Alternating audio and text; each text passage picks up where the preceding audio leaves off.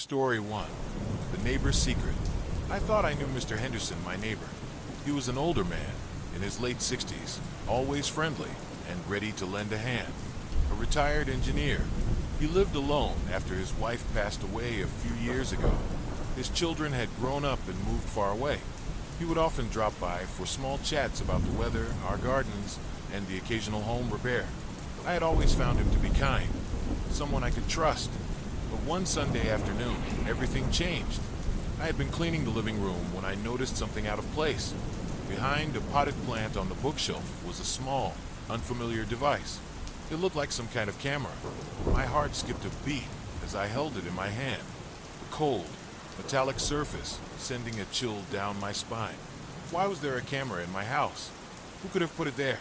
I immediately called my friend Sarah, who had experience with security systems, to come over. Within the hour, she was there, sweeping through the house with her equipment. We found two more hidden cameras, one in the kitchen and another in my bedroom. The realization hit me like a punch to the gut. Someone had been watching me in my most private moments, and the idea that it was someone I knew made the violation all the more terrifying. I couldn't shake the thought that Mr. Henderson, the only person who had been inside my home in recent weeks to help with repairs, might be involved. The thought seemed absurd at first. He was such a sweet old man, a friend even. But the cameras in my house couldn't lie. I had to confront him. That evening, I walked across the street to his house, my stomach a knot of dread and confusion. Mr. Henderson opened the door with his usual warm smile. "Hello there. What brings you over?" he asked cheerfully. I took a deep breath and then told him everything. "Mr. Henderson, I found hidden cameras in my house. Do you know anything about this?" His smile faltered, his eyes betraying a flicker of something. Guilt, fear, or maybe just surprise. He laughed nervously, brushing it off. "Cameras? In your house? That's absurd. Why would I know anything about that?" His denial only made my suspicion grow stronger. "Mr. Henderson, you're the only person who has had access to my house recently. Please, if you know something, just tell me." His face fell. He sighed deeply, his shoulders slumping as though the weight of his secret was too much to bear. "Come inside. We need to talk," he said quietly. Reluctantly, I followed him into his living room. He gestured to the couch and went to his closet, pulling out a box.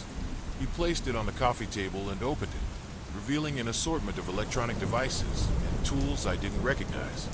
"I'm sorry," he began, his voice trembling. "I didn't mean any harm. After my wife died, I became so lonely. I started watching you because you reminded me of her. It became an obsession. I know it was wrong. I just didn't know how to stop." I stood frozen, the rage building up in me. "You violated my privacy, Mr. Henderson. How could you do this?" Tears welled up in his eyes, and he seemed to shrink under the weight of my anger. I know. I got carried away. I just didn't know how to stop. Please forgive me." But I couldn't forgive him. The betrayal was too deep. "I can't forgive you, Mr. Henderson. You need help. I have to call the police." I turned away and dialed 911, my hands shaking. The officers arrived quickly, taking him into custody without resistance. They assured me that they would investigate thoroughly and that Mr. Henderson would face the consequences for his actions. In the following days, the police confiscated the cameras and other evidence from Mr. Henderson's house. They discovered hours upon hours of footage, spanning months, detailing my daily life. The invasion of privacy was more profound than I had ever imagined. The news of his arrest spread quickly through the neighborhood. People were shocked, some sympathetic, others horrified. They offered their support, but the truth was that I felt violated in ways I couldn't express. I immediately installed a state-of-the-art security system in my home, determined never to feel so vulnerable again. One evening, a few weeks later, I sat alone in my living room, reflecting on everything that had happened.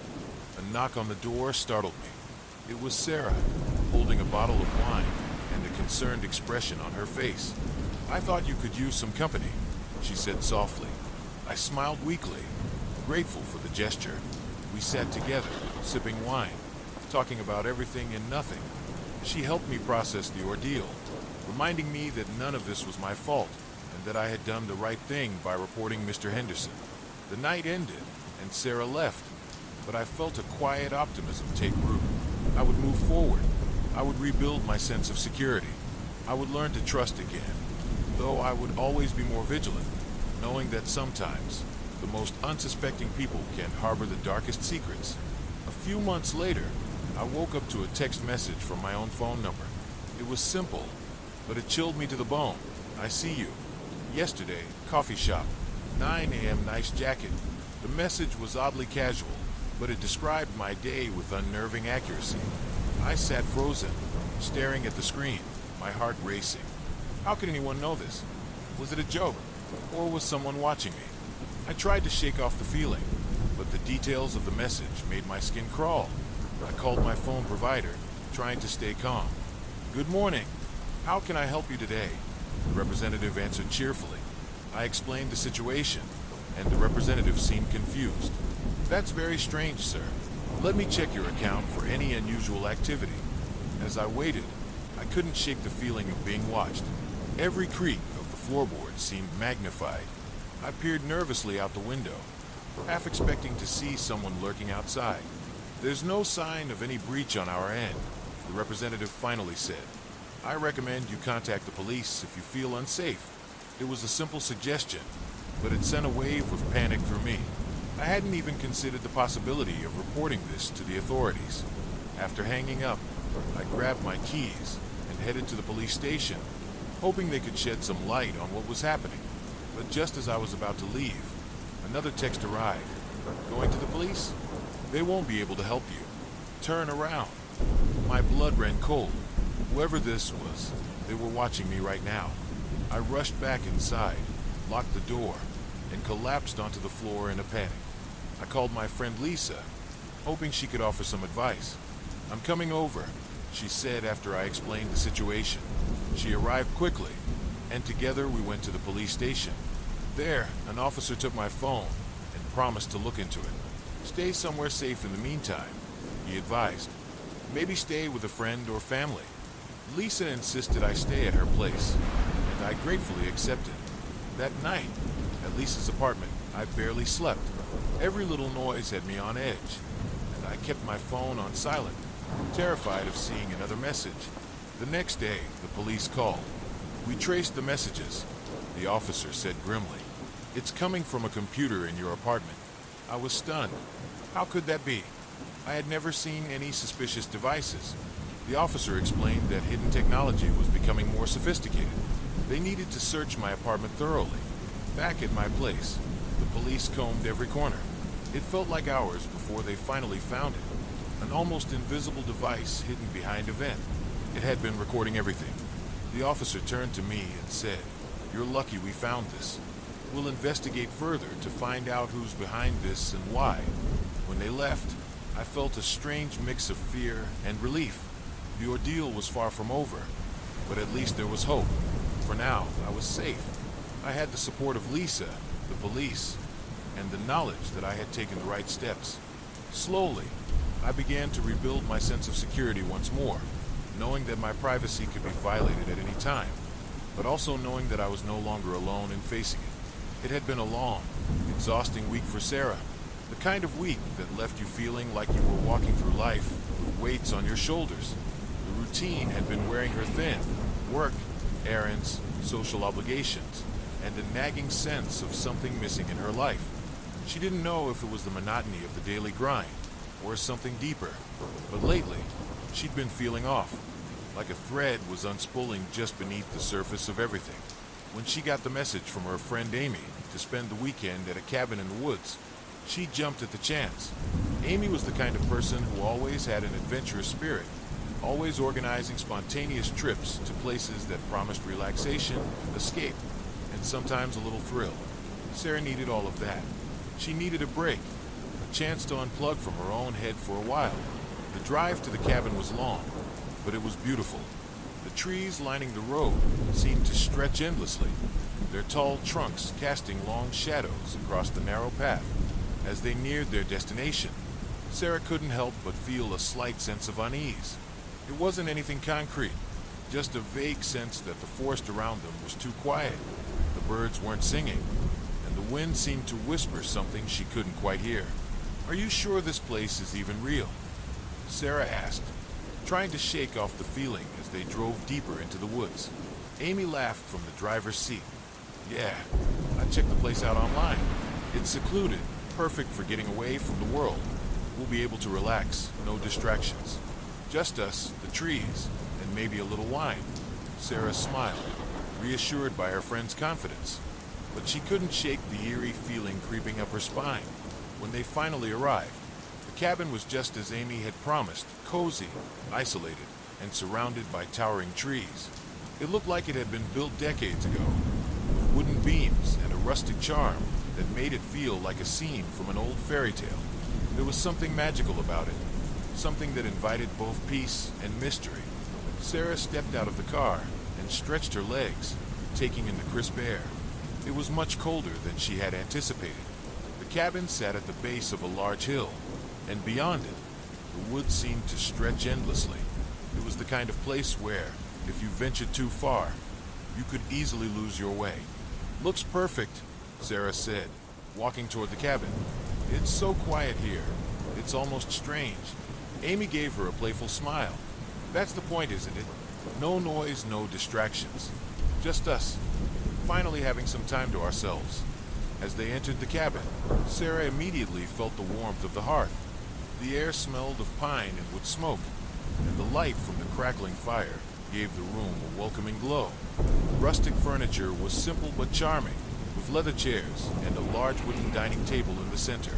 The kitchen was small but well equipped, and there were 2 bedrooms, each with its own view of the dense forest outside. After they unpacked, Amy suggested they take a walk around the property. The day was fading, but the sky still held the soft glow of the late afternoon sun. Sarah agreed, needing to stretch her legs after the long drive. They walked along the edge of the forest, the trees seeming to press closer as they ventured deeper into the woods. It was almost as if the woods were watching them, and for some reason, the silence was beginning to feel oppressive, heavy. "So, tell me," Amy said, breaking the silence. "How have you really been? You've been kind of distant lately, you know." Sarah hesitated. She wasn't sure how to explain the odd feeling that had been nagging at her, that something wasn't quite right. "I don't know. I guess I've just been tired. Like, I've been going through the motions. Work, home, repeat. I need a change." Amy nodded, her eyes glinting with understanding. "I get it. Sometimes you just need to escape. That's why I thought this would be perfect for you." They walked on, and Sarah felt the weight of her worries slowly begin to lift. The forest around them was beautiful, the leaves rustling gently in the breeze. There was something oddly calming about being surrounded by nature, but as the sun dipped below the horizon, the woods grew darker, and Sarah couldn't help but feel an unsettling pull in the pit of her stomach. They turned back toward the cabin, but as they did, something caught Sarah's eye, a figure, barely visible through the trees. At first, she thought it was just her imagination, but when she blinked, it was still there, standing still in the distance. A person, or what looked like a person, just standing motionless in the shadows. "Do you see that?" Sarah whispered, her heart racing. Amy turned to look, but by the time she did, the figure was gone. "I don't see anything, Sarah. You sure you're okay?" Sarah wasn't sure. She had felt the figure's presence, like it was watching them, its eyes fixed on them. "Yeah, I think so," she replied, her voice shaking a little. "Let's just get back to the cabin." They hurried back, but Sarah's thoughts kept racing. What had she seen? Or had it been nothing at all? She tried to shake off the feeling, but the unease lingered. That night, after a quiet dinner and a couple of glasses of wine, Sarah found herself lying in bed, staring up at the wooden beams above her. She could hear the crackling of the fire in the other room, and the occasional creak of the cabin settling. But then, just as she was about to drift off to sleep, she heard it, a soft tapping at the window. Her heart skipped a beat. She froze, listening. The tapping came again, gentle but persistent. Slowly, she got out of bed and approached the window. She pulled back the curtain and looked out into the darkness, but saw nothing. No one. Just the empty woods. Confused and unnerved, she returned to bed, trying to convince herself that it was just the wind or some animal tapping against the glass. But when she closed her eyes, the tapping started again, this time louder, more urgent. This time, she didn't get up. She pulled the covers over her head and tried to ignore it, but the tapping continued, growing faster, more rhythmic. It felt like someone was trying to get in. At dawn, Sarah woke to find Amy sitting at the kitchen table, sipping coffee. She had a tired look in her eyes, but there was something else there too, something distant. "Did you hear anything last night?" Sarah asked, trying to sound casual. Amy nodded, though her eyes never quite met Sarah's. "I heard something. I thought it was just the wind." But Sarah wasn't so sure. She hadn't imagined the tapping. Something was wrong. The woods outside, so peaceful and serene in the daylight, seemed darker now, their shadows longer. And the thought of the figure she had seen earlier, standing motionless in the trees, gnawed at her. That afternoon, they decided to go on another walk, this time deeper into the forest. The silence was overwhelming as they walked, the kind of silence that pressed in on all sides. The forest felt too still, too quiet. It was as if the world around them had stopped, holding its breath. And then they saw it, not the figure from the night before, but something far worse. A small clearing in the woods, where an old stone altar sat, covered in moss. At its base, there was a pile of what looked like old, rotting bones. "What the hell is this?" Sarah gasped, stepping back in horror. Amy stepped forward, her eyes drawn to the altar. There was something familiar about it, something almost comforting. "I don't know, but it feels like I've seen this before," she whispered. The wind picked up suddenly, the trees around them rustling as a low moan echoed through the clearing. Sarah felt a chill run down her spine as she turned to Amy. Her friend's face had gone pale, her eyes wide with an expression of pure terror. "We need to leave," Sarah said urgently. Now, but it was too late. As they turned to leave the clearing, the air around them grew heavier, and the ground beneath their feet seemed to shift. The trees, once calm, now groaned and whispered, as if alive with some ancient, hidden force. And then they heard the voice, a whisper, faint at first, but growing louder. "You should never have come." The air grew colder as Sarah and Amy stood frozen in the clearing, their breaths visible in the crisp evening air. The whisper had come from nowhere, and yet it seemed to wrap around them, its presence undeniable. Sarah's heart hammered in her chest, a cold dread creeping up her spine. The voice had been almost too faint to hear, but now that it had spoken, it echoed in her mind, lingering like a shadow that refused to fade. Amy's face was pale, her lips trembling, and Sarah could see the unease growing in her friend's eyes. The wind picked up again, a sharp gust that swept through the trees, rattling the leaves and making the branches creak as if the forest itself were alive, watching them, judging them. "Did you hear that?" Sarah whispered, barely able to speak as the words felt thick in her throat. Amy nodded, her wide eyes never leaving the altar in the center of the clearing.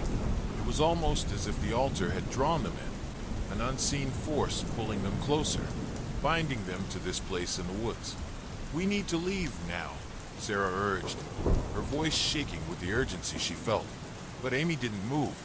She was rooted to the spot, her eyes fixed on the altar with a strange, almost hypnotic intensity. Sarah's heart raced, the blood in her veins running cold. "Amy, what's wrong? Let's go," she pleaded. But her friend remained motionless, her gaze locked onto the stone structure in front of them. A strange feeling washed over Sarah, an uncomfortable sense that something was wrong, terribly wrong. It was as if the ground beneath her feet had shifted into a new reality, one that was far from the peaceful, serene woods they had come to escape to. She felt like an intruder now, someone who didn't belong in this space, as if the woods themselves were aware of their presence and displeased by it. The whisper came again, louder this time, clear and chilling. "You shouldn't have come." The voice hissed, a low, rasping sound that seemed to come from deep within the earth itself. Sarah's pulse quickened, her instinct screaming at her to run, but her legs felt as if they were made of lead, frozen in place by the oppressive weight of the atmosphere around them. The trees, once gentle giants, now loomed over them like towering sentinels, their branches clawing at the sky, as if trying to trap them in this dark, forsaken place.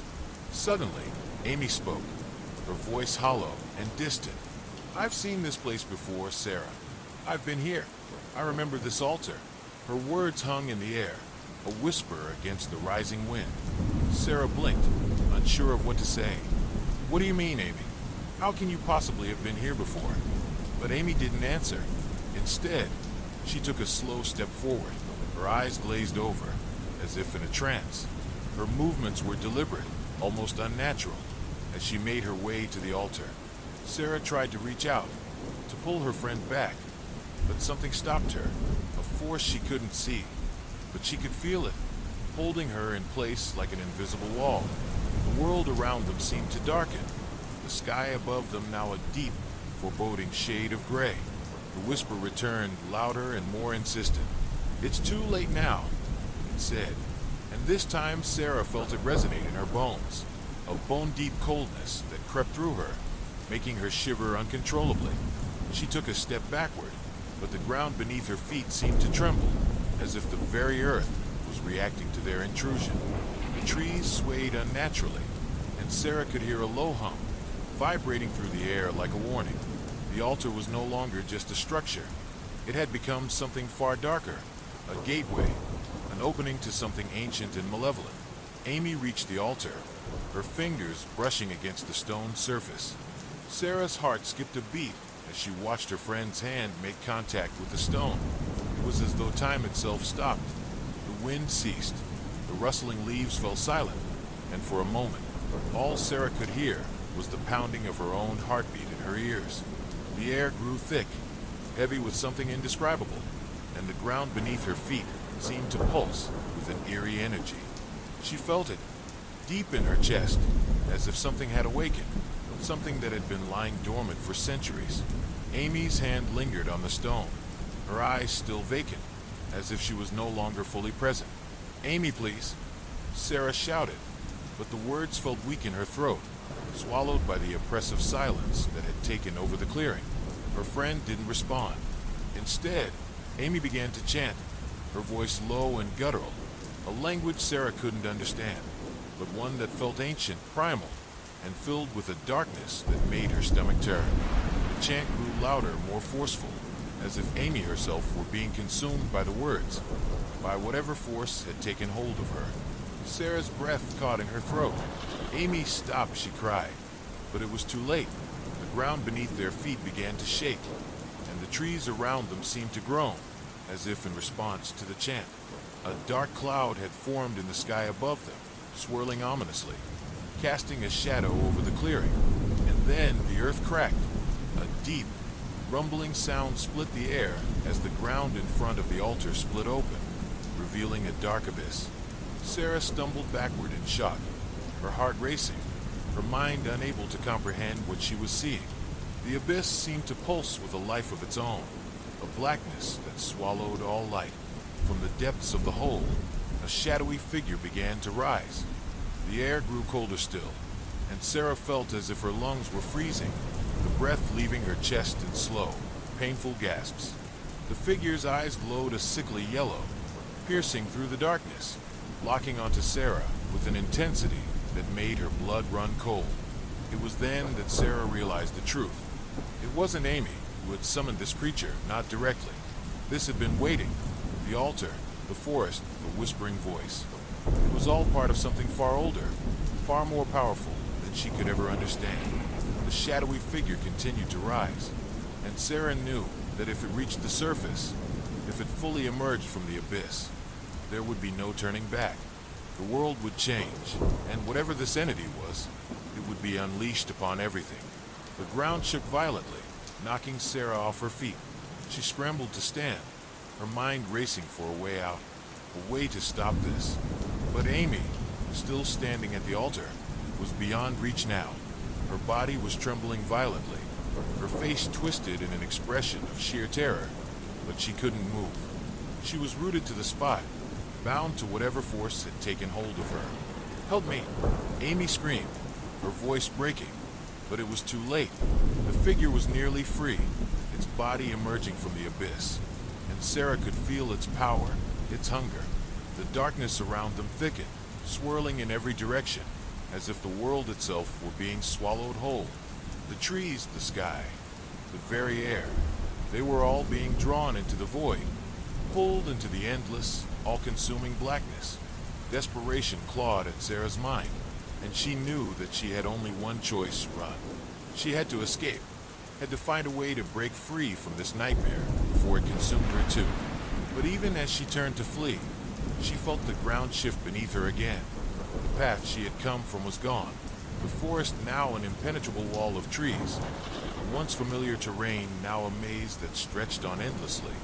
The shadows seemed to follow her, closing in with every step, as if the forest itself was alive, moving to trap her. She ran, the sound of her feet pounding against the earth, the wind howling in her ears. But no matter how fast she moved, it was never fast enough. The darkness was closing in, and Sarah could feel its cold fingers reaching for her. The figure, now fully emerged from the abyss, towered above her, its glowing eyes locking onto her with a hunger that was undeniable. Sarah's legs were burning, her breath coming in ragged gasps, but she refused to stop. She had to escape. She had to survive. But as she ran, she could feel the pull of the darkness growing stronger, drawing her back toward the altar, toward Amy, and toward the thing that had been waiting for them all along. There was no way out. Not anymore. The darkness seemed to have its own weight now, pressing down on Sarah, suffocating her with every breath she took. Her legs moved almost mechanically, her body running on sheer instinct. Yet every step seemed to bring her no closer to freedom. The dense trees surrounding her were no longer just trees. They had transformed, twisted, gnarled things reaching out like claws, their branches curling toward her, scraping the air with a sound that felt more like a warning than a mere rustling. The wind had turned cold, biting into her skin like the teeth of some unseen predator, and she could feel the unmistakable sense of being hunted, though by what, she couldn't tell. Behind her, the forest was alive with something other than the wind. She could hear it now, a low, rumbling growl, like the sound of the earth itself being stirred, awakened. The growl came from all directions, reverberating through the ground beneath her, as though the very soil was alive, moving and shifting underfoot. Each footstep was met with an eerie crunch, the sound of dry leaves and broken twigs snapping like brittle bones, amplifying the sense that she was not alone. Her thoughts raced, trying to find any possible way out, but the realization struck her like a thunderclap. She had no idea which way she was even going anymore. The forest was endless now, a maze with no exit, no path back to safety. It was as if the trees themselves had rearranged themselves, twisting in on themselves to trap her in this nightmarish labyrinth. No matter how fast she ran, the shadows seemed to grow longer, stretching out in unnatural ways, creeping closer to her with each passing moment. A sound shattered her panic-driven thoughts, a soft, faint whisper that seemed to come from right behind her. She spun around, her heart leaping in her chest, but there was nothing there, only darkness, stretching into an inky void. Her breath came faster now, her chest heaving as she stumbled to regain her footing. But the whisper didn't stop. It was there, lurking just at the edge of her hearing, like a voice that was calling to her, beckoning her forward. Her mind screamed at her to keep running, but something was tugging at her, something deep inside her that she couldn't ignore. She felt it, pull toward the voice. It was familiar, in a way that terrified her. It was the same whisper she had heard earlier, the one that had spoken to her in the clearing.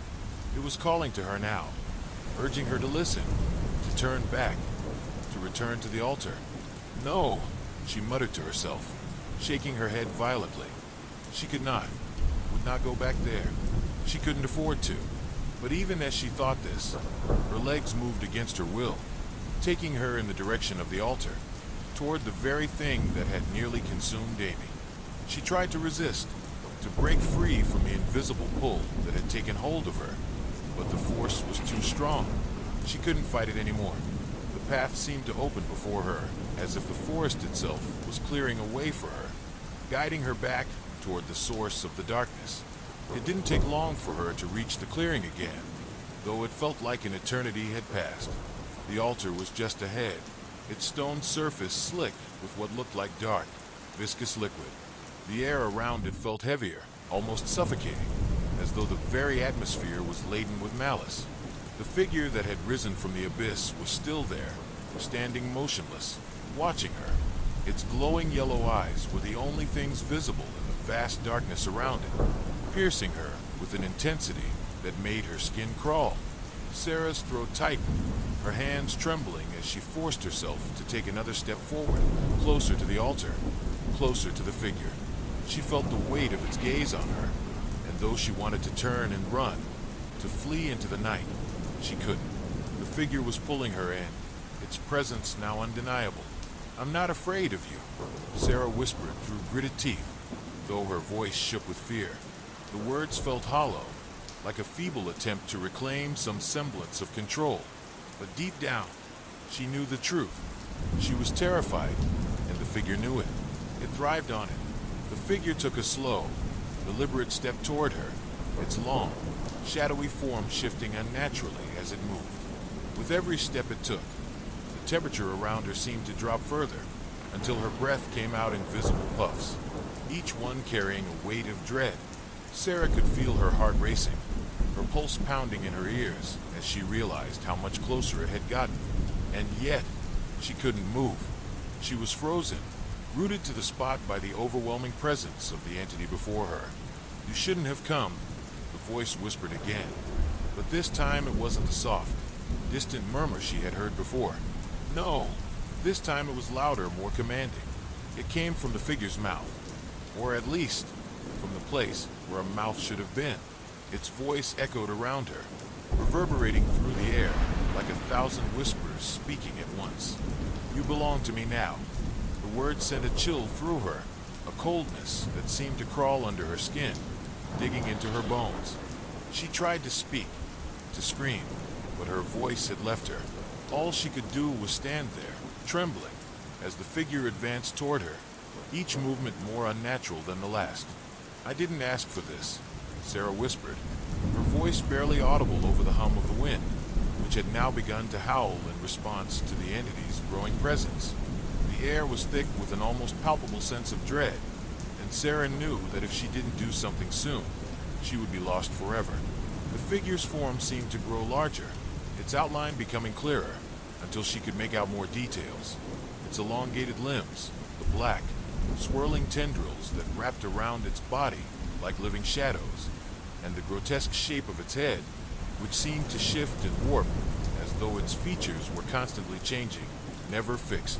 Its yellow eyes locked onto hers, and Sarah felt a wave of nausea rise in her throat as the creature's gaze pierced her soul. "You cannot escape," the voice said, its tone cold and unfeeling. "This forest, this place, it is my domain, and now so are you." Terror surged through Sarah, a primal instinct to survive taking over as she fought against the invisible grip that held her in place. She needed to get away, but every part of her body felt heavy, as if the weight of the air itself was keeping her rooted to the spot. Her eyes darted around the clearing, searching for something, anything, that could help her. But there was nothing. The altar stood before her, its surface slick with the dark liquid that had begun to pool around its base, and the forest behind her was a thick wall of trees, dark and impenetrable. And then, in the distance, she saw a flicker, a movement, almost imperceptible, but it was enough. A shadow moving through the trees. For a brief moment, Sarah thought it was Amy, thought that maybe her friend had somehow returned, freed from the grip of the entity. But the figure that emerged from the darkness was not Amy. It was something far worse. It was another shadow, another creature, smaller but just as twisted, its limbs contorted in unnatural angles. Its eyes, too, glowed yellow, but its gaze was fixed solely on Sarah. It moved with disturbing speed, closing the distance between them in the blink of an eye, and as it reached her, it let out a horrible, shrieking cry that sent waves of terror through her. Sarah's survival instincts kicked in. She knew she couldn't fight this creature, couldn't fight the darkness, but she could run. She could try to escape, and that's exactly what she did. Her legs finally responded, and she bolted from the clearing, her body moving faster than she ever thought possible. But even as she ran, the forest seemed to close in on her, the trees shifting and twisting to form new paths, blocking her way at every turn. The wind howled in her ears, deafening her, and the creatures behind her were still following, getting closer with each passing second. She didn't know where she was going, only that she had to keep moving, that she had to survive. And then, as she stumbled through the woods, she saw something in the distance, a faint light, barely visible, but unmistakable. A house, a safe place. She didn't care who lived there. She didn't care what kind of danger it might pose. All that mattered was getting inside. With renewed determination, Sarah pushed through the forest, the creatures still on her heels, their screeching voices growing louder. The house was within reach now, just a few steps away. She reached out, her hand trembling as she grasped the door handle, and as she yanked it open, she stepped inside, slamming it shut behind her. For a moment there was silence, but she knew it wasn't over. Not yet. The door slammed shut behind Sarah, the sound echoing through the house with a finality that sent a chill down her spine. She leaned against it, her breath coming in ragged gasps, her body trembling with a mixture of fear and adrenaline. For a moment, the darkness seemed to lift, replaced by the dim, flickering light of a lone candle on a nearby table. The walls around her were old, their cracked surfaces lined with thick cobwebs, and the scent of mildew hung in the air. It looked like no one had lived here in years, but Sarah didn't care. It was shelter, temporary perhaps, but it was the only thing standing between her and whatever horrors lurked outside. She pressed her ear to the door, listening intently, waiting for the unmistakable sound of the creature's approach. Her heart hammered in her chest, and her legs felt like they might give out at any moment. Her mind raced. What were those things? What had happened to Amy? And why had the forest turned on her, twisting into a maze of nightmares? But there was no sound, no thumping of feet, no shrieks, no howls, just the unsettling silence that hung in the air like a suffocating cloud. She stepped away from the door, her eyes scanning the room. The candle flickered weakly in the corner, casting long, dancing shadows on the walls. The room was small, sparsely furnished, with a single wooden chair in the center and an old wooden table nearby. Everything was covered in dust, as though it had been abandoned for decades. Yet there was a strange sense of order here, a kind of eerie stillness that suggested the house had not been forgotten entirely. There was a mirror on the wall opposite her, its surface cracked and streaked with grime. She walked toward it, her curiosity piqued, and gazed at her reflection. Her face looked pale, drawn, her eyes wide with fear, her hair tangled and matted from the chase. She looked like a ghost, a hollow version of herself. But as she stared, she noticed something odd. Her reflection seemed different. It was subtle at first, just a slight distortion, a flicker of movement that didn't match her own. But then it grew more pronounced. Her reflection smiled at her, a cold, malicious smile that sent a shiver through her spine. Sarah took a step back, her heart racing as she stared at the mirror, trying to comprehend what she was seeing. Suddenly, the smile vanished. In its place, her reflection's eyes widened in horror, just as hers did, as though it too had seen something behind her. Sarah's head whipped around, but there was nothing there, just the quiet, dimly lit room, its silence almost oppressive. She felt a bead of sweat roll down her forehead, her breath quickening. Had she imagined it, or had the house somehow come to life, twisting her perception of reality itself? Before she could gather her thoughts, a sound broke the silence, faint, almost inaudible at first, but growing louder. A slow, deliberate tapping, like someone, or something, walking across the floorboards above her. Sarah froze, her pulse leaping in her throat. The tapping continued, rhythmic and purposeful, echoing through the house. The sound of feet dragging, scraping against wood, followed by a soft, wet splashing sound. Her blood ran cold. The creatures from the forest had found her, or worse, something else had come to claim her. She darted toward the window, her hands trembling as she tried to peer through the grime-covered glass. Outside, the forest was black, the trees tall and oppressive, their shapes twisted and alien. She could hear the wind rustling through the branches, but there was no movement, no sign of life. Still, the tapping continued, growing louder, coming closer. The floorboards above her creaked, as if someone was walking toward the stairs. Panic surged in her chest, but she knew she couldn't just hide. The thing, whatever it was, would find her. She needed to move, to do something. She ran to the door, her hand gripping the cold metal knob, and yanked it open. The hallway outside was long, narrow, and dark, the walls lined with portraits that seemed to watch her as she passed. She could hear the tapping now, unmistakable, coming from the room at the end of the hall. The door was ajar, a sliver of darkness beckoning her forward, against every instinct in her body. She took a step toward it. The room was colder than the rest of the house, and the air inside felt heavy, thick with a presence that made her skin crawl. The candlelight flickered erratically, casting shadows that seemed to move on their own. At the far side of the room, an old wooden rocking chair creaked gently, rocking back and forth on its own. Sarah swallowed hard, her mouth dry, and stepped inside. As soon as she crossed the threshold, the door slammed shut behind her with a force that rattled the walls. She whipped around, her breath coming faster, but there was no sign of anyone, no sign of anything, just the rocking chair, moving by itself, creaking with each back and forth motion.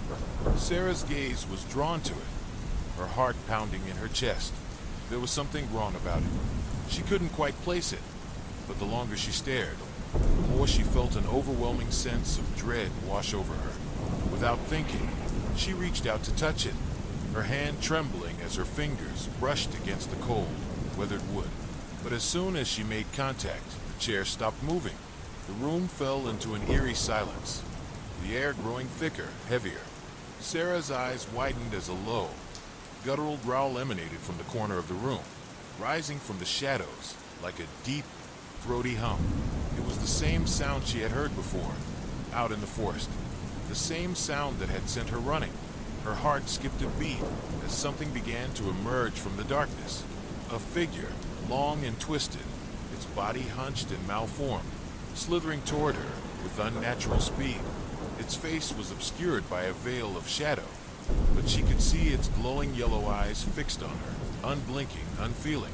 The figure let out a soft, wheezing laugh, a sound that made Sarah's blood run cold.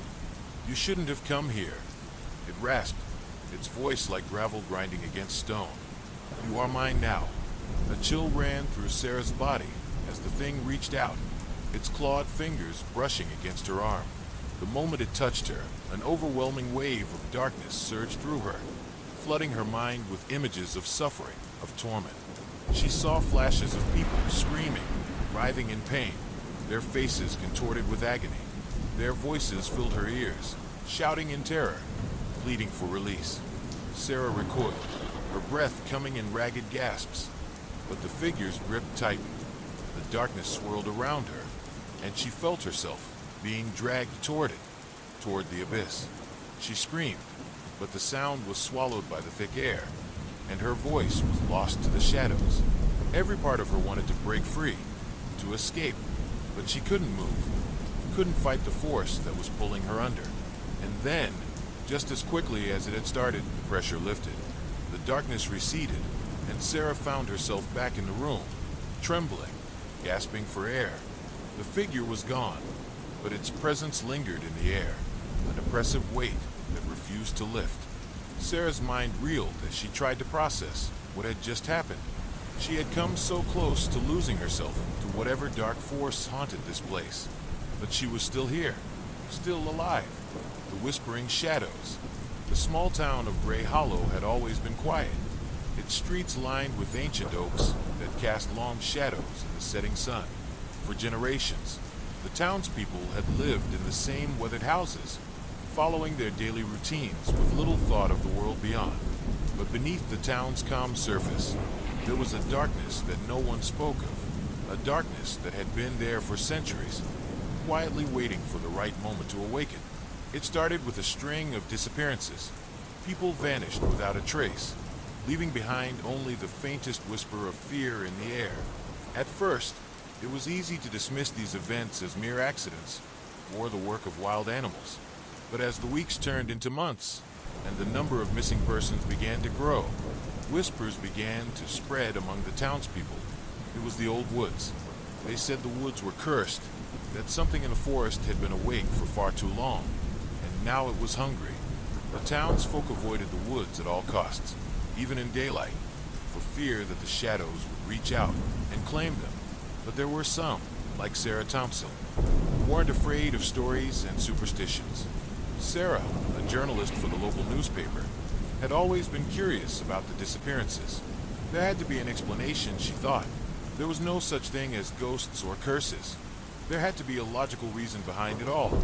Her determination led her to the edge of the woods, a place that even the bravest men in Gray Hollow dared not venture. The trees stood like silent sentinels, their thick trunks knotted with age, and their branches twisted into grotesque shapes. The air was thick with the scent of damp earth and rotting leaves. Sarah felt the hairs on the back of her neck stand up as she stepped over the threshold of the forest, the coolness of the shadows wrapping around her like a cloak. She was alone. She had come here to uncover the truth, to prove that the stories were just that, stories. But as she walked deeper into the woods, something began to stir. The quiet was oppressive, suffocating. The usual sounds of birds and insects were absent. All she could hear was the crunch of her boots on the fallen leaves and the faint rustling of something moving in the distance. Sarah kept walking, her heart racing with a mixture of excitement and dread. She had always prided herself on her ability to stay calm in difficult situations, but now, in the heart of the forest, she couldn't shake the feeling that she was being watched. Her breath came in shallow gasps as the trees seemed to close in around her, their branches reaching out like twisted fingers. Suddenly, a sound broke the silence, a soft whisper, barely audible but unmistakable. Sarah froze, her pulse quickening. She turned her head, scanning the shadows, but there was nothing there. She swallowed hard, trying to steady her breath, and took another step forward. The whisper came again, louder this time, almost as if it were beckoning her. She felt the blood drain from her face as the voice seemed to come from all around her, echoing in the trees, slipping into her mind. The words were indecipherable, a jumbled mess of sounds that made her stomach turn. She spun around, her eyes wide with fear, but still, she saw nothing. Her instinct screamed at her to turn back, to leave the forest before whatever it was that haunted these woods could find her. But the curiosity that had driven her here pushed her forward. She had to know what was going on. She had to understand the truth. She walked deeper into the woods, the trees growing thicker, their trunks gnarled and twisted, as if the forest itself had been corrupted by some dark force. The air was colder now, and the ground beneath her feet seemed to shift, as though it were alive. Her steps became unsteady, her legs trembling with fatigue, but she pressed on, determined to uncover the source of the whispers. Then, through the dense foliage, she saw it, a clearing. A patch of moonlight filtered through the canopy above, illuminating a circle of stones in the center of the clearing. The stones were old, covered in moss and lichen, their surfaces weathered by time. In the center of the circle was a dark, jagged shape, a stone altar, stained with something that looked like blood. Sarah's breath caught in her throat as she stepped closer to the altar. The air grew colder still, and the whispers grew louder, now almost deafening.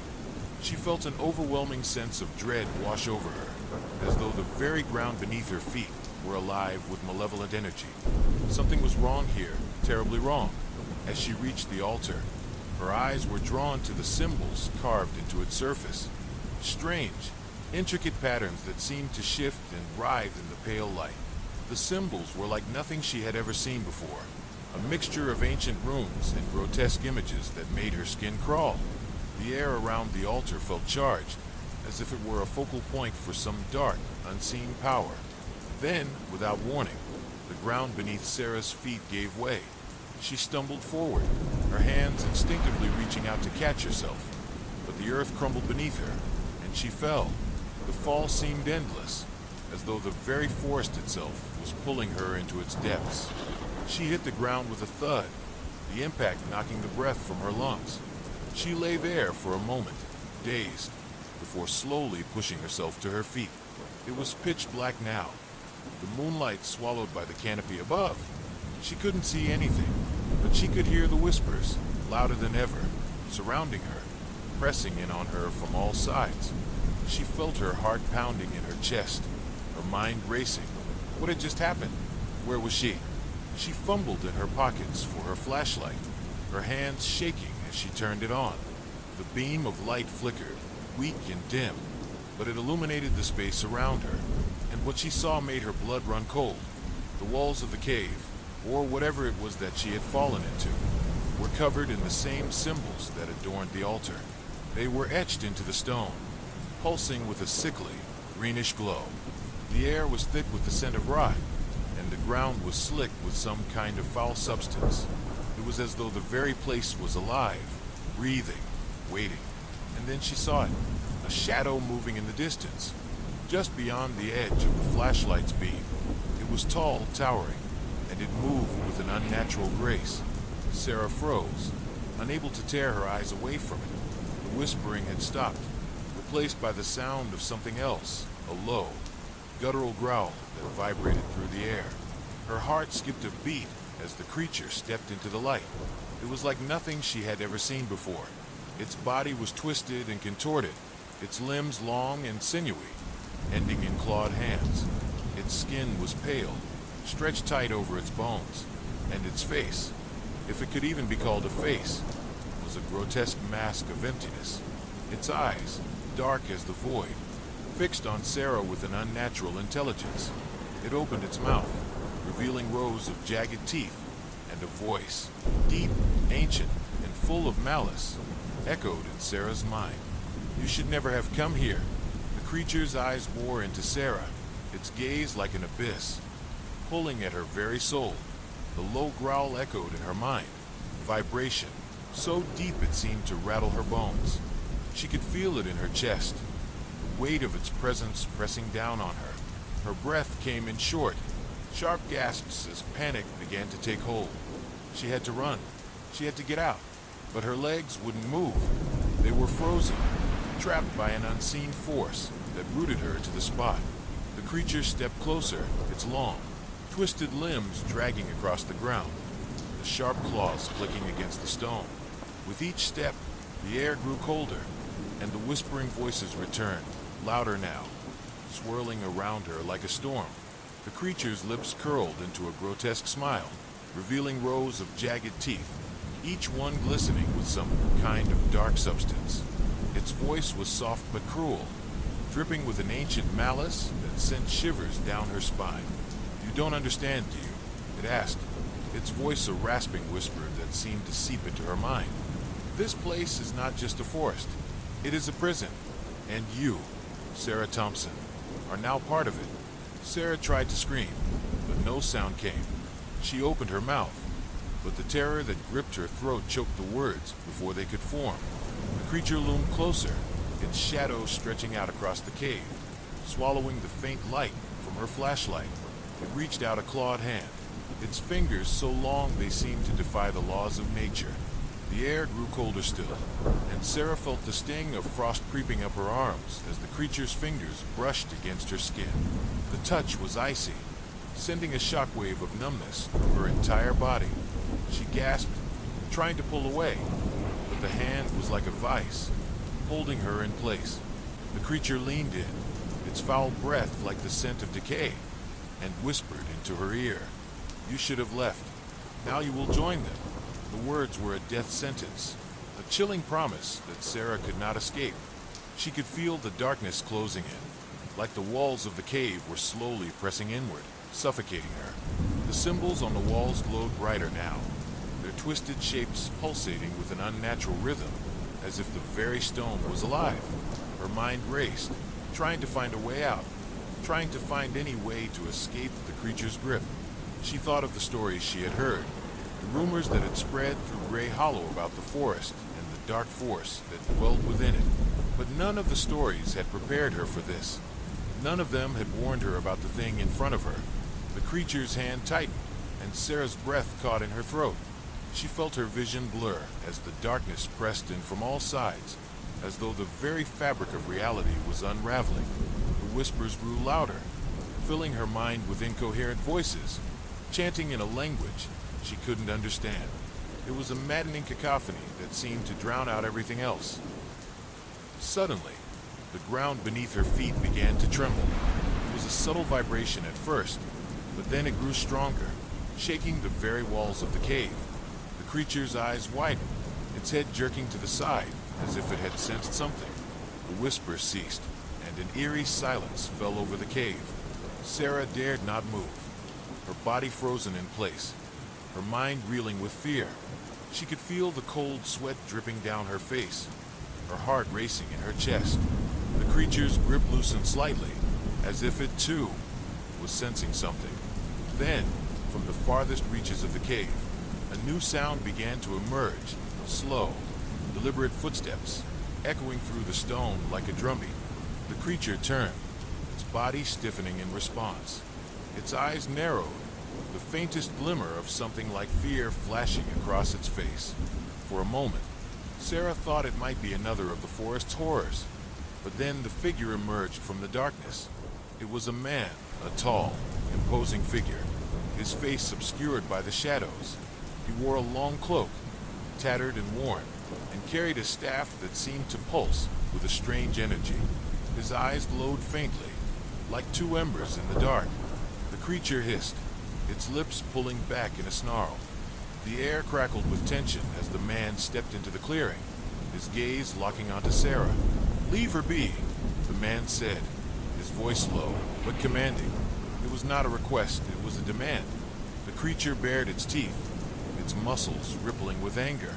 It took a step toward the man, its claws scraping against the stone as it hissed again. "You don't belong here," the man continued, his voice unwavering. "This place is no longer yours." The creature let out a shriek, a sound so loud and piercing that it rattled Sarah's teeth. It charged toward the man with a speed that defied belief, its claws slashing through the air. But the man raised his staff, and in that instant, a burst of light erupted from its tip, blinding Sarah with its intensity. The creature recoiled, its shriek turning into a snarl of frustration. The light from the staff flickered, and the creature hesitated, its form rippling as though it were caught between two realities. It seemed to struggle, its body warping and distorting in the air. But the man stood firm, his staff glowing brighter with each passing second. "Begone," the man commanded, his voice filled with an authority that shook the very foundations of the cave. With a final, anguished cry, the creature vanished, leaving behind nothing but the lingering scent of decay and the faintest echo of its presence. The cave fell silent once more, the tension in the air slowly dissipating. Sarah stood there, trembling, her heart still racing. She couldn't understand what had just happened, what kind of power the man possessed. She felt a strange mix of relief and confusion, unsure whether to thank him or to run in the opposite direction. The man turned to her, his glowing eyes softening as he took a step closer. He studied her for a moment, his expression unreadable. "You shouldn't have come here," he said softly. "But now that you have, you're in this place's grip. You can never leave unless you understand the truth." "The truth?" Sarah echoed, her voice barely a whisper. "What truth?" He sighed, lowering his staff. "This forest, this place, it is more than just a curse. It is a prison, a gateway to something far older, far darker than you could ever imagine. The creature you saw, it is a warden, one of many. They were once human, like you, but they were corrupted by the very force that now controls this place." Sarah felt a chill run down her spine. "What are you talking about? What happened to them?" The man's gaze grew distant, as though he were remembering something painful. "They were part of a ritual meant to bind the forest to an ancient power. But something went wrong. The forest became alive, its very essence corrupted. Now it feeds on those who enter. It traps them, uses them to strengthen its hold on this world. Sarah shook her head in disbelief. How do you know all of this? The man's expression softened, and he stepped closer. Because I was one of them. I was part of the ritual. The words hit Sarah like a blow to the chest. She couldn't breathe, couldn't comprehend what he had just said. You were part of the ritual, she whispered, her voice trembling. The man nodded. I was one of the guardians. I was meant to protect this place, to ensure that no one would disturb the power that lies within. But I failed. The air grew colder, and the shadows around them seemed to close in tighter. Sarah could feel the darkness pressing in, suffocating her. The whispers returned, louder now, swirling in her ears like a storm. You have to leave, the man said urgently, before it's too late. But it was already too late. The man's voice echoed in the silence that followed his chilling revelation. Sarah's mind raced, her heart pounding like a drumbeat in her chest. She had been standing at the edge of something far greater than she could comprehend. She thought she understood fear, but the overwhelming presence of the forest, the energy that seemed to twist the very air around her, told her that this place was not just a place. It was alive. It had existed long before her, and would continue to haunt these woods long after she was gone. Her legs shook with fear as she tried to process the words the man had spoken. He had been part of the ritual. He had failed. And now, this cursed forest, the very ground beneath her feet, was feeding on those who dared to enter. It was a parasite, a living, breathing entity that devoured souls, twisting them into the horrors that had once been human, just like the creature she had seen. You have to leave, the man urged, his voice full of desperation. He reached for her arm, his cold fingers brushing her skin, sending a shiver of ice down her spine. I can't keep it at bay for much longer. Sarah pulled away, the shock of his words still gripping her heart. What do you mean? You said you were one of the guardians. Why can't you protect us? Why can't you protect me? The man's face darkened, a shadow crossing his features. His eyes, glowing faintly with an unnatural light, became distant as though recalling something painful. I was one of the guardians, he said slowly, but I made a choice to fight against the very power that binds this place. That choice led to my downfall. Now, I am nothing more than a failed protector, bound here like the others. But I still have enough of myself left to warn you, to give you a chance to escape. His words hung in the air, thick with meaning, but Sarah couldn't understand them. Escape? How could she leave? She had come here to find answers, but all she had discovered was that the very ground she walked on was a prison, one that bound not only the creatures, but those who had tried to stop them. She was trapped, and the longer she stood there, the more the whispers seemed to grow, becoming louder, more insistent. The forest itself seemed to be closing in, pressing in from all sides, and she could feel it. Something watching her from the darkness, something ancient and hungry. Why do they do this? Sarah asked, her voice trembling. Why does this forest, why does it consume people? What's the purpose of it all? The man closed his eyes, as if weighing the truth of the answer. Because the forest was never just a forest, he said at last. It was meant to be a conduit, a doorway to something far worse, something that existed long before humanity ever set foot on this earth. The ritual that I was part of was meant to bind that thing to this place, to keep it locked away. But we failed.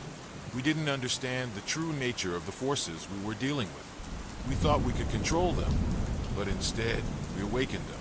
A chill ran through Sarah. What do you mean? What was it that you were trying to bind? The man's expression darkened, and for a moment, Sarah could have sworn that his eyes flickered with a deep, unsettling recognition. We were trying to contain an entity that existed before the world as we know it, a being of darkness and chaos, a force that thrives on fear and despair. It's not a creature. It's not something that can be described in simple terms. It's ancient, and it feeds on the minds of those who wander too close to its prison. A terrifying silence followed his words. Sarah could feel the weight of what he was saying, and the full horror of it all began to settle deep into her bones. The forest, the creatures, the twisted remnants of the guardians. None of it had been an accident. It was all part of a greater design, a ritual gone wrong, a prison that she had unwittingly stepped into. Her thoughts were interrupted by a low rumble, deep within the earth. The cave trembled, as though something beneath them was awakening. The ground cracked, and a sharp, unnatural scream echoed through the cavern, so loud that it seemed to shake the very walls. The man turned abruptly, his eyes wide with fear. "We don't have much time," he said urgently. "It's waking up. The thing that we tried to imprison, it's rising. You have to leave now. You have to get out of this place." Sarah's heart raced as panic surged through her chest. The creature, the entity the man had spoken of, was awakening. Everything she had experienced up until this point, all the horrors of the forest, were only the beginning. The true nightmare had yet to reveal itself. But as she turned to flee, a shadow moved in the corner of her vision. It was fast, too fast, and it moved with an unnatural grace, as though it were floating just above the ground. Her flashlight flickered, casting long, twisting shadows across the walls. She looked toward the source of the movement, but the space was empty. Where is it?" she gasped, her voice barely a whisper. The man was already pulling her by the arm, his grip tight and unyielding. "No time to explain," he said, his voice shaking with urgency. "We have to move now, or we'll never make it out. It's hunting us." The ground beneath them cracked again, and this time, the rumble was accompanied by an eerie, screeching sound that seemed to reverberate through the very air. Sarah's mind was a whirlwind of fear and confusion as the man led her through the twisting cave, his staff lighting the way. The forest had already claimed so many, and she had no illusions about her own survival. They were not running from one creature. They were running from something far worse, something ancient, something that had been feeding on the fear of those who entered this cursed place for centuries. With each step, the whispers grew louder, swirling around her like a storm. She could feel them pressing into her thoughts, their voices like 100 overlapping screams, each one more desperate than the last. "Turn back," they whispered. "You cannot escape." The man was still pulling her, but Sarah felt her strength waning. The very air around her seemed to grow thicker, heavier, as if it were becoming harder to breathe. She could feel her legs growing weak, her body shaking from exhaustion and fear. Every corner they turned seemed to lead deeper into the labyrinth, and every step they took seemed to bring them closer to the source of the darkness. Suddenly, the man stopped. He turned to face her, his expression grim, his eyes filled with a sorrowful resignation. "There's only one way out now," he said softly. "You must face the truth. You must understand what happened here, or you will never leave. The forest will claim you, just as it claimed the others." Sarah's stomach churned as his words sank in. She didn't know what he meant, but she could feel the weight of his words. The darkness was closing in. She could sense it, creeping at the edges of her vision, just beyond the reach of the light from the staff. "You have to make a choice," the man continued. "Leave now and face what comes, or stay and uncover the truth of this place. There's no going back after this." The ground trembled once more, and a low growl echoed through the cave. The air grew thick with an overwhelming sense of dread, and Sarah's heart pounded louder in her chest. The man's words hung in the air, their weight pressing down on Sarah's chest, constricting her breathing. She could feel the shadows closing in, their unseen tendrils reaching for her, trying to pull her into the darkness that was slowly suffocating the life out of everything in this cursed place. The man's eyes, glowing with an unnatural light, flickered with a deep, unspoken sorrow. It was as though he had known this moment was coming, that the darkness would claim everything he had tried to protect, and now it was here to consume them both. Sarah wanted to scream, but her voice was trapped in her throat. She wanted to run, to escape, but the very air around her seemed to conspire against her. Each step she took felt heavier than the last, and the ground beneath her feet felt as though it was sinking, as though the very earth itself was pulling her into the depths. The whispers, those maddening, disembodied voices, grew louder, filling her ears with an incessant chorus of despair and madness. Turn back, they whispered, each voice more insistent than the last. The man turned to face her, his expression filled with a kind of grim understanding. "It's already too late," he said softly, his voice tinged with regret. "You can't escape what's coming. No one can." His gaze seemed to pierce her soul, and for a moment, Sarah thought she saw something in his eyes, a flicker of the humanity that had once existed within him, a fleeting moment of recognition. But it was gone as quickly as it had appeared, replaced by the hollow emptiness of someone who had been consumed by the very thing they had sworn to fight. "You need to understand what you're up against," he continued, his voice growing more strained. "The thing that is waking up, it's not just a creature. It's something far worse. It's an entity of pure darkness, born from the depths of this world, older than anything you can comprehend. It feeds on fear, on despair, on the souls of those who dare to enter its domain. And now it's hungry. It's awake, and it will stop at nothing to claim you." Sarah felt the blood drain from her face as his words sank in. The air around her seemed to grow colder, more oppressive, as though the darkness itself was wrapping its tendrils around her, squeezing the life out of her. She could feel the weight of the forest pressing down on her, its ancient power pulsing through the ground, through the trees, through the very air she breathed. "How do you know this?" she managed to ask, her voice shaking. "How do you know what's coming?" The man's eyes hardened, and for a moment, Sarah thought she saw a flicker of something, a memory, perhaps, something long buried. But then it was gone, replaced by a look of sheer terror. "Because I've seen it," he said, his voice barely a whisper. "I've seen what it does.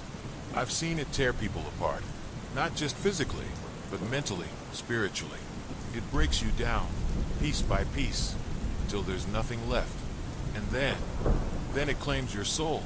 The ground trembled beneath him again, and Sarah could feel the vibrations deep within her bones.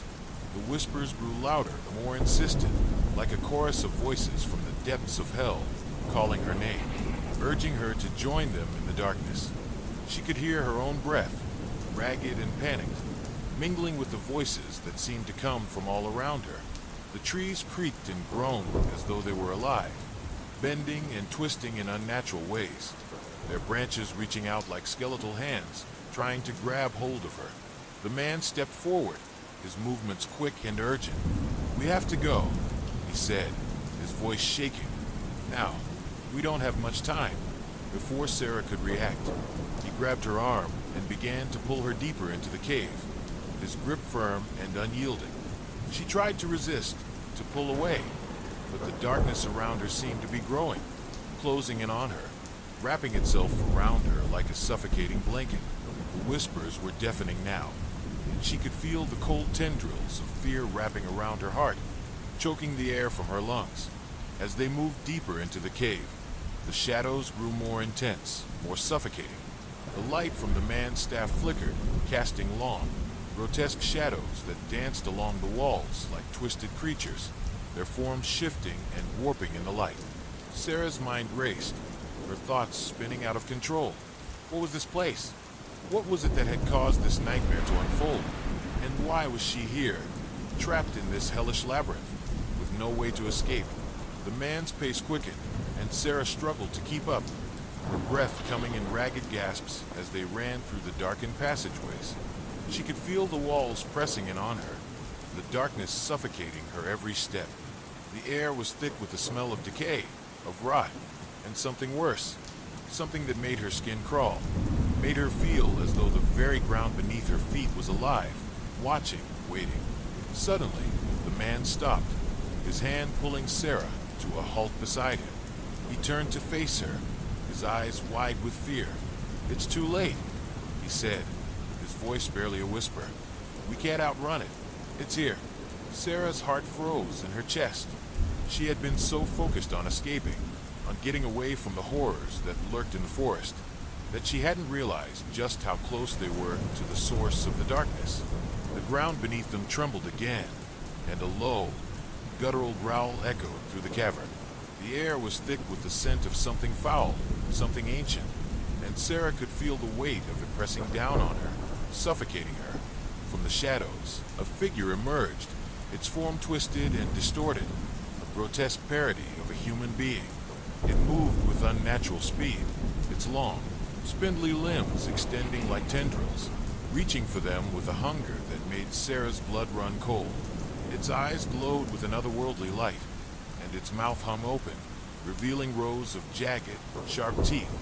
The man stepped forward, raising his staff in a desperate attempt to protect them. But the creature didn't pause. It moved with terrifying precision, its claws slashing through the air as it closed in on them. Sarah could feel the energy of the forest, the darkness that had been waiting for this moment, rising to meet the creature, feeding it, empowering it. She could hear the whispers now, no longer distant voices, but a cacophony of screams, of rage, of hunger. The forest itself was alive, and it was feeding on the terror that gripped her heart. With a roar, the creature lunged at them, its claws slashing through the air. The man swung his staff, but it was too slow. The creature was upon them, its claws raking across his chest, tearing through his clothing, his flesh, with a sickening ease. Blood splattered across the walls as the man fell to the ground, his body writhing in agony. Sarah screamed, her voice hoarse, but it was drowned out by the creature's roar, by the madness that filled the air. She turned to run, but her legs felt like they were made of lead, her body frozen in terror. The creature's eyes locked onto her, its gaze burning into her soul, and she knew, deep down, that there was no escape. It would catch her. It would claim her, just as it had claimed so many before her. The whispers were deafening now, their voices swirling around her, tearing at her mind. They told her to run, to fight, to hide, but none of it mattered. The creature was closing in, and she could feel its presence, like a cold, suffocating weight on her chest. Suddenly, a flash of light erupted from the man's staff. The creature shrieked, recoiling from the blast of energy that seemed to shake the very foundations of the cave. But it wasn't enough. The creature was stronger now, fed by the dark power that had been awakened within the forest. Sarah felt a surge of desperation, of fear, but also something else, something deep within her that refused to give in. With a cry, she turned and ran, not looking back, not caring where she went, just needing to escape. The walls of the cave seemed to shift, twisting and contorting as though the very landscape was alive, as though the forest was fighting to keep her there. She could hear the creature behind her, its claws scraping against the stone, its growls growing louder with each passing second. Her heart raced, her breath coming in shallow gasps as she sprinted through the darkened maze, her mind reeling with fear. Sarah's breath caught in her throat as the walls of the cave seemed to close in around her. The oppressive darkness pressed down from all sides, suffocating her, while the shrill screeches of the creature echoed from the shadows.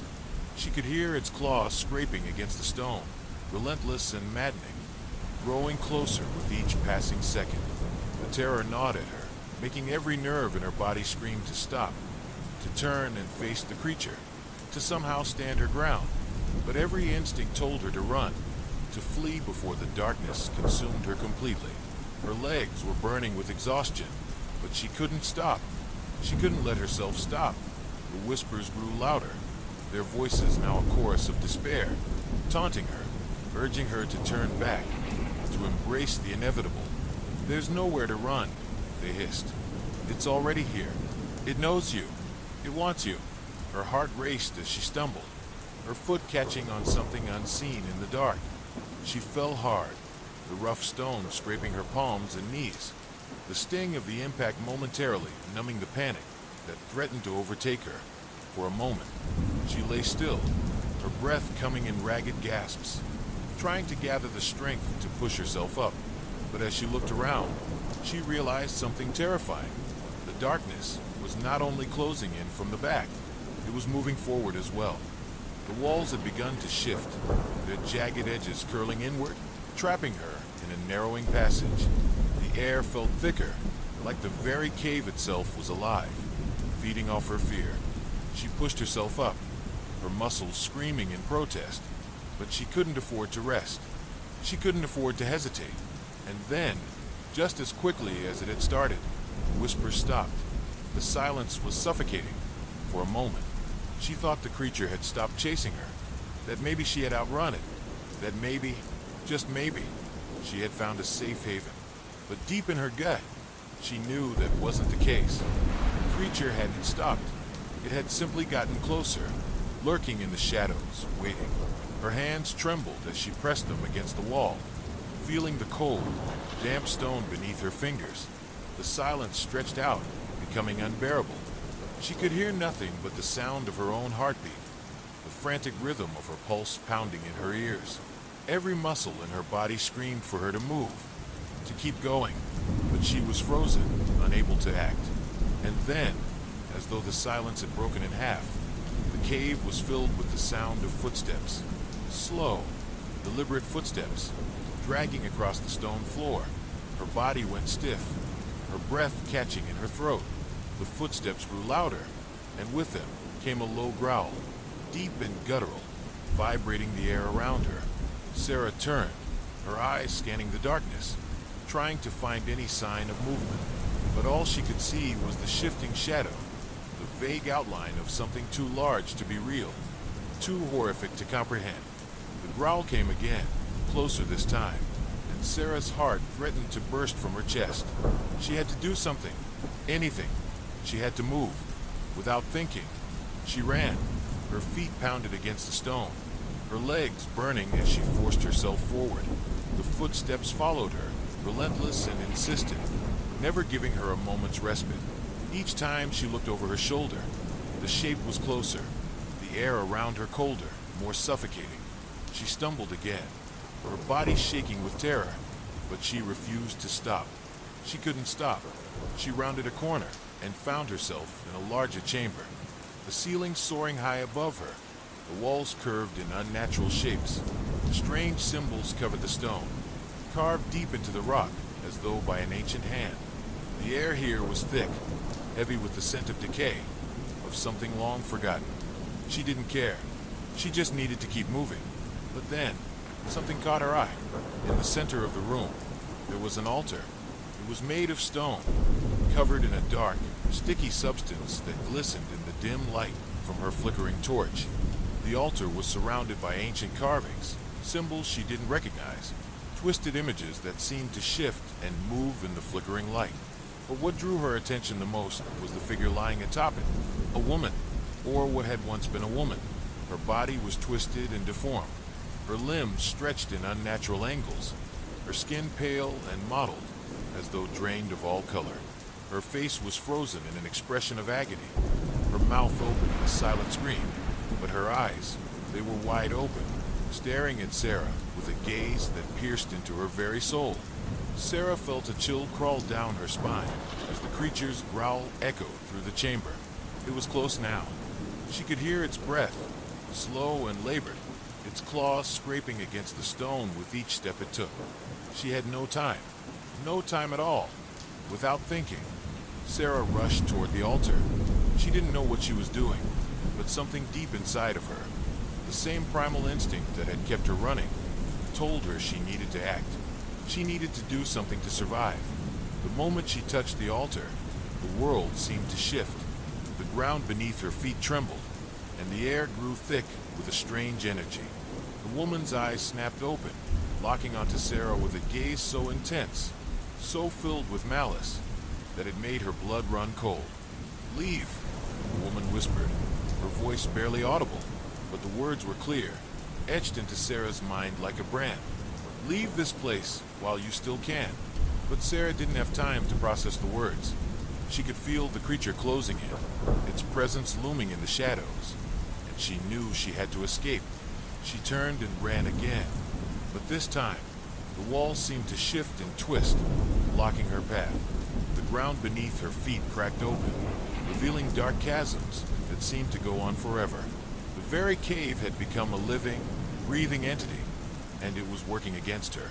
As she stumbled forward, her foot caught on something, a stone, a root, she didn't know, and she fell, crashing to the ground. The world spun around her, and before she could gather her bearings, a shadow loomed over her, tall and terrifying, its eyes glowing with a malevolent light. She could see its form now fully. It was massive, its body covered in scales that shimmered in the darkness. Its face was a twisted amalgamation of human and animal features, its mouth filled with rows of jagged teeth that dripped with some kind of black, tarry substance. Its claws were long and curved, sharp as knives, and its breath reeked of decay. The creature leaned down, its eyes locking onto hers, and Sarah felt the weight of its gaze crushing her. It was then that she understood the true nature of the creature. It wasn't just hunting her. It was feeding on her fear, on her despair. It was drawing strength from her terror. And in that moment, Sarah knew that she couldn't outrun it, couldn't fight it. The whispers filled her mind once more, louder this time, drowning out everything else. "You can't escape," they sang. "It's already too late. The darkness is everywhere. It will claim you, just as it claimed all the others." But Sarah refused to give in. She couldn't. Not now. Not when she was so close to unraveling the truth of this place. What had happened here. The woman on the altar. Her warning. It was a clue. A way out. There had to be a way to stop this. To fight back.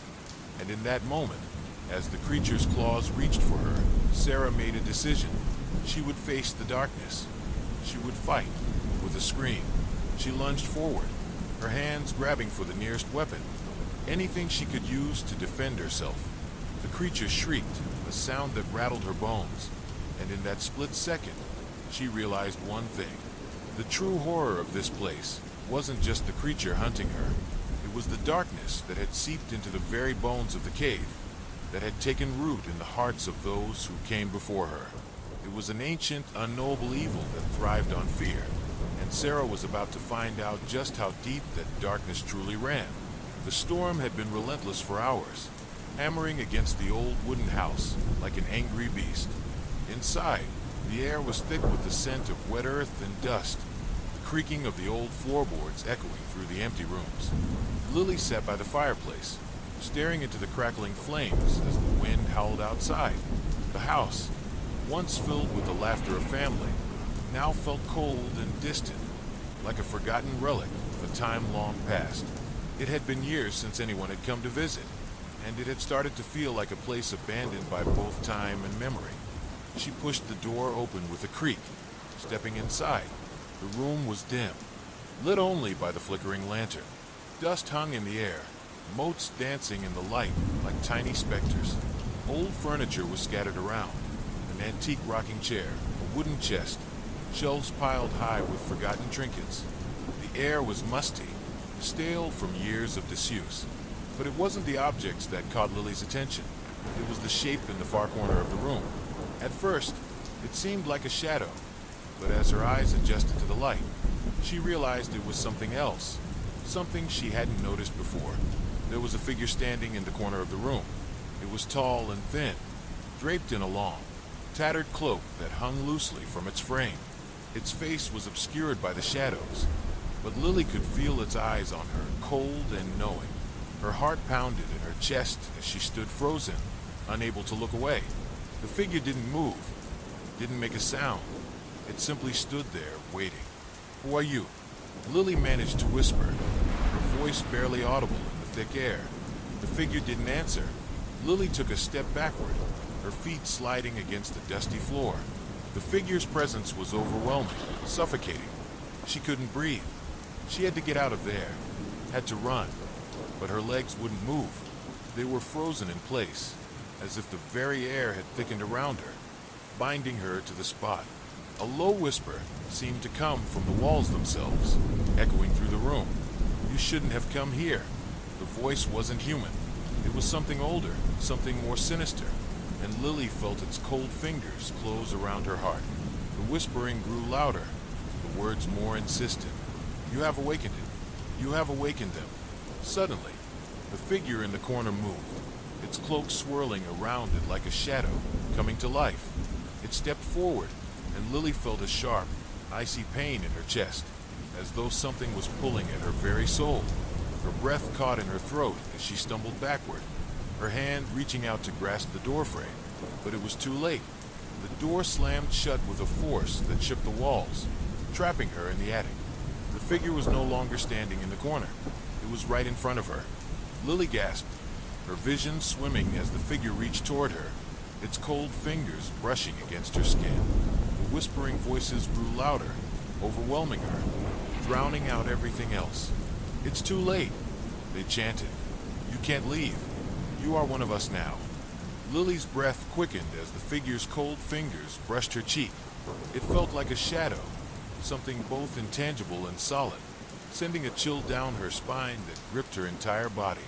Her heart pounded against her ribcage as she struggled to move, to scream, but no sound escaped her lips. The attic felt like it was closing in, the air thick and heavy, like it was trying to suffocate her. She couldn't understand what was happening. This wasn't real. It couldn't be.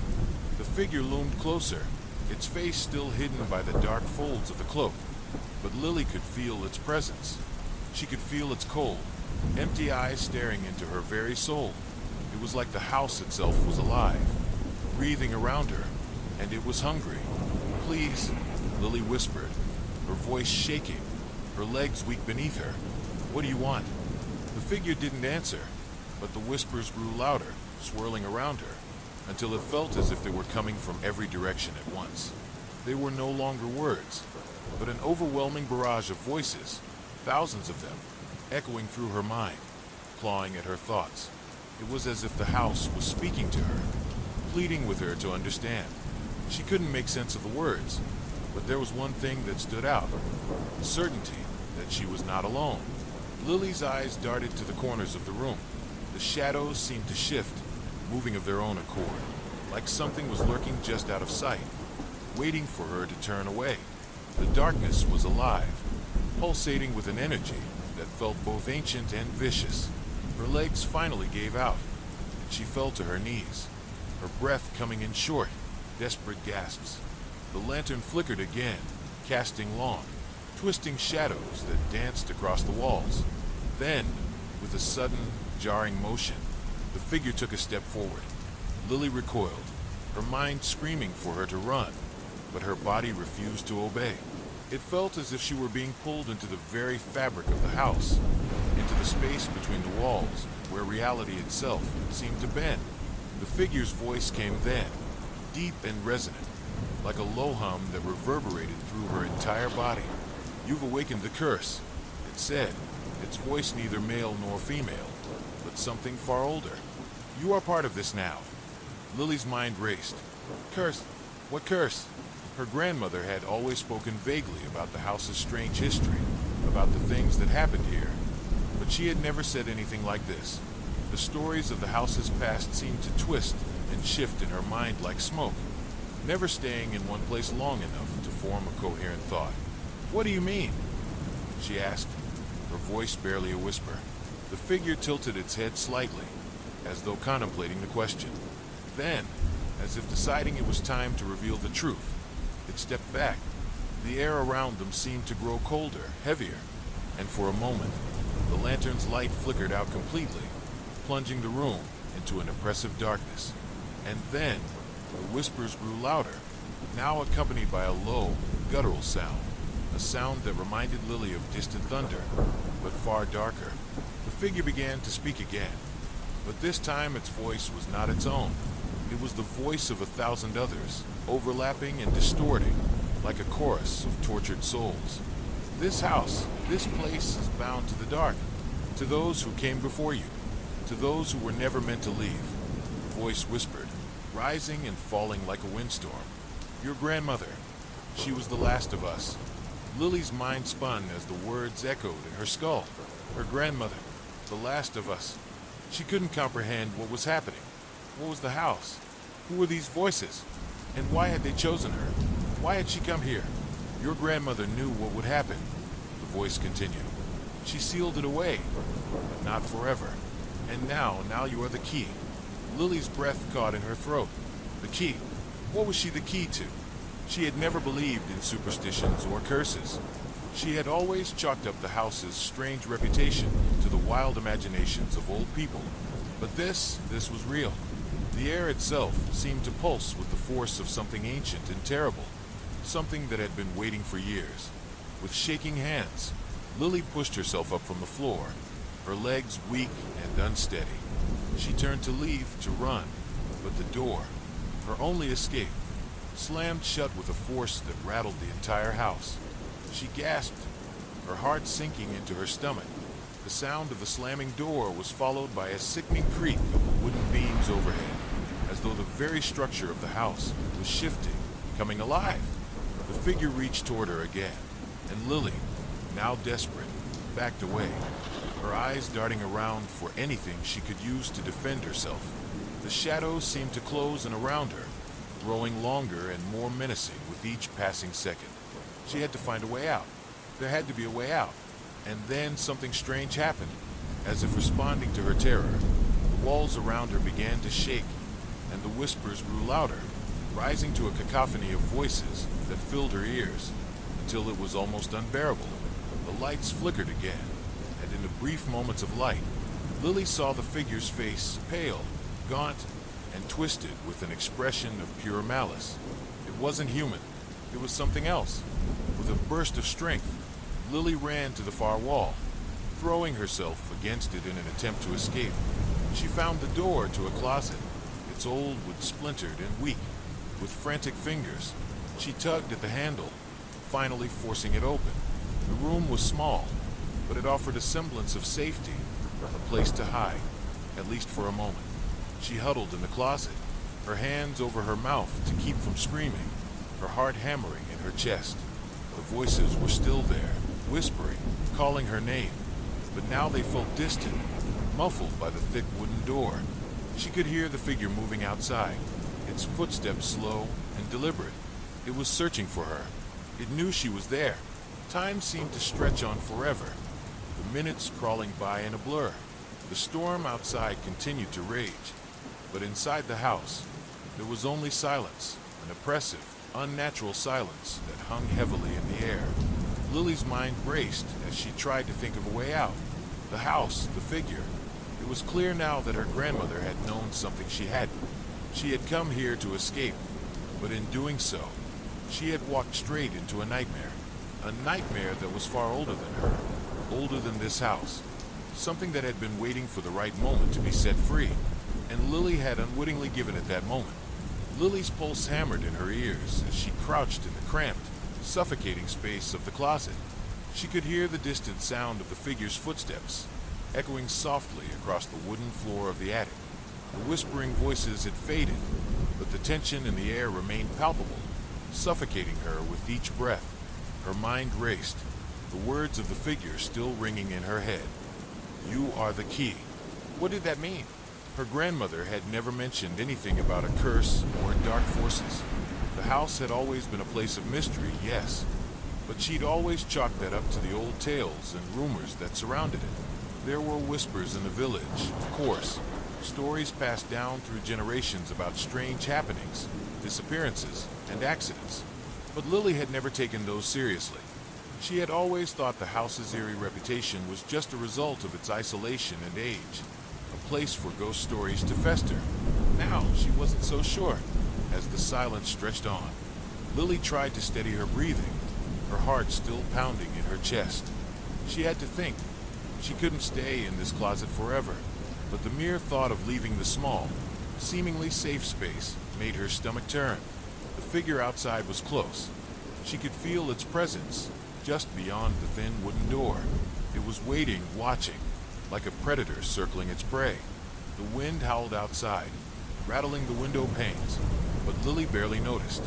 The storm's fury was nothing compared to the storm raging within her. She had to escape. There had to be a way out, a way to stop whatever it was that had awakened in this house. With a sudden burst of determination, she pushed herself to her feet, her knees trembling as they absorbed the impact. She cautiously peered through the small crack between the closet door and the frame, her breath hitching when she saw nothing but the dim glow of the lantern on the far side of the room. The figure wasn't visible. It was gone for now. Lily wasted no time. She pressed herself against the door, trying to quiet her panicked breathing.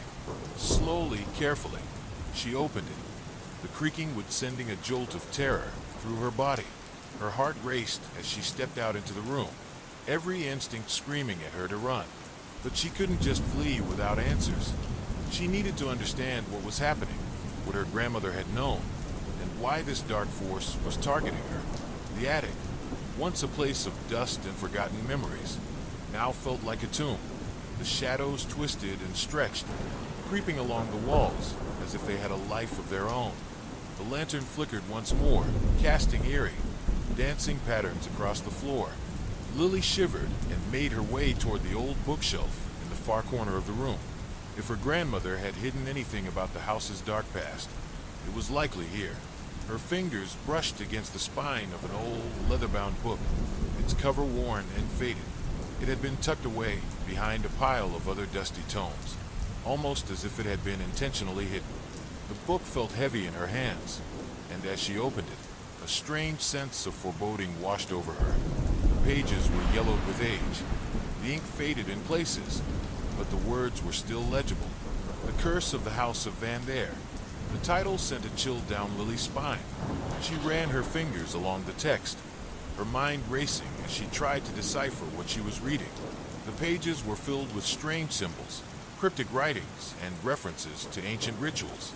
Some of the words seemed familiar, while others were completely foreign to her. But one thing was clear: this was no ordinary book. As she turned the pages, her eyes fell upon a passage that seemed to call to her, the words speaking directly to her soul. The house was never meant to be a home. It was built as a vessel for the spirits of the forgotten, those who could never find peace. It was cursed from the moment the first stone was laid, and its dark influence has only grown with time. The Van Dare family, bound to the house, were the keepers of its dark power, and it is said that one day, the curse will awaken in full force, unleashing its horrors upon those who dare to disturb its slumber. The key is the bloodline, the last of the Van Dare family. She who bears the mark, she who will either break the curse or become its vessel. Lily's breath caught in her throat. The bloodline, the last of the Van Dare family. Her grandmother. She had always known there was something strange about her grandmother's heritage, something she had never fully explained. But the mark, Lily hadn't noticed any mark, and she. Could it be that the strange birthmark on her wrist, the one her grandmother had always dismissed as a family heirloom, was the key? Could that be why she had been drawn here? Why the figure had said she was the key? The floorboards creaked behind her, and Lily's heart skipped a beat. She snapped the book shut, turning quickly to face the source of the sound. But the room was still empty. The figure was gone. The silence was oppressive, but this time, Lily knew it wouldn't last. Suddenly, a loud bang echoed through the attic. The walls seemed to shake, as though the entire house were alive, groaning under some unseen weight. Dust fell from the rafters as the temperature in the room plummeted, the cold seeping into her very bones. The figure's voice pierced the silence once more, this time coming from every direction, as if it were inside her head. You cannot escape. The curse is upon you. You are already bound. Lily's stomach twisted, her fear escalating. She had to find a way to break the curse. But how? The book offered no answers, only cryptic warnings and strange symbols. She needed more. She needed to know what had happened to her grandmother, what the figure was, and what role she played in all of this. Without thinking, she grabbed the book and rushed to the stairs that led down to the main floor of the house. Every step was heavy, each one filled with the sound of her pulse thundering in her ears. The house seemed to close in on her, the shadows growing longer as she descended into the darkness below. She reached the hallway and stumbled toward the living room, where her grandmother had always sat in the evenings, knitting or reading. The room was eerily quiet now, the only sound the creaking of the old house as it settled. Lily moved cautiously through the room, her eyes scanning the familiar space for any sign of her grandmother's presence. That's when she saw it, an old, wooden chest in the corner of the room, covered in dust. It hadn't been there before. She was sure of it. The chest seemed to hum with an unsettling energy, a low vibration that filled the room with a sense of dread. Lily's hand trembled as she reached for the chest's latch. Her grandmother had always warned her never to open it, but now there was no choice. She needed answers, and this chest was the only place left to look. With a soft click, the chest creaked open, revealing a trove of old artifacts. There were photos, trinkets, and strange objects wrapped in cloth. but it was the small, worn leather pouch at the top of the pile that caught Lily's attention. Her heart skipped a beat as she pulled it out, her hands trembling as she unwrapped the cloth to reveal a small, ornate key. It was a key unlike any she had ever seen. It was ancient, its metal darkened with age, its edges worn smooth. It seemed to pulse with an energy all its own, a power that made the air around it crackle. This was the key, the one the figure had spoken of. Lily felt the weight of the key in her hand, its cold surface sending a shiver down her spine. She knew, without a doubt, that it was the key to everything. It was the key to unlocking the mystery of her grandmother's past, the curse, and the dark force that haunted the house. But as her fingers closed around the key, the room seemed to darken even further, the shadows creeping in closer, tighter. The whispers began again, louder this time, their voices almost deafening. She could feel them clawing at her mind, pulling her toward the house's darkest secret. And then, she heard it, footsteps, slow and deliberate, coming from the hallway behind her. She turned, her heart leaping into her throat. The figure was back. Lily's heart hammered in her chest as the footsteps grew closer, each one slow and deliberate. The figure's presence was suffocating, and the darkness of the room seemed to close in around her like a tightening noose. Her hand gripped the key tighter, the cold metal biting into her palm. The whispers had stopped, but the air was thick with anticipation, as though the house itself were holding its breath. She turned slowly, her eyes searching the hallway, trying to make out the figure's shape in the dim light. There was nothing there, only the long stretch of the old wooden floor, cracked and worn by time. Yet she could feel it, could feel the presence of something malevolent lurking just beyond her sight, a shadow that didn't belong, a weight in the air that made the hairs on the back of her neck stand on end. The footsteps stopped. A sudden gust of wind rattled the windows, sending a chill through the room, and for a moment, everything felt utterly still. It was as though the house itself had paused, waiting for something to happen. Lily's breath caught in her throat as she took a hesitant step forward, her gaze locked on the hallway. The silence was unbearable, stretching on for what seemed like an eternity. Her mind raced, every fiber of her being screaming for her to run, to escape. But her legs felt like lead. She was rooted to the spot, her body betraying her as the terror clawed at her insides. And then, without warning, the figure appeared. It wasn't a man. It wasn't even human, at least not entirely. Its form was a shifting, shadowy mass, a wraith-like silhouette that seemed to flicker in and out of existence, as though it were made of smoke and darkness. Its face was a blur, a distortion of features that warped and twisted with each passing second. But its eyes, those eyes, glowed with an unnatural, fiery intensity, a burning red that pierced through the gloom. Lily's breath hitched in her throat. Her pulse raced as she took an instinctive step back, her feet stumbling over the old carpet.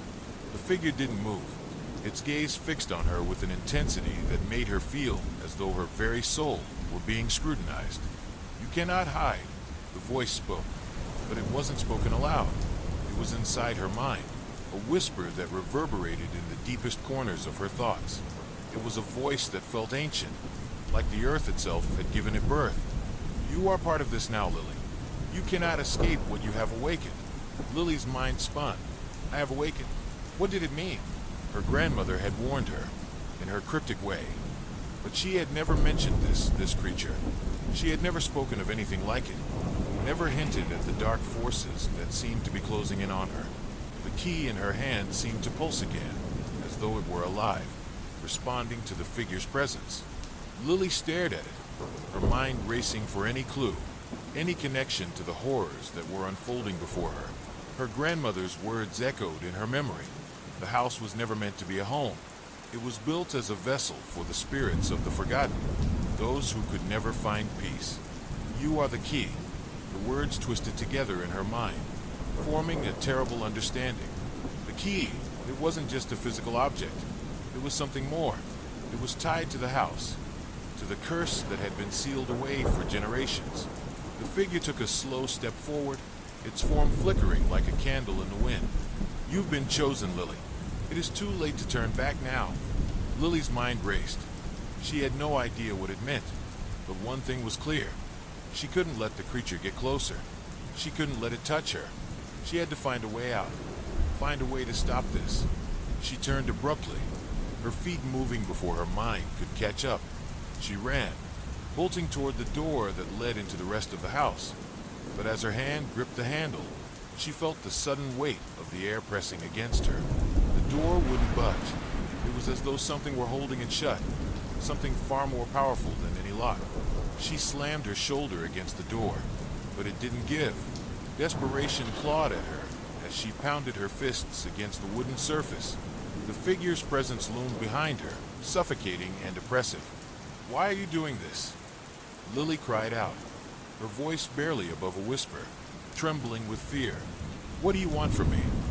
The words sank into her like poison, twisting inside her chest. The door. She had to open it. But open it to what? She didn't know. But the feeling of inevitability was suffocating.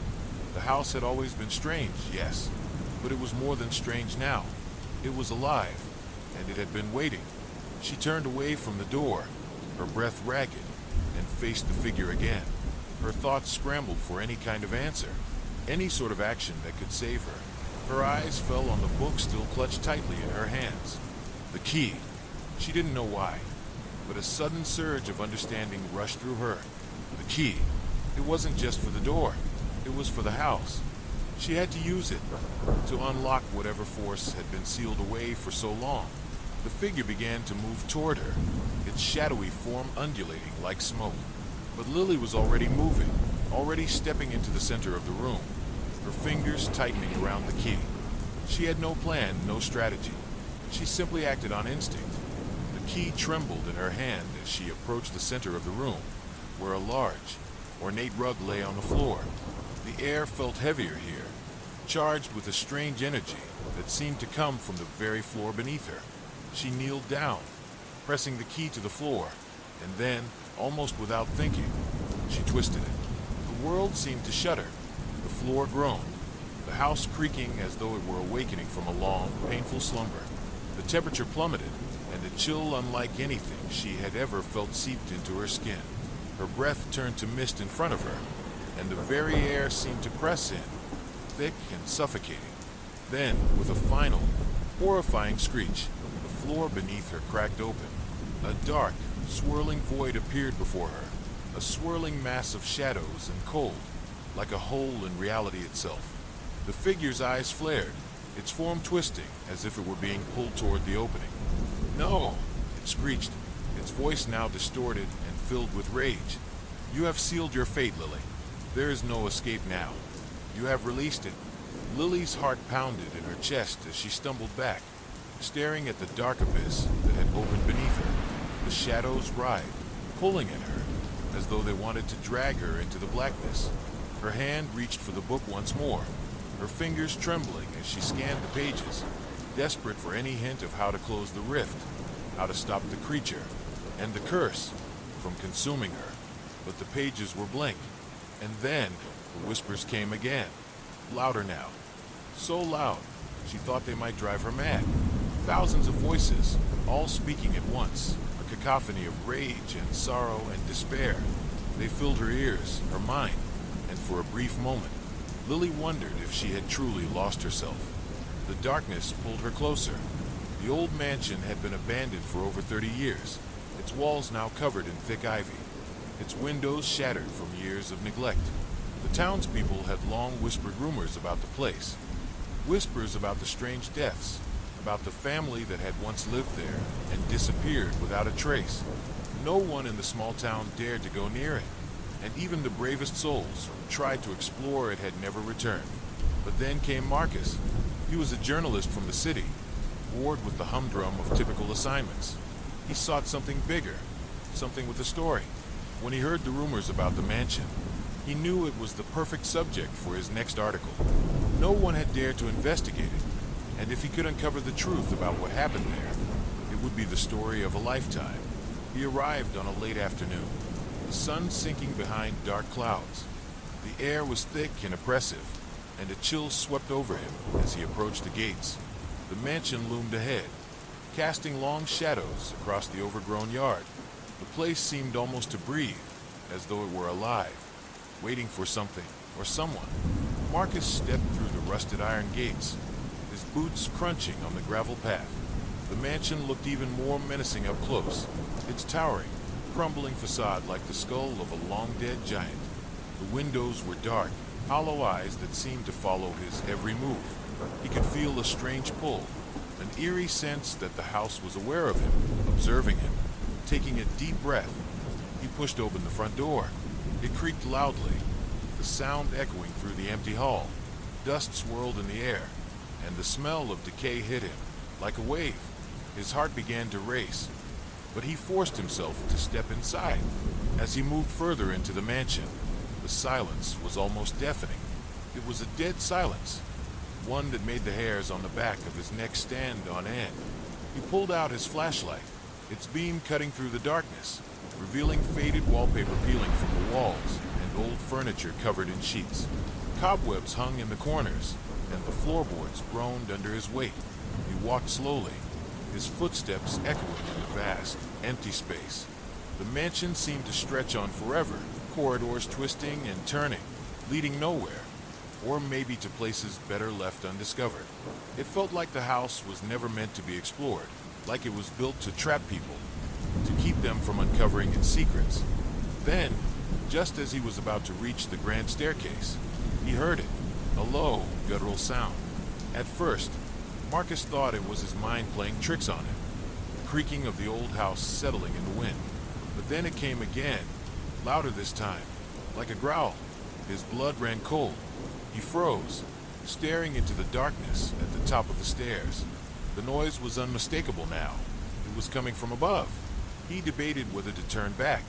The feeling of dread was overwhelming, a presence in the air that seemed to weigh on him, urging him to leave. But he couldn't, not when he was so close to the heart of the mystery. He had to find out what had happened here. He took the first step up the staircase, and the growling sound stopped, replaced by an eerie, hollow whisper. The voice was indistinct, like a chorus of murmurs echoing through the house.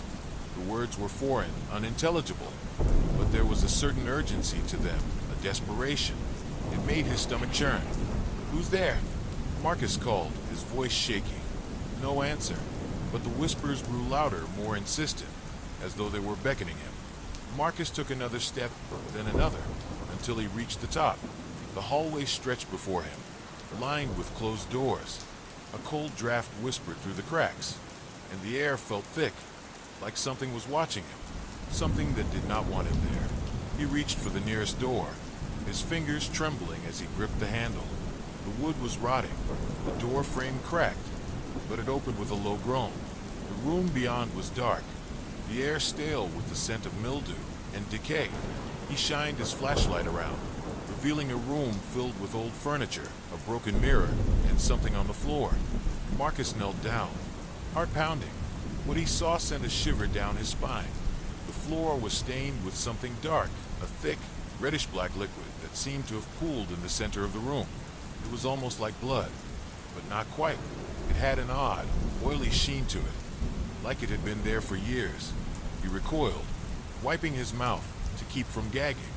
And then he saw it, a symbol, carved into the floor, surrounding the dark pool. Was an intricate symbol, one he didn't recognize, but something about it made his skin crawl. It was ancient, its lines twisted and contorted, as if it had been scratched by something desperate, something that had no hands to hold a tool. Marcus's flashlight flickered, casting the room into momentary darkness. He looked around frantically, trying to locate the source of the power outage. But when the light came back on, he found himself face to face with something that made his blood run cold. A figure stood at the far end of the room, in the doorway of the next chamber. It was tall, too tall, and it was dressed in a black, tattered cloak that hung to the ground. Its face was hidden in shadow, but Marcus could feel its eyes, eyes that were watching him, burning into him. "Who are you?" Marcus managed to croak, his voice barely audible. The figure didn't answer. Instead, it stepped forward, its movement slow and deliberate. Marcus could hear the rustling of its cloak, the sound oddly muffled. as if the air around it was thick, heavy with something he couldn't name. The growl returned, deeper this time, almost like a low hum that vibrated through the floor and into his bones. The figure raised a hand, and Marcus's flashlight flickered once more. In that brief moment, he saw something that made his stomach twist in terror. The figure's hand was not human. It was long, skeletal, with fingers that ended in jagged claws. A horrified gasp escaped Marcus's lips as he staggered backward, but the figure stepped forward, its eyes gleaming with an otherworldly light. "No," Marcus whispered, his legs trembling beneath him. This can't be real." The figure didn't respond. Instead, it reached forward, and a strange force seemed to grip Marcus's chest, lifting him off the ground. He struggled, gasping for air, but the pressure on his chest only increased. His vision blurred as the figure pulled him toward it, the shadows surrounding him growing darker, more suffocating. "Let me go," Marcus cried out, but the figure only tightened its grip. The last thing he saw before everything went black was the symbol on the floor, glowing faintly in the dark, as though it were alive. Marcus awoke to the sound of dripping. The rhythmic sound reverberated around him, loud in the suffocating silence. His chest was tight, as if an invisible weight had settled on him. His throat felt dry, raw. He couldn't remember the last time he'd breathed easily. He opened his eyes slowly, expecting to see the dim outline of the room where he had last been, the old mansion, the strange figure. But as his vision cleared, the horror of his situation became apparent. He was no longer in the room. He heard a low hum, faint but growing in intensity. It was coming from the far corner of the room, where a dark figure stood. It was taller than a man, its form outlined in the faint glow of the candles. For a moment, Marcus thought it was just another figment of his imagination, but the figure's outline shifted slightly, like it was moving. "Ooh, what are you?" Marcus whispered, his voice a hoarse rasp. The figure didn't respond. Instead, it shifted its position, stepping forward slowly, deliberately. It seemed to glide rather than walk, its form fluid, shifting in and out of clarity. The shadows around it clung to it like a cloak, an unnatural darkness that seemed to swallow up the light. Marcus's heart thudded painfully in his chest as he stumbled backward, his hands searching frantically for something, anything, that might protect him. His hand brushed against something cold and hard, a stone table. Its surface was covered in ancient dust, but it held a peculiar symbol, matching the ones etched into the walls. His fingers tingled as they traced the edges of the mark, and as they did, he felt a sudden jolt of energy pulse through his body. He recoiled, his breathing shallow. The energy was overwhelming, almost suffocating, and he could hear a voice, faint, like a whisper carried on the wind. It wasn't a voice he could recognize, but it sounded old, ancient even. The words weren't clear, but he could feel them pressing against his mind, trying to make him understand something terrible.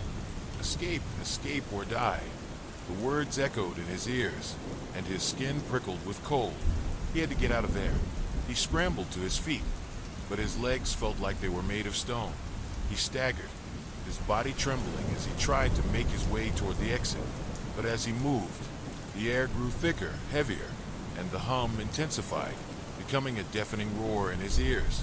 His hand reached for the door. He had to escape, but as he touched the handle, a sickening sensation washed over him. The handle was cold, but it wasn't just cold. It felt alive, like it had a pulse, like it was made of something more than metal. It burned his skin when he touched it, and he cried out in pain, pulling his hand away. He turned around, but the figure was closer now. It was only a few feet away, and Marcus could see it more clearly now. Its face was obscured by a black hood, but its eyes glowed, an unnatural light that burned through the darkness like two burning coals. Suddenly, the figure spoke. "You shouldn't have come here," it said, its voice low and guttural, as though it were not entirely human. "Now you are part of it. Forever." Marcus's heart stopped. He tried to back away, but the figure reached out with a long, skeletal hand, its fingers impossibly thin and long, like claws. The air around him seemed to distort as it moved, and for a moment, Marcus could see something strange, an an outline of a door, a faint glimmer of light. He thought he saw an exit. Desperation surged through him. He lunged toward the door, ignoring the pain in his body, ignoring the growl of the figure behind him. His hand brushed the door again, and this time, he didn't hesitate. He gripped the handle tightly, pushing it open. But as soon as he stepped through, the world seemed to shift. The door slammed shut behind him, and Marcus found himself in a new room. It was even darker here, the only light coming from a flickering candle at the far end. The air smelled stale, and the walls seemed to close in on him. The room felt wrong, distorted. The furniture in the room looked out of place, some of it ancient, others far too modern. It was as though time itself had fractured in this place. The door he had just passed through vanished, leaving no trace that it had ever existed. Marcus turned to face the room, panic rising in his chest. What had just happened? How was he here? As he took a step forward, he froze. There, in the corner of the room, were shadows, shifting shadows. At first, he thought it was just his mind playing tricks on him. But as he stared, the shadows began to take shape. They were no longer just dark patches. They were figures, figures with faces twisted in agony. The shadows were people, people who had been trapped here, just like him. His breath hitched, and he stepped backward, his mind spinning. He wanted to run, to escape, but he knew there was nowhere to go. The walls seemed to close in, and the figures in the shadows began to move. They didn't speak, they didn't need to. Their eyes, dark and hollow, told the story of their torment.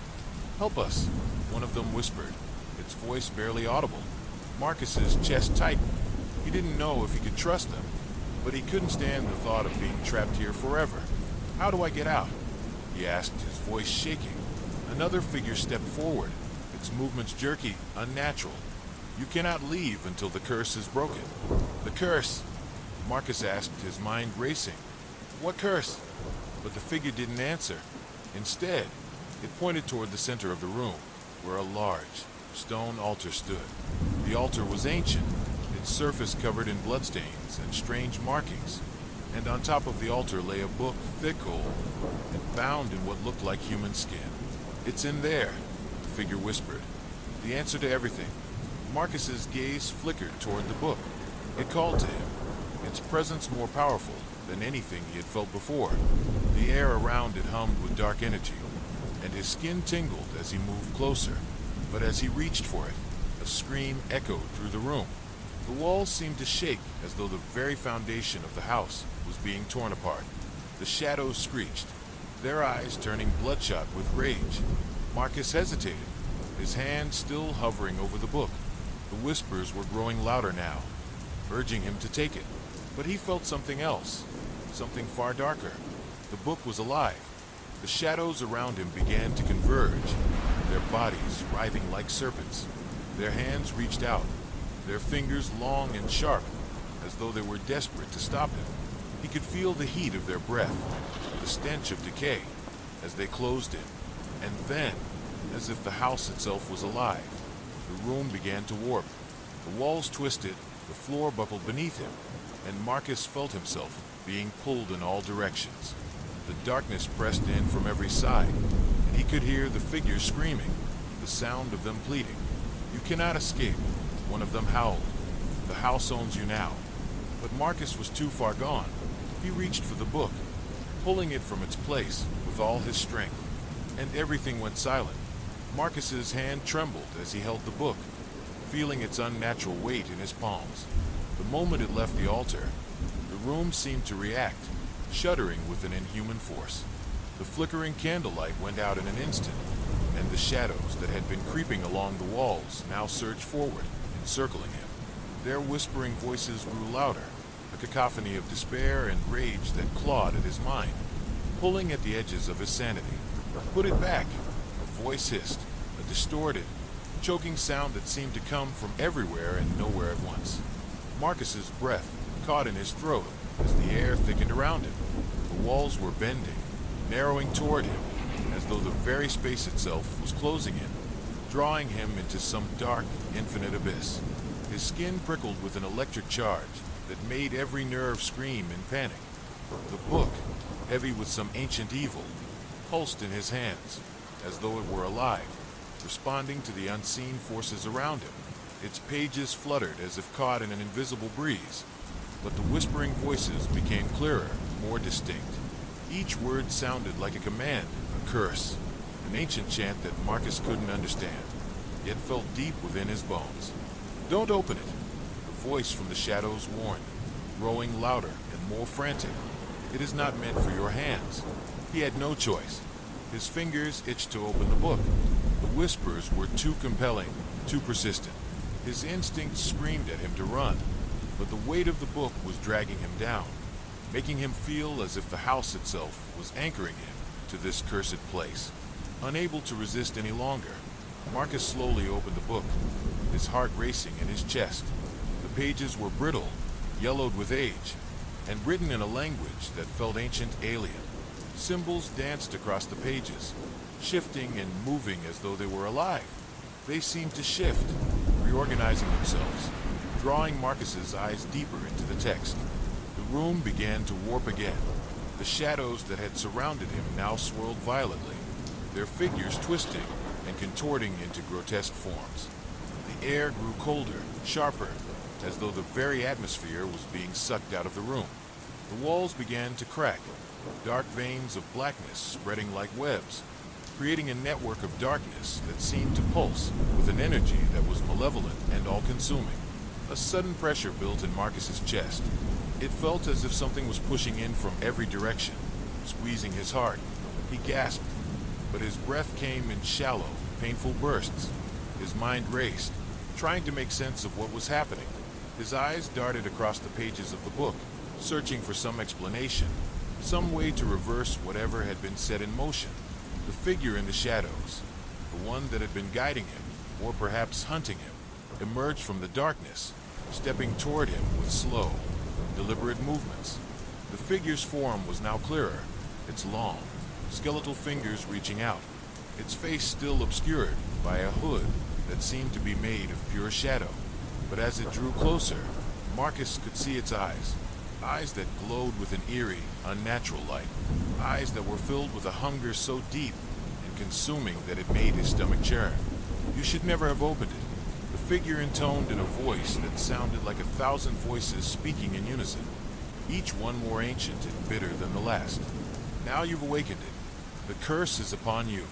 Marcus tried to back away, but his legs refused to move. He was rooted to the spot, unable to escape the suffocating presence of the figure and the oppressive darkness that had consumed the room. The air around him crackled with energy, as if the very fabric of reality was being torn apart. The book, still open in his hands, began to glow, its pages flashing with a bright, sickly light. The symbols on the pages pulsed and shifted, and Marcus could feel them pulling at his mind, pushing against his thoughts, trying to invade his very consciousness. He wanted to throw the book away, but the words inside it, those maddening, incomprehensible words, were crawling into his mind, settling into his thoughts, worming their way into his soul.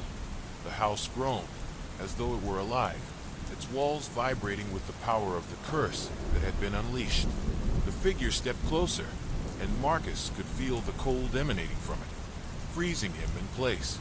He was suffocating under its gaze.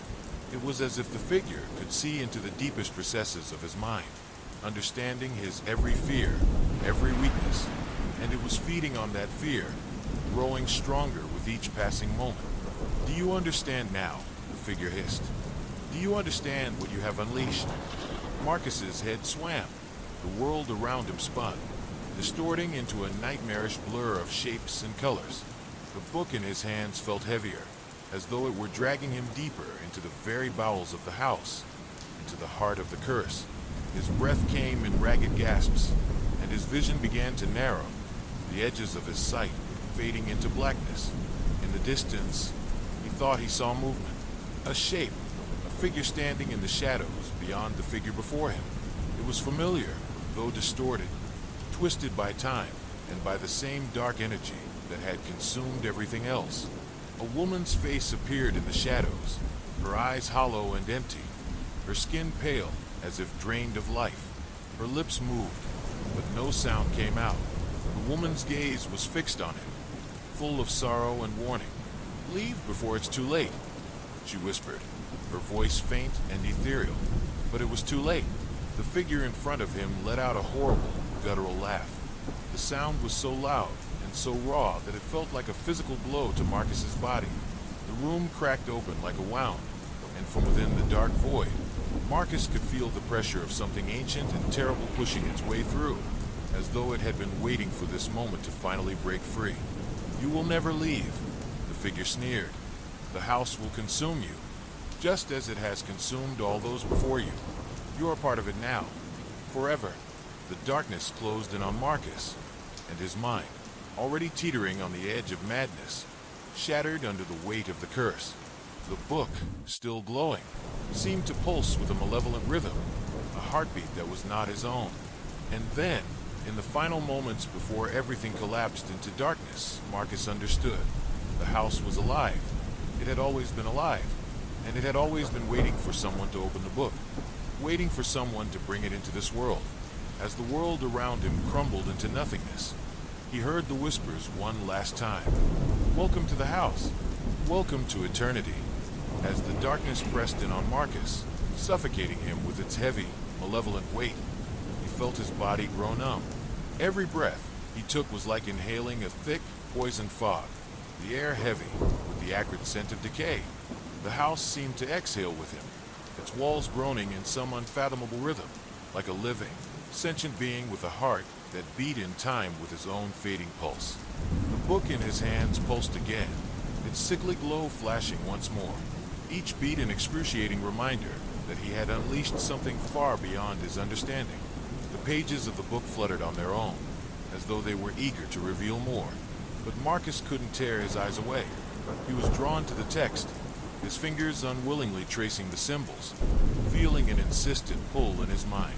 The shadows around him danced, their forms elongating, distorting into twisted versions of themselves, like grotesque parodies of human shapes. Some of them had faces now, distorted, anguished faces that screamed silently, their mouths stretched wide in eternal agony. Others had no faces at all, just voids that seemed to swallow the light. They circled him, getting closer, pressing against him, whispering their maddening chants in a language he couldn't comprehend, but could feel in his very soul. "Run," one of the shadows whispered, its voice cold and distant, like the wind passing through a graveyard. "Run before it's too late." Marcus couldn't respond. His throat was dry, his body too weak to react, but his mind was alive with terror. Something had changed in the house. It wasn't just the walls that were alive. It was the entire structure, the very foundation, its heart pulsing with an energy he couldn't fathom. It wasn't just a house. It was something older, something that had been waiting, watching, and it had found him. "Leave." The voice from the shadows sounded distant, yet insistent, as if it were echoing from another time, another place. "You can't outrun it. It's coming." Suddenly, Marcus felt a sharp pain in his chest. His heart seemed to stutter, the rhythm of its beat distorted, as though something had clamped around it, squeezing with a vice-like grip. He gasped for air, but it didn't come. The pressure intensified, squeezing the very life out of him. His vision blurred, the edges darkening, and the voices in the shadows grew louder, more frantic, more desperate. In the center of the room, the figure, the one with the glowing eyes, loomed. Its presence radiated an unholy energy, an energy that seemed to warp the air itself, distorting reality. It stepped forward, its movement slow, deliberate, like a predator stalking its prey. "You cannot escape," the figure growled, its voice a low rasp that sounded like it had been carved from centuries of suffering. "You're bound to this place now, just like the others." Marcus stumbled backward, his legs trembling beneath him. He was weak, every movement a struggle, but he managed to back into one of the walls. The room itself seemed to close in on him, the walls pressing forward, the ceiling lowering, the floor shifting beneath him, as if the entire house was alive and responding to the darkness that had been awakened. He turned toward the door, hoping for an escape, but it was gone. The doorway that had once led out of the room had vanished, replaced by a wall of impenetrable blackness. Panic surged through him, his breath coming in short, desperate gasps as the shadows closed in around him. "Why did you open it?" the figure asked, its tone almost mournful, but beneath the sorrow, there was a coldness, a bitterness that was unmistakable. "Why did you awaken the curse?" Marcus opened his mouth to speak, but no words came. His throat was dry, his mouth a desert. His mind was a jumble of terror and confusion. The book, the cursed book, was still in his hands. It had to be the key. It was the only thing that had made sense in this nightmare. He needed to find a way to close it, to stop whatever had been unleashed. But every time he tried to focus, the words on the page seemed to dance, shifting into shapes that made his head spin. They were like eyes, staring at him, judging him. Suddenly, the darkness intensified. The shadows reached out like tendrils, grabbing at him, pulling him deeper into their suffocating embrace. He felt cold hands around his wrists, dragging him away from the wall, lifting him off the ground. His body flailed in panic, but the shadows were too strong, their grip unyielding. "Do you know what you've done?" The figure was right in front of him now, its glowing eyes boring into his. "You've opened the door that should have remained sealed." Marcus struggled, his mind racing. What door? What had he unleashed? Was it too late to stop it? His heart pounded as the shadows closed in tighter, pulling him toward the center of the room, toward the altar. "No," he gasped, his voice barely a whisper. "I don't understand." The figure's face twisted into something darker, more grotesque. "You will, soon enough." With a sudden lurch, Marcus was thrown to the ground. His head slammed against the cold stone floor, and the world went black. When Marcus opened his eyes again, the world had changed. The room was no longer the familiar chamber it had been. The walls were now covered in a thick, creeping moss. The floor slick with some kind of dark, sticky substance. The air was thick with the stench of rot, and the light, if it could even be called light, was faint and sickly, casting long, distorted shadows that twisted and stretched across the room like living things. He sat up, groaning, his head throbbing. His body felt heavy, as though something was pressing down on him from all sides. His breath came in short, shallow bursts as panic surged once more. He looked around, disoriented, only to find that he was no longer alone. The figure was standing in front of him, its eyes glowing brighter now, its face more distinct, its features twisted in a way that defied all reason. "I told you," the figure whispered, its voice a strange mix of pity and menace. "You've crossed the threshold. There's no going back now." Marcus tried to stand, but his legs wouldn't obey. He felt as though the very earth beneath him had turned to quicksand, dragging him deeper into its suffocating grip. "What is this place?" He managed to croak, his voice ragged with fear. The figure didn't respond immediately. Instead, it stepped aside, allowing Marcus to see the full extent of the room. And what he saw made his blood run cold. The room was no longer a room at all.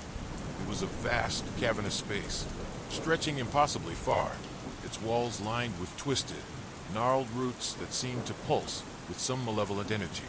The air was thick with an oppressive, unrelenting pressure, as though the very atmosphere was alive, suffocating, choking. And from the shadows, Marcus could see shapes moving, things that shouldn't exist. Faces, eyes, hands, shadows of people long gone, their bodies trapped in the web of darkness that had overtaken the house. "Where am I?" Marcus whispered, his voice breaking as terror overtook him. The figure smiled, its teeth sharp and unnaturally white. "You're in the heart of the house," it said. "This is where the curse was born. This is where it feeds." Suddenly, the ground trembled beneath him, and a deep, guttural growl reverberated through the walls. The shadows seemed to shift, becoming more erratic, more aggressive. A low, terrifying growl filled the room, as if something was waking from a long slumber, something ancient, something hungry. And Marcus realized, in that moment, that the worst part of all wasn't the house, or the curse, or the figure before him. The worst part was that he had awakened something far more terrifying. It was already too late. Marcus's mind was a blur. his thoughts fractured like the walls around him. The figure before him, no longer human, or anything he could truly understand, stepped back, its presence darkening the already grim atmosphere. The shadows of the room seemed to coil tighter, crawling over every surface, seeping into the air itself like a living fog. He could feel his heartbeat in his throat, each pulse a violent reminder that he was still alive, still caught in the grip of something that was slowly and inevitably consuming him. His head swam with confusion and dread, but a strange, desperate clarity cut through. He needed to escape. He needed to break free from this nightmare. The walls around him seemed to stretch, the space widening unnaturally, as though the house itself was growing.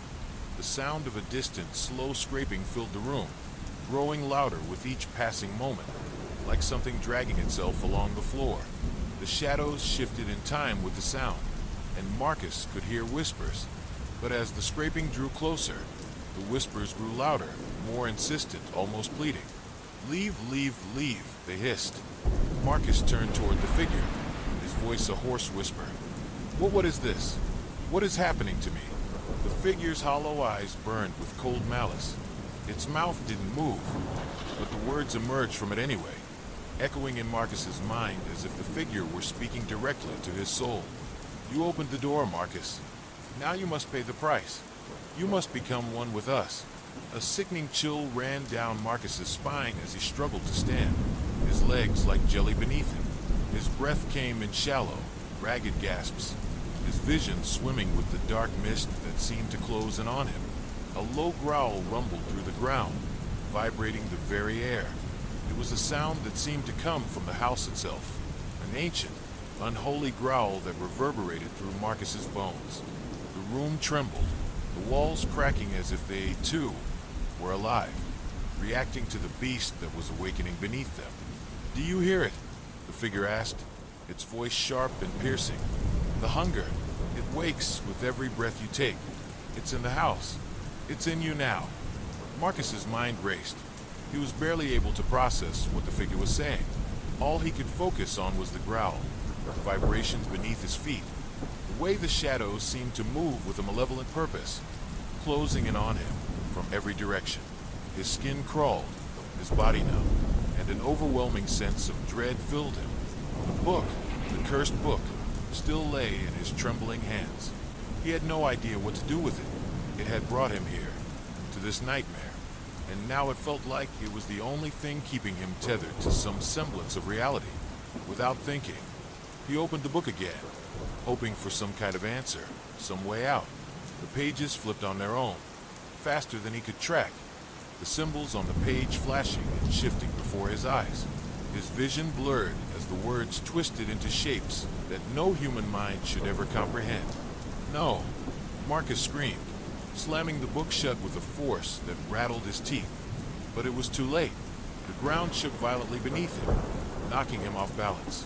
The walls of the room collapsed inward, disintegrating into dust and debris, revealing an enormous, cavernous space that stretched endlessly in every direction. The darkness seemed to devour the room, leaving only the dim, flickering glow of the book's pages as a faint source of light. Marcus scrambled to his feet, his legs unsteady, as he tried to make sense of the nightmarish scene unfolding before him. A monstrous figure emerged from the depths of the darkness. It was like nothing he had ever seen, part human, part something far worse. Its skin was pale, almost translucent, stretched tightly over its skeletal frame. Its eyes were wide, too large for its face, and black as the void. Its mouth opened impossibly wide, a jagged maw filled with rows of sharp, needle-like teeth. The growling sound intensified as it moved toward him, its claws scraping against the stone floor in a maddening rhythm. Marcus froze. His body refused to obey his commands. His breath caught in his throat as the creature advanced, its grotesque form shuddering with anticipation. The book slipped from his grasp, falling to the floor with a soft thud. "You shouldn't have read it, Marcus," the creature whispered in a voice that was more a thought than sound, its presence pressing against his mind. "Now the door is open, and the curse is unleashed." The room, or whatever this place had become, seemed to close in on him. The shadows thickened, taking on tangible form, stretching toward him like hundreds of grasping hands. The growl of the beast reverberated in his chest, drowning out everything else as the darkness overwhelmed him. Then everything stopped. For a moment, there was no sound, no movement, no growl, no shadows, just an oppressive, suffocating silence that felt as though it were choking the very life from the room. Marcus's heart raced as he slowly turned to look around, unsure of what had just happened. He couldn't breathe. He couldn't move. And then he heard it, a faint whisper, "Behind you." Before he could react, the shadows closed in on him, and the air around him seemed to crackle with a dark energy. The ground beneath him trembled again, more violently this time, and a deafening roar filled his ears. He spun around, his pulse hammering in his chest. But all he could see was darkness, a void that seemed to pull him in, swallowing him whole. The figure appeared again, emerging from the inky blackness.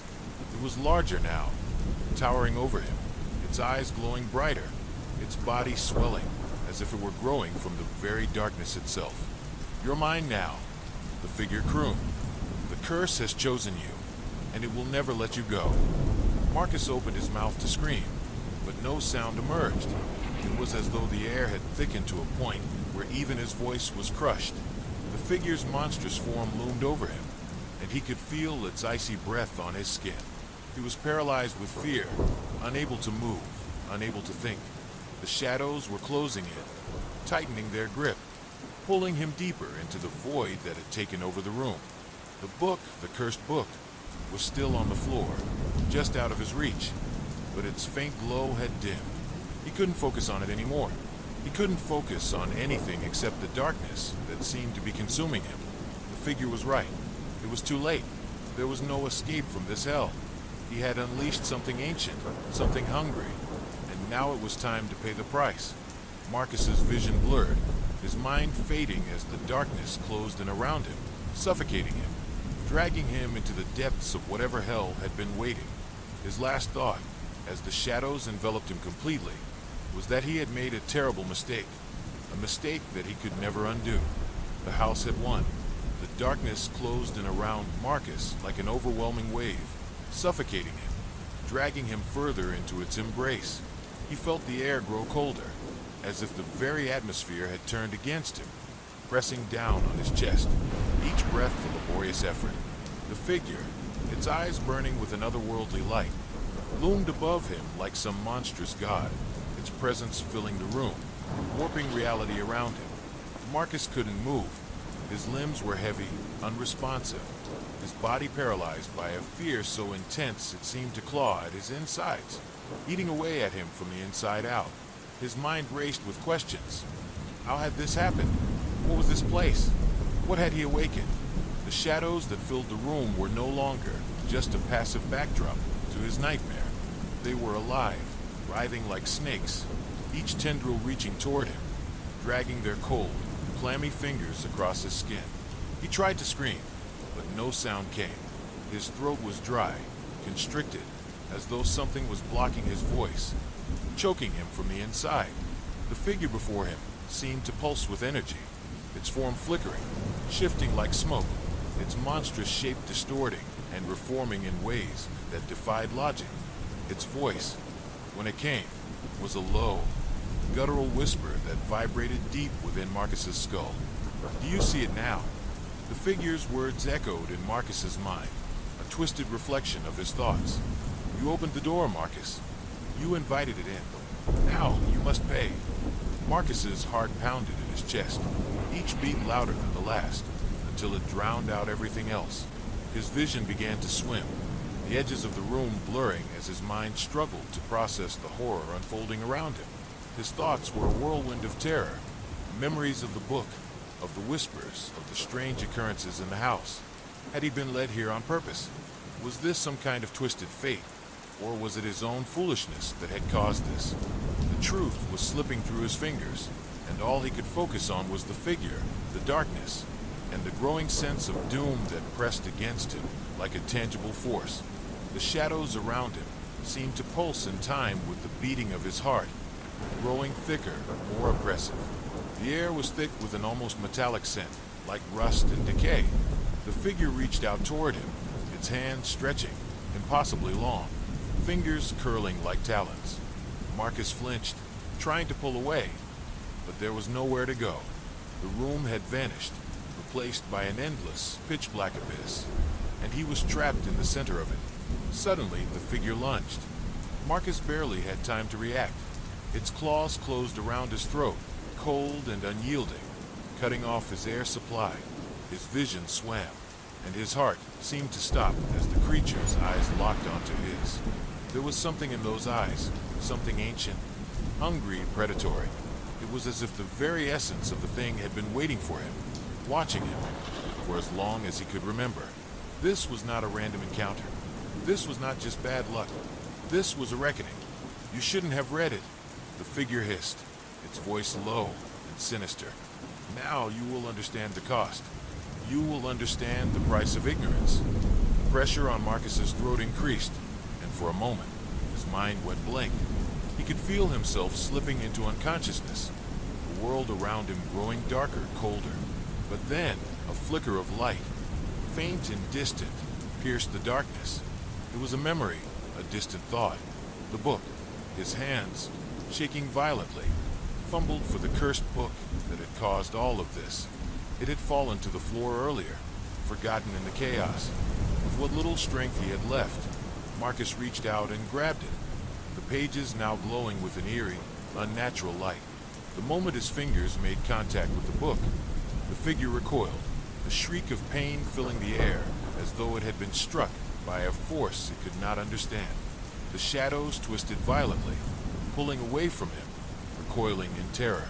The air seemed to hum with energy, and the book, still clutched in his hands, pulsed with a dark, vibrating power. The figure howled in rage, but it no longer seemed to have the same control over Marcus. Desperation surged through Marcus's body, and with all his remaining strength, he slammed the book open again. The pages flicked wildly, but this time, they didn't form into the same indecipherable symbols. They were different now. The pages were filled with strange, cryptic words, words that seemed to make sense, that seemed to reach out to him, like an echo from a past long forgotten. The figure shrieked again, its form flickering in and out of existence, as if it were being torn apart by some unseen force. Marcus's mind raced, trying to comprehend the words on the page, trying to understand what was happening, what he had done. The room, the darkness, the monster, it was all tied to this book. Somehow, the book was the key. But just as he thought he might be able to do something, to fight back, the ground beneath him gave way. With a sickening lurch, he was pulled forward, falling into the abyss. The figure screamed in fury as the book was ripped from his hands, disappearing into the black void. The world around him twisted, breaking apart like fragile glass, fragments of light and sound shattering into a cacophony of chaos. He was falling endlessly into a dark, endless void. And then, everything went silent. When Marcus opened his eyes, he was no longer in the same place. The house was gone. The monster was gone. The darkness was gone. He was standing in a familiar place, the old forest near his childhood home. The trees loomed overhead, casting long, twisted shadows across the forest floor. But there was something wrong with this place. It was too quiet. The air was heavy with an unnatural stillness, as if the very earth held its breath. Marcus stumbled forward, his body weak and exhausted from the terror he had endured. He wasn't sure how he had ended up here. He remembered falling, but it was like his mind had been reset. He couldn't remember how long he had been gone, or if the things he had experienced were real at all. But then, the whispers began again. Low at first, soft and distant, like a gentle breeze. But then they grew louder, more insistent. Marcus! Marcus! The voice called his name. Familiar, and yet not. It was the same voice he had heard before. The one that had tormented him in the house. It had found him again. Panic surged through him as he turned in every direction. But the forest was empty. No sign of life. No sign of escape. The whispers grew louder. You can't run from us, Marcus. You can't escape. He closed his eyes, shaking his head. trying to block out the voice, trying to make it stop, but it was no use. The darkness was still with him. It had followed him here. And the book was still out there, waiting, calling.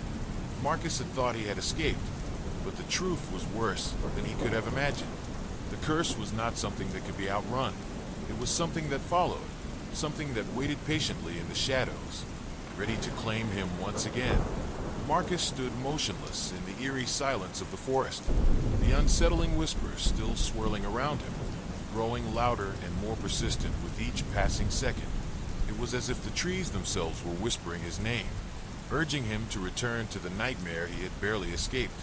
The air was thick with the scent of decay, and despite the stillness, a sense of movement seemed to press in on him from all directions. It was as though the forest was alive, watching him, waiting for the right moment to strike.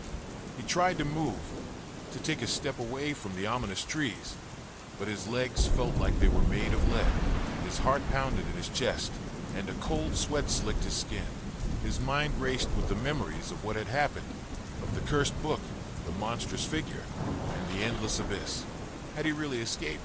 Was this some twisted trick of the darkness, pulling him back into its grasp? Marcus! The whisper came again, clearer this time, more distinct. It was a voice that felt familiar, yet distant, as if it belonged to someone he once knew, but could no longer remember. He whipped around, but the forest remained as it had been, silent, dark, and foreboding. There was no one there, no one except for the trees, the shadows, and the growing sense of dread that seemed to suffocate him from all sides. The ground beneath his feet shifted slightly, as though the earth itself was alive, pulsating with an unnatural rhythm. It felt wrong, unnerving, as if the world around him was warping, bending in ways that defied reality. He could feel his pulse quickening as the whispers continued to call to him, growing louder and more insistent. The words were no longer just whispers. They were commands, demands. His name echoed in the air like a chant, pulling him forward against his will. Come back, Marcus. Come back to us. The voice was unmistakable now. It was the same voice he had heard in the house, the voice of the creature that had haunted him, that had dragged him through the darkest corners of his mind. He was no longer just hearing it. He was feeling it, sensing it deep within his bones, as if the very essence of the creature had seeped into the fabric of his being. Suddenly, the ground trembled beneath him, and a low, guttural growl reverberated through the air. He looked up in time to see a shape emerging from the darkness between the trees, a figure cloaked in shadow, its features obscured by the thick fog that had begun to roll in. It was tall, taller than any human being had a right to be. Its eyes glowed with an unnatural, red light, and its form seemed to shift and flicker as if it were a creature made of smoke and nightmares. Marcus's breath caught in his throat, and his body tensed. He tried to move, but his legs refused to obey. The creature was closer now, its movements slow and deliberate, as if it were savoring every moment of fear that radiated off of him. Did you think you could escape, Marcus? The creature's voice was a low, menacing hiss, and it seemed to vibrate through the very air around him. There is no escape. You belong to us now. Marcus's mind raced, the terror threatening to consume him as he tried to process what was happening. The book, the curse, everything had been leading him here. This creature, whatever it was not just part of his nightmare. It was a part of something much darker, something much older. The creature stepped forward, its long, bony fingers reaching out toward him. The air around him grew colder, and the ground beneath him seemed to give way, as though the earth itself was ready to swallow him whole. His breath came in short, panic gasps, and for a moment, he thought he might pass out from the sheer weight of his fear. But then, something inside of him snapped.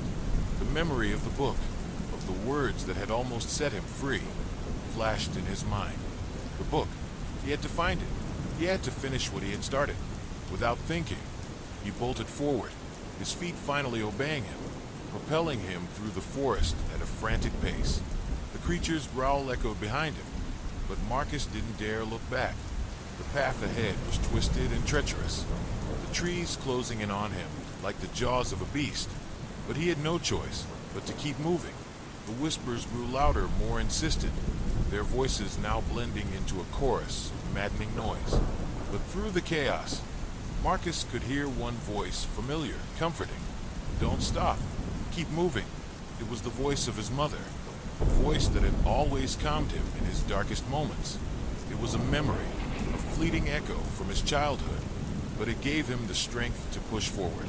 His feet stumbled over the uneven ground, and he nearly tripped over a root. But he kept going. There was no turning back now. He had to find the book. He had to finish what he had started, or he would never be free. The fog thickened as he ran, the trees growing more twisted, their gnarled branches reaching out like fingers, trying to ensnare him. The air was thick with an unnatural chill, and the whispers became a cacophony of voices, all calling his name, all demanding his attention. He reached a clearing, his chest heaving as he stopped to catch his breath. The trees around him seemed to close in, their branches blocking out the sky. There, in the center of the clearing, was the book. It lay on the ground, its pages fluttering as if beckoning him. Marcus's heart raced as he approached it. The book was glowing now, its pages shimmering with an eerie light. It was as if the book itself were alive, waiting for him to return. He dropped to his knees and grabbed it. The moment his fingers touched the cover, sending a shock of energy coursing through his body, the whisper stopped, and for a moment, there was only silence. A deep, suffocating silence that seemed to press in on him from all sides. But then, the ground trembled again, and the creature's voice rang out once more, louder than before. "You cannot undo what has been done, Marcus." The voice was all around him now, reverberating through the very air, vibrating his bones. He could feel the creature's presence growing stronger, closer, as if it were closing in on him, preparing to consume him whole. Marcus opened the book, his hands trembling as he flipped through the pages. The words on the pages were still the same, still cryptic, still impossible to understand. But there, at the back of the book, was something different, a new page, one that hadn't been there before. He leaned in closer, his eyes scanning the text. This time, the words were different, clearer, more precise. "Call forth the shadow." The words read, "Release the binding." Marcus's heart skipped a beat. Was this the answer? Was this the way to break the curse? To end this nightmare once and for all? He didn't have much time.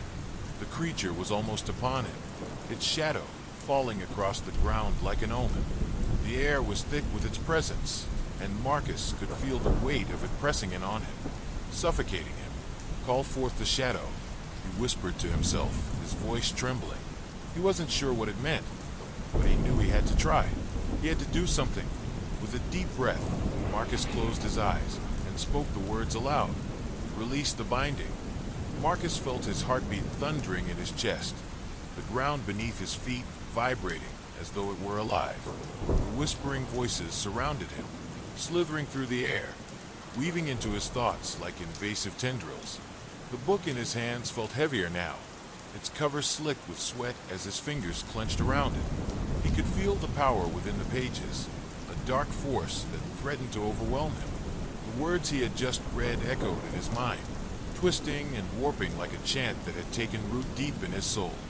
"Release the binding," he whispered again, the words trembling on his lips. He wasn't sure what it meant, but he had no choice now. The creature was near, its presence suffocating, filling the air with a darkness so thick it made it hard to breathe. As he spoke the incantation aloud, a sudden silence fell over the clearing. It was as if the world itself had stopped, holding its breath. Then, from the corner of his eye, he saw it, the shadow. It moved with a fluid, unnatural grace, creeping from the darkness between the trees. Its form was barely visible, a shifting mass of blackness that seemed to devour the very light around it. Marcus's pulse quickened, and his mind screamed at him to run, but his legs refused to move. His body felt paralyzed, caught in the grip of some unseen force. The air around him grew colder, biting at his skin like icy claws. The ground beneath him seemed to shift again, as if the earth itself were alive and trying to pull him under. Then the voice came, soft and insistent, a low growl that vibrated in his chest. "You shouldn't have done that, Marcus." He turned, his eyes wide with terror. But the creature was still hidden in the shadows. He could feel it, though. Its presence, its hunger. It was as if it were circling him, drawing closer with every passing second. You think you can break the curse? You are already ours. The voice hissed, growing louder, more insistent. You belong to the darkness. The book in Marcus's hands began to tremble, its pages flipping rapidly, as though caught in a wind that only it could feel. The words on the pages were shifting, changing, as though they were alive. He tried to read them, but they were no longer the same. They had become a grotesque jumble of symbols and letters that seemed to writhe on the page like snakes. The creature stepped forward, its form becoming clearer now, though still shrouded in shadows.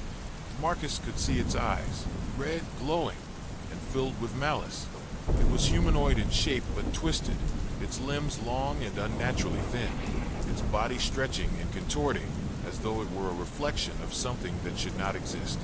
Its mouth was a gaping void, filled with rows of sharp, jagged teeth that seemed to mock him with their monstrous grin. You cannot escape us, Marcus. We are the ones who created you. We are the ones who gave you life. The word sent a chill down his spine, and his grip on the book tightened. The creature was right. It was as if his very existence had been shaped by this thing, this curse that had taken hold of him the moment he opened the book. Everything, from the nightmares to the whispers, had been leading him here, to this moment of reckoning. You should have never read it, the creature continued, its voice a low, guttural growl. Now you will join us. You will become one with the darkness.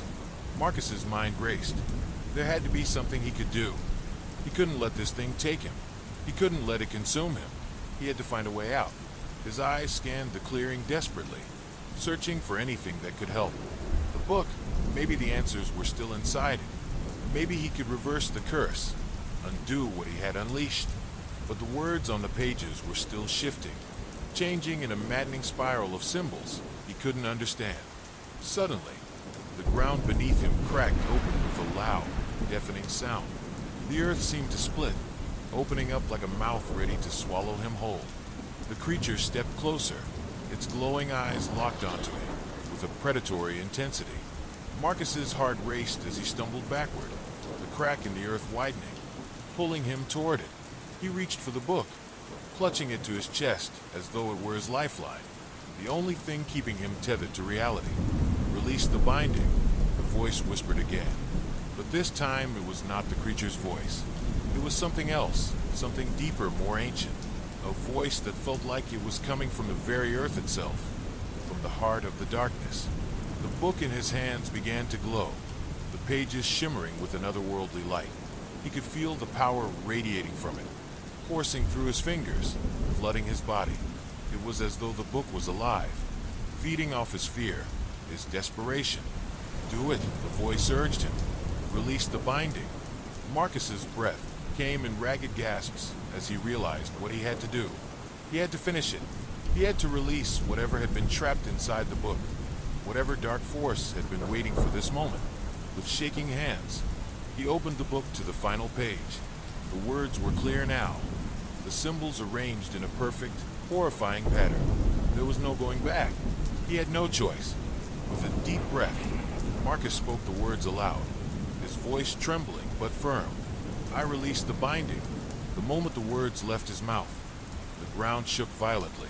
The creature let out a deafening screech, its form warping and twisting as though it were being pulled apart. The shadows around them seemed to tear open, revealing a world beyond, a world of darkness and chaos, a place where the very laws of reality no longer held. Marcus stumbled back, his legs giving way as the earth cracked open beneath him. The book flew from his hands, spinning through the air like a spinning vortex. The darkness reached out, consuming everything in its path.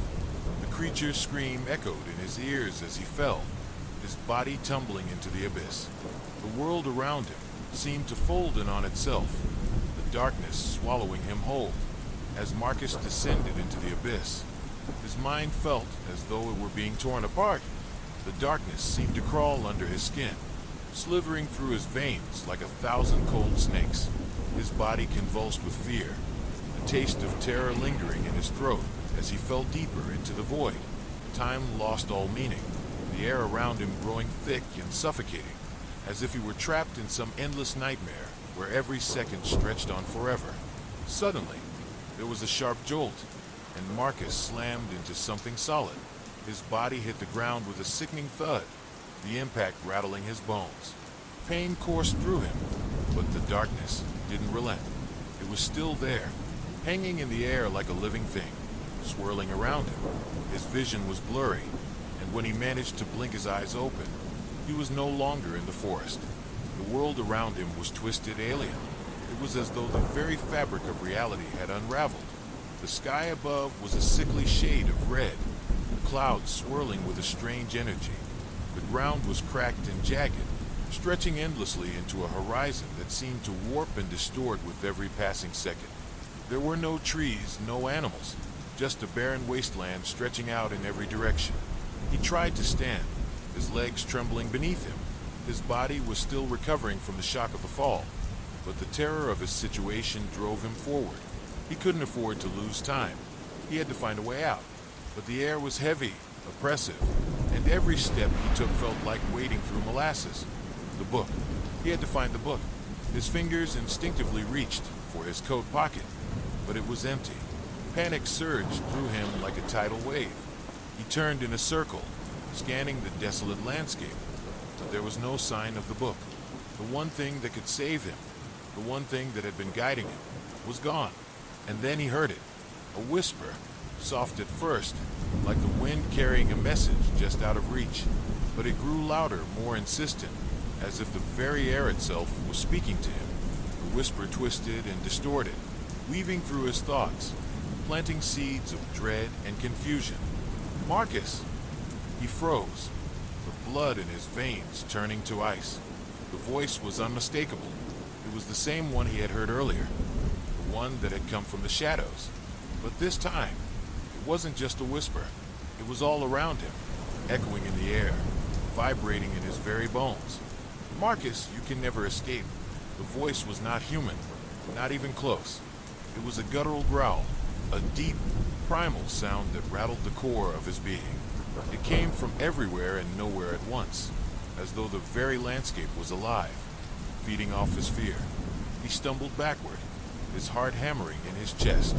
His breath came in shallow gasps, his mind racing as he tried to make sense of the situation. He was trapped in a place that defied all logic, a place where the rules of reality no longer applied. And the voice was getting closer. Come closer, Marcus. We're waiting for you. He turned and began to run, his legs carrying him with a frantic urgency he didn't fully understand. The ground beneath him seemed to shift, the jagged cracks in the earth opening wider with each step. The sky above churned, the red clouds swirling in a vortex of malevolent energy. It was as if the very world around him was watching, waiting for him to slip up, to make a mistake. Every shadow seemed to hide a new horror. Every flicker of movement sent his heart racing. And then he saw it, a figure, standing in the distance. At first, it appeared to be a mirage, a distortion in the air. But as he drew closer, the figure became clearer, and Marcus froze in his tracks. It was a man. No, not a man, but something that resembled one. The figure stood tall, its body draped in a tattered cloak that billowed in the unnatural wind. Its face was obscured by a hood, but even from a distance, Marcus could feel the malice radiating from it. There was something deeply wrong about the figure, something that made his skin crawl. The figure turned toward him, and Marcus could see its eyes, glowing, empty voids that stared into his soul. The gaze pierced through him, cutting into his thoughts, his very essence. "Welcome, Marcus," the figure said, its voice smooth and cold. "I have been waiting for you." Marcus's breath caught in his throat. He had no idea who or what this figure was, but he knew instinctively that it wasn't a friend. It wasn't even human. It was something far older, something that had been lurking in the shadows long before he had ever stepped foot in that cursed forest. "What do you want from me?" Marcus's voice shook, but he forced himself to speak. "Why am I here?" The figure tilted its head, as if amused by the question. "You've already done it, Marcus. You've unleashed what should have remained buried. The words hit Marcus like a punch to the gut. He remembered the book, the ancient curse, the whispers in the darkness. He had opened something he had never meant to unleash. And now it was too late. The figure took a step forward, its movements fluid and unnatural, as though it were gliding across the ground. With each step, the air around it grew colder, and the shadows seemed to gather, swirling around the figure like dark tendrils. You opened the door, Marcus. Now, you must pay the price. Marcus's heart skipped a beat. He had no idea what kind of price he would have to pay, but he could already feel the weight of it pressing down on him. It was as though the air itself was thick with dread, the very world around him closing in, suffocating him with its dark energy. Suddenly, the ground trembled again, and Marcus looked down to see the cracks in the earth widening, pulling apart like a gaping maw. The shadows rose from the depths, swirling around him like a storm of darkness. He could feel the cold hands of the abyss reaching for him, tugging at his ankles, pulling him toward the center of the void. He fought against it, struggling to keep his footing, but it was no use. The darkness was everywhere, wrapping around him like a vice, squeezing the air from his lungs. He tried to scream, but no sound came out. He could feel himself being dragged toward the center of the darkness, toward the figure that watched him with those empty, glowing eyes. "You cannot escape," the figure repeated, its voice now a low growl. "We are eternal. We are the darkness that has always existed, the shadows that haunt the edges of reality." Marcus could feel his strength fading, his body growing weaker with each passing second. He had made a terrible mistake, and now there was no going back. The darkness was closing in, and there was nothing he could do to stop it. But then, just as he thought it was all over, a flash of light erupted from the book. The pages glowed with a brilliant, blinding energy, and the shadows recoiled, hissing and thrashing as if they were being burned by the light. The book, once abandoned, had returned, and in that moment Marcus knew there was still hope. With the last of his strength, he reached for the book, his fingers brushing the edges of the glowing pages. The moment he touched it, a surge of power coursed through him, filling him with warmth, strength, and clarity. The darkness screamed in fury, but Marcus held on, pulling the book closer to his chest. The figure screeched, its form flickering and distorting, as though it were being torn apart by the very light that emanated from the book. The shadows around them began to dissipate, melting away into nothingness. The sky above shifted, the red clouds parting to reveal a sliver of blue. "And oh," the figure howled, its voice filled with rage and desperation. "You cannot defeat us." But Marcus stood tall, the power of the book flowing through him like a current of raw energy. He felt its presence, its wisdom, and its fury. It was time to end this nightmare. With a single word, the light from the book exploded outward, enveloping the figure and the surrounding darkness. There was a deafening roar, a sound that shook the very earth beneath him. The shadows writhed and screamed, but it was too late. The darkness was vanishing, pulled back into the void from which it had come. Marcus stood alone in the clearing, the book still glowing in his hands, the last remnants of the nightmare fading away into the distance. He had won for now, but deep in his gut, a terrible feeling remained. The darkness had not been destroyed. It had only been pushed back, and somewhere, out there in the forgotten corners of the world, it was waiting to return. Marcus stood in the eerie silence of the abyss, his heart pounding, his breathing ragged. The book was still glowing in his hands, its light now a gentle pulse rather than a blinding flare. It seemed to hum with power, like a heartbeat, resonating deep within his chest. The oppressive air that had once threatened to crush him had lifted, but there was a lingering unease, a sense that the darkness was not truly gone, just momentarily pushed back. As the light dimmed, Marcus glanced around the clearing, expecting to see the destruction he had wrought, but instead, the landscape had changed.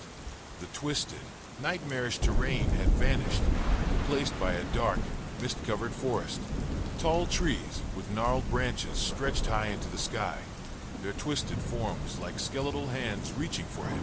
The ground was damp, covered in a thick carpet of moss that muffled his footsteps. The air smelled of decay and something far more sinister, a smell that clung to his clothes, to his skin. He looked back at the book. It was now cold to the touch, its pages no longer glowing. The power that had surged through him moments ago had faded, leaving him feeling weak, as though he had expended every ounce of energy just to hold on. The weight of what he had done, what he had unleashed, hung heavily on his mind. The darkness was still there, lurking in the corners of his thoughts, waiting for the right moment to return. But how? What had happened to the figure? To the force that had sought to claim him? Was it truly gone? Or had he merely delayed its inevitable return? He tightened his grip on the book and began walking, his steps slow and deliberate. The forest around him seemed to close in, the trees bending in unnatural ways, their shadows stretching and warping as if they were alive.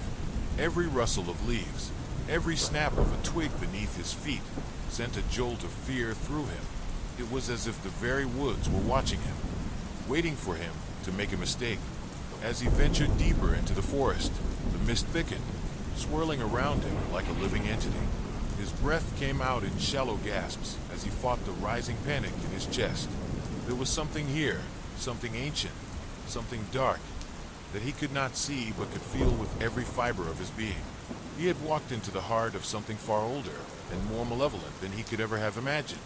Then he heard it, a faint whisper, barely audible over the sound of his own heartbeat, but unmistakable. It was the same voice he had heard before, the voice that had come from the shadows, the voice that had promised him there was no escape. Marcus!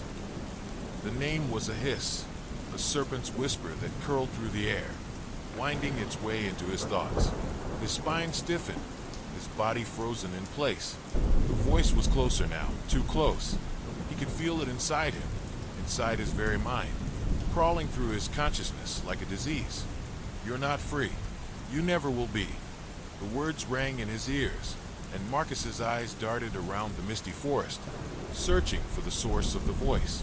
He saw nothing, but he felt it, felt the oppressive weight of something moving in the darkness, something watching, something waiting.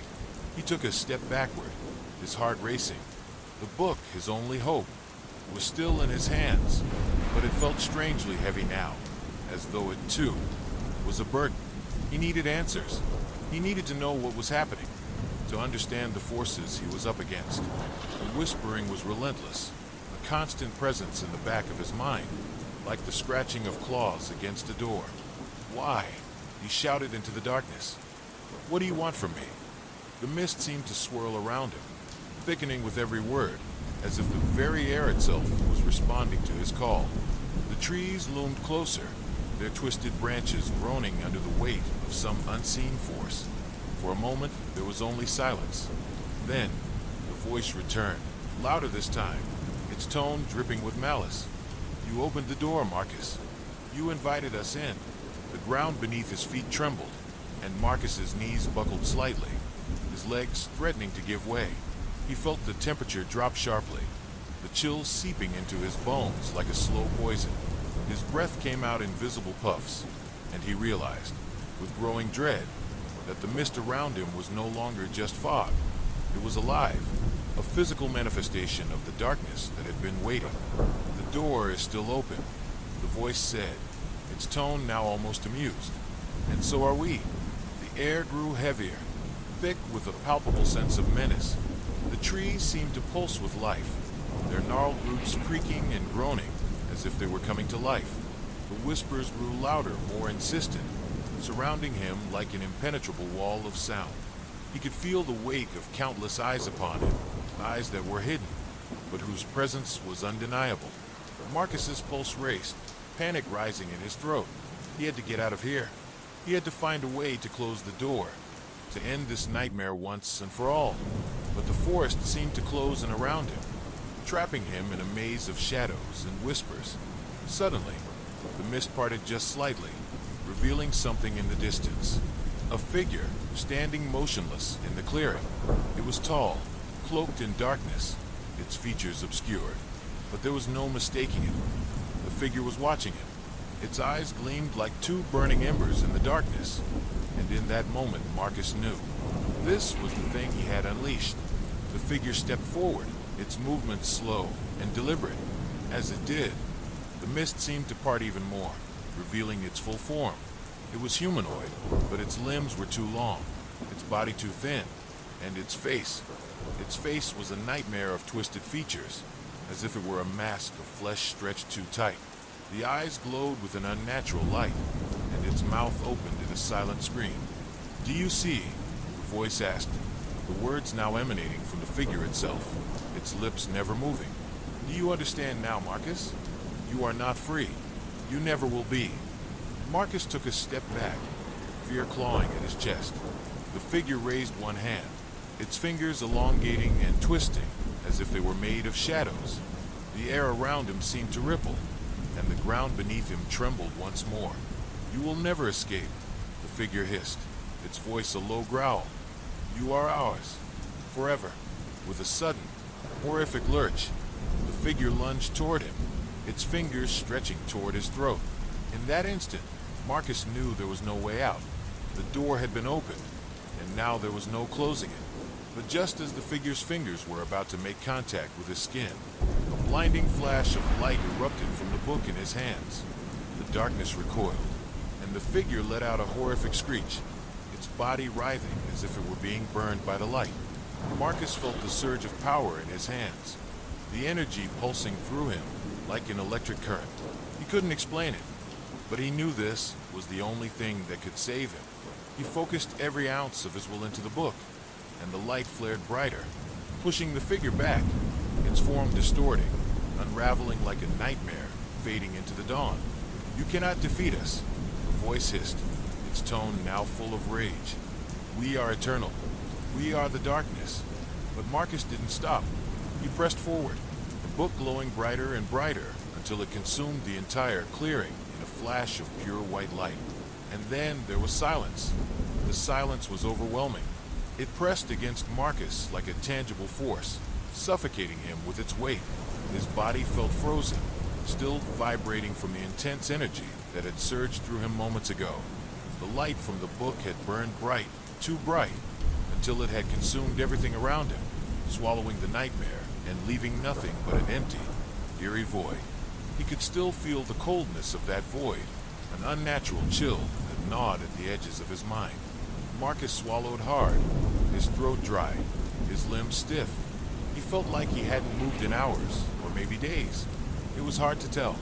The forest around him was gone. The twisted trees, the gnarled roots, the suffocating mist, they were all gone. In their place was an endless stretch of nothing, a void so black it seemed to swallow all light, leaving him alone in the dark. The book still pulsed weakly in his hands, its once violent glow now a dim, fading ember. He wanted to believe that everything had ended, that the darkness had finally been defeated. But deep down, he knew better. This was just the calm before the storm. It always was. "Marcus," the whisper came again, low and guttural, barely audible over the thumping of his own heartbeat. It was a voice he recognized, the same voice that had haunted him since the moment he had opened the cursed book. He knew it was not just a figment of his imagination, not a trick his mind was playing on him. The voice was real, and it was closer than ever before. His breath hitched in his chest as he spun around, but there was nothing, just darkness, deep, suffocating darkness. No trees, no sky, just the endless, oppressive void stretching in every direction. The silence was deafening, yet the whisper had come from within it, and he knew that whatever it was not far. "Marcus!" It was louder now, more insistent. The voice scraped against his mind like a jagged, rusted nail. His hands clenched around the book, his knuckles turning white, but still, the darkness remained. He wanted to run, wanted to escape, but his legs wouldn't move. They were rooted in place, as if the void itself was holding him there. "Are you afraid, Marcus?" The voice was no longer a whisper. It had become a low, mocking growl, its tones dripping with malice. It slid into his thoughts like oil, greasy and slick, and he could feel it worming its way deeper, burrowing under his skin, into the very core of his being. Did you think you could escape us? Did you think you could close the door? Marcus's stomach twisted with nausea. The words seemed to reach into him, prying open his thoughts, exposing his deepest fears, his darkest memories. The figure he had seen before, the one with the grotesque face and the glowing eyes. It was back. Its presence, its weight, was suffocating him. It was not just one creature. It was something far more ancient, more insidious. Something that had been waiting for him long before he ever opened the book. He tried to speak, but his mouth was dry. His words caught in his throat. The void around him shifted, a ripple of movement in the blackness.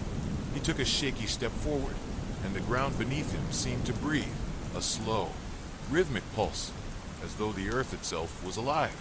It was never about the book, Marcus. The voice continued, now a low hiss that seemed to come from every direction at once. The book was just a key, a way for us to find you, to bring you here. A cold sweat beaded on Marcus's forehead. The ground beneath him began to crack, thin lines of light appearing in the cracks, glowing with an otherworldly blue hue. His heart raced, his pulse pounding in his ears. The cracks widened, the light bleeding out like ink spilled on paper. The key opened the door. The voice said, its tone suddenly soft and almost tender, as if it were comforting him. And now you belong to us. You've always belonged to us. Marcus's mind reeled. He thought of the village, of the stories he had heard as a child, tales of ancient beings, dark forces that thrived in the shadows, creatures that could reach into the hearts of men and twist them into something unrecognizable. Was it true? Had he opened a doorway to something beyond understanding? And now, was he doomed to be its servant for all eternity? The cracks in the ground spread further, and from them emerged shapes, shadows, dark and shifting, like smoke that had taken form. The shapes were amorphous at first, but then they began to take on a more distinct shape, solidifying into twisted, monstrous figures that were only half-formed, like nightmares coming to life. Marcus stepped back, his breath coming in shallow gasps. His heart thudded painfully against his chest as the figures loomed closer, their forms flickering in and out of focus, their twisted faces grotesque parodies of human features. The first figure stepped forward. It was tall, impossibly tall, with limbs that stretched and warped, its skin an inky black that seemed to absorb all light. Its eyes, two glowing orbs, shone with an eerie, sickly light. The figure tilted its head as it stared at him, a smile stretching across its face, a smile that was far too wide, too unnatural. Did you think we would leave you so easily? It hissed, its voice a rasping, broken sound, as if it were scraping against something sharp. You opened the door, Marcus. You can never shut it. The other figures began to gather around him, their forms now fully solid, their eyes gleaming with a malevolent hunger. They circled him, their movements slow, deliberate, like predators stalking their prey. Marcus's hands tightened around the book, his knuckles white. He didn't know what to do. He didn't know how to fight them. He had thought the light from the book would be enough. But now, it felt like a distant memory, a fleeting moment of hope that had vanished as quickly as it had come. You can try to fight us, the figure said, its voice now soft, almost pitying. But you will never win.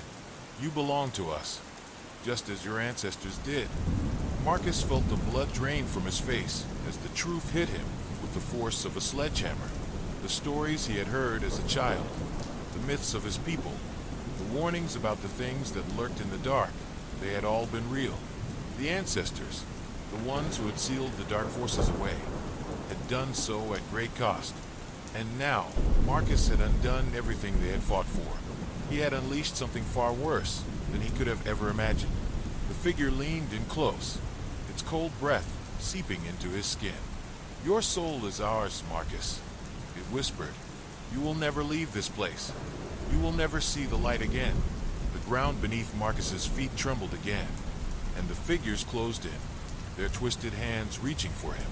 He felt the weight of their presence pressing against him, suffocating him, as if the very air was thickening, closing in around him. But as the first cold, skeletal hand brushed against his skin, a burst of light erupted from the book in his hands. It was not the same light as before. This one was raw, uncontrolled, a blinding flare that pushed the shadows back. The figures screamed in unison, their forms writhing as the light seared them, their eyes flashing in pain. For a moment, Marcus thought he saw something, something beyond the figures, beyond the darkness.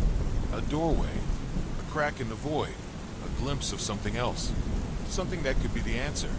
With every ounce of strength he had left, Marcus thrust the book forward, focusing every thought, every instinct, into the light.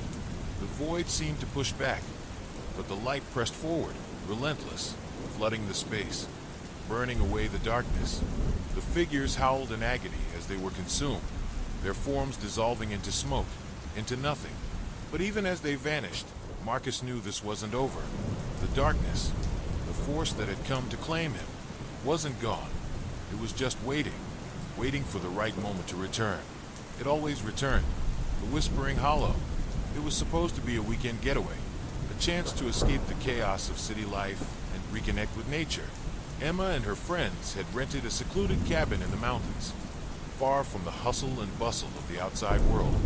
The air was crisp, the sky a deep blue, and the forest stretched endlessly around them. Perfect, they thought. Peaceful. A paradise. But from the moment they arrived, there was something off about the place. It wasn't anything they could put their finger on exactly, but it lingered in the air, a sense of unease, a whisper just beyond their awareness. They laughed it off at first, chalking it up to their imagination. But deep down, the cabin was old, wooden beams creaking in the wind, the floorboards groaning with each step. The furniture was mismatched, worn from years of use. But still, there was something strangely comforting about it. A fire crackled in the hearth, casting flickering shadows that seemed to dance across the walls. And outside, the wind howled through the trees like a distant cry for help. It was the first night when the strange things began to happen. At around midnight, as they were gathered around the fire, telling stories and drinking wine, a low whisper echoed through the room. It was soft at first, so faint that Emma thought she might have imagined it. But as the moments passed, it grew louder. It wasn't a human voice. It was something darker, more primal. The hairs on the back of her neck stood on end, and her heart began to race. "Did you hear that?" Emma asked, her voice barely above a whisper. Her friends stopped, their eyes widening in unison. They all sat still, listening to the silence. But it didn't last long. The whisper came again, clearer this time. It was a voice, but not one they could recognize. The words were unintelligible, a guttural sound that seemed to slither through the air. "What the hell is that?" One of her friends, Kate, asked, her face pale. "It's like it's coming from inside the walls." They all exchanged uneasy glances, trying to convince themselves that it was nothing more than the wind or the house settling. But deep down they all felt it, the strange presence that hung in the air, pressing in on them. Later that night, after the fire had burned out and the cabin had fallen into an eerie silence, Emma decided to take a walk outside. The moonlight bathed the forest in an almost ethereal glow, casting long, twisted shadows across the ground. She wrapped her coat tighter around her shoulders, trying to shake off the feeling that someone, or something, was watching her. As she walked deeper into the woods, the whispers returned, but this time they weren't coming from the cabin. They seemed to be coming from the very trees themselves, carried on the wind. Emma's pulse quickened as she looked around, the hairs on the back of her neck prickling with fear. The path through the woods was narrow, the trees closing in on either side of her, their branches swaying in the breeze. She had wandered too far. The whispers had stopped, but now there was only a deep, unnatural stillness in the air, as if the forest itself was holding its breath. Emma felt her stomach twist in knots, an overwhelming sense of dread washing over her. She turned to head back to the cabin, but the path that had once been so clear now seemed unfamiliar. The trees had shifted, their shadows twisting into unnatural shapes. The wind was no longer a soft breeze. It was a howling gust that seemed to come from all directions. Emma's heart pounded in her chest as she broke into a run, the path becoming more distorted, more disorienting with every step she took. Her breath came in ragged gasps, the fear growing inside her like a living thing. The trees seemed to close in on her, their branches reaching out like skeletal hands. She stumbled, falling to the ground, her palms scraping against the rough earth. She pushed herself up, panic setting in. And that's when she saw it. At the edge of the clearing, standing in the moonlight, was a figure. At first, Emma thought it was one of her friends, but as she squinted, she saw the figure was much taller, much thinner, its limbs unnaturally long. It was dressed in tattered clothes, its face hidden in the shadows, but she could feel its eyes on her, cold, empty eyes that seemed to pierce through her. The figure didn't move. It simply stood there, watching her, her breath caught in her throat, her legs refusing to move as the figure began to step closer. Each step it took seemed to make the ground tremble, and the whispers grew louder, surrounding her from every direction. She wanted to scream, to run, but her voice was caught in her throat. The figure reached out a long, skeletal hand toward her, and she recoiled instinctively. But it was too late. The hand brushed her cheek, cold like ice. And in that moment, everything around her seemed to go black. When Emma opened her eyes, she was back at the cabin. The fire was still burning, the room exactly as it had been when she left. Her friends were sitting on the couch, looking at her with confusion and concern. But when Emma spoke, her voice sounded distant, almost as if it were coming from someone else. "What happened?" she asked, her voice shaking. "We were about to come find you," Kate said, standing up and rushing over to Emma. "You've been gone for hours. What happened out there?" Emma looked around, her heart racing. The fear that had gripped her only moments before was still present, gnawing at the back of her mind. She couldn't explain it. She couldn't explain the figure, the whispers, the way she had felt the moment it touched her. But one thing was certain. Something had followed her back. Over the next few days, the whispers became more frequent, more insistent. Emma tried to ignore them, tried to convince herself it was just the stress of the situation, but they were always there, just beneath the surface. And the figure she had seen in the woods, it hadn't just been a figment of her imagination. She saw it again, standing at the edge of the trees, watching her through the windows at night. Each time, it grew closer. Its presence became stronger, more real. Then came the night the house began to change. Emma woke up to a low, rumbling sound, like the foundation of the cabin was shifting. The air was thick with tension, and the walls seemed to be vibrating with the energy of something ancient, something powerful. She bolted upright, her heart racing as the whispers became louder, no longer distant but close. Too close. It wasn't just the house. The very land itself seemed to be alive, groaning and shifting beneath them. Emma could feel it in her bones. The thing they had awakened in the woods was not content to stay hidden. It wanted something, and it was coming for them. The door to the bedroom creaked open, and Emma's eyes widened in terror as she saw the figure standing in the doorway, its face now visible. It was pale, sickly, its skin stretched tight over its bones, and its eyes were black pits, endless voids that swallowed all light. It smiled, a twisted, inhuman grin that made her stomach churn. "You cannot leave," it said, its voice a low, guttural growl. "You have awakened us, and now you will stay." The figure stepped forward, its long, bony fingers reaching for her, and Emma screamed. She tried to run, but the walls seemed to close in around her, trapping her in the room. The figure's hand was inches from her when the ground beneath her feet gave way. She fell, the whispering hollow part two. The ground seemed to give way beneath Emma's feet with a suddenness that took her breath away. One moment, she was standing in the room, paralyzed by terror as the figure loomed closer. The next, she was falling into darkness. Her body collided with the ground, a sharp pain shooting through her limbs. But it was the cold that hit her first. It wasn't the kind of cold she had felt before. It wasn't the crisp chill of the mountain air or the biting frost of winter. No, this cold felt unnatural. The air seemed to freeze around her, seeping into her skin, into her bones, and even deeper into her soul. She struggled to sit up, her hands pressed against the ground, only to realize that the earth beneath her wasn't dirt. It wasn't even solid. It was as if she had fallen into something that felt alive.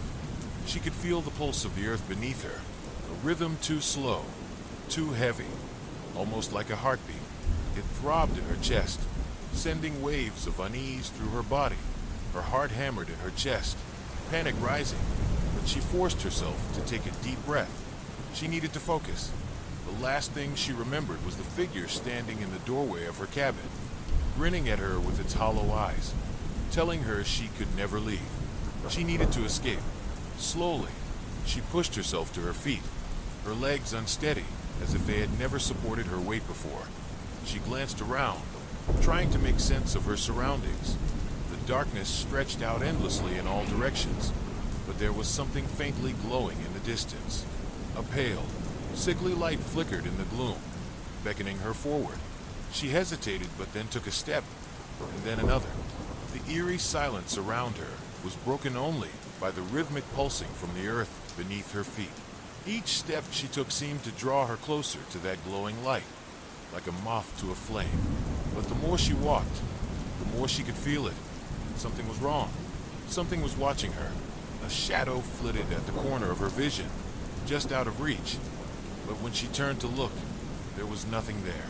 The light grew brighter, but it was cold, and as she moved toward it, the shadows in the periphery deepened. They were closing in on her. Her breath became shallow. She tried to run, but her feet felt heavy, weighed down by an invisible force. It was like the ground itself was trying to keep her in place, to trap her in this void of terror. But she couldn't stop. She couldn't go back. The whispers, once distant, now came rushing toward her in a torrent of jagged voices. They were everywhere all around her, calling her name. No, not her name. Something else. They spoke in languages she couldn't understand, their words like nails scratching against her mind, dragging her deeper into madness. "Come closer," one of the whispers said, the voice distorted and harsh, as if it was spoken through 1,000 mouths. Emma's body trembled, but she couldn't stop herself. Her feet moved forward, one step after another, drawn to the light. The air grew colder with each passing moment, and the whispers began to twist into laughter. The sound of it sent a shiver down her spine. She reached the light, but what she saw wasn't what she expected. The glow illuminated a large stone archway, ancient, weathered, its surface covered in strange symbols that seemed to shift when she wasn't looking directly at them. The archway stood in the middle of a vast, empty space, a void that stretched out forever. But beyond the arch, Emma could feel something different, something familiar. It was the sense of being watched, of being observed from all angles. She stepped closer to the arch, her heart pounding in her chest. It was then that she saw it. Beyond the archway, in the depths of the shadows, were figures. Tall, gaunt shapes, like specters in the dark. They stood motionless, their faces hidden in the shadows, their bodies twisted and malformed. The whispers intensified, a cacophony of voices now echoing in her ears. They were begging her to come closer, to step through the arch. But deep down, Emma knew that doing so would be the end of her. She tried to pull away, but her feet were rooted to the ground. The stone beneath her seemed to pulse with each beat of her heart. The figures beyond the arch began to move, their skeletal limbs creaking and groaning as they took slow, deliberate steps toward her. Their faces were still hidden, but she could feel their gaze, cold, empty, and hungry. Suddenly, a sharp pain shot through her chest, a pressure that felt like her ribs were being crushed. She gasped, struggling to breathe, her hands instinctively clutching her heart. It was as if the very air around her was squeezing the life out of her. "You shouldn't have come here," a voice echoed in her mind, and for the first time, it wasn't a whisper. It was clear, commanding, and terrifyingly familiar. It was the same voice she had heard the night she arrived at the cabin. "You have awoken us, and now you must stay." Her knees buckled, and she collapsed to the ground. She was barely able to keep herself from slipping into unconsciousness, her body racked with pain. The whispers around her grew louder, more urgent, as if the figures beyond the arch were closing in. But then, just as everything seemed to fade away, a scream pierced the air. It wasn't Emma's. It was Kate's. The scene shifted. Emma's head snapped up. She was no longer in the dark void, but standing in the middle of the cabin. The fire was crackling in the hearth, casting warm, flickering light on the walls. Her friends were there, staring at her, their faces wide with confusion and fear. But something was wrong. They were all frozen in place, their eyes wide, locked on something behind her. Emma spun around, her pulse quickening as her eyes met the figure once again. It was standing in the doorway, just as it had been before, but this time it was different. Its eyes were glowing with a sickly green light, and its mouth stretched into an impossibly wide grin. It didn't speak, but the message was clear. It's too late. Emma took a step back, her hands trembling as the figure slowly advanced toward her, its long, spindly limbs moving with a fluid, unnatural grace. The air around her thickened, suffocating her, and she realized with a cold jolt that the figure was not alone. There were others. They began to materialize out of the darkness, more tall, gaunt figures emerging from the shadows, their faces hidden, but their presence undeniable. They were closing in on her, inch by inch. The whispers grew louder, a chorus of voices now, all speaking in unison.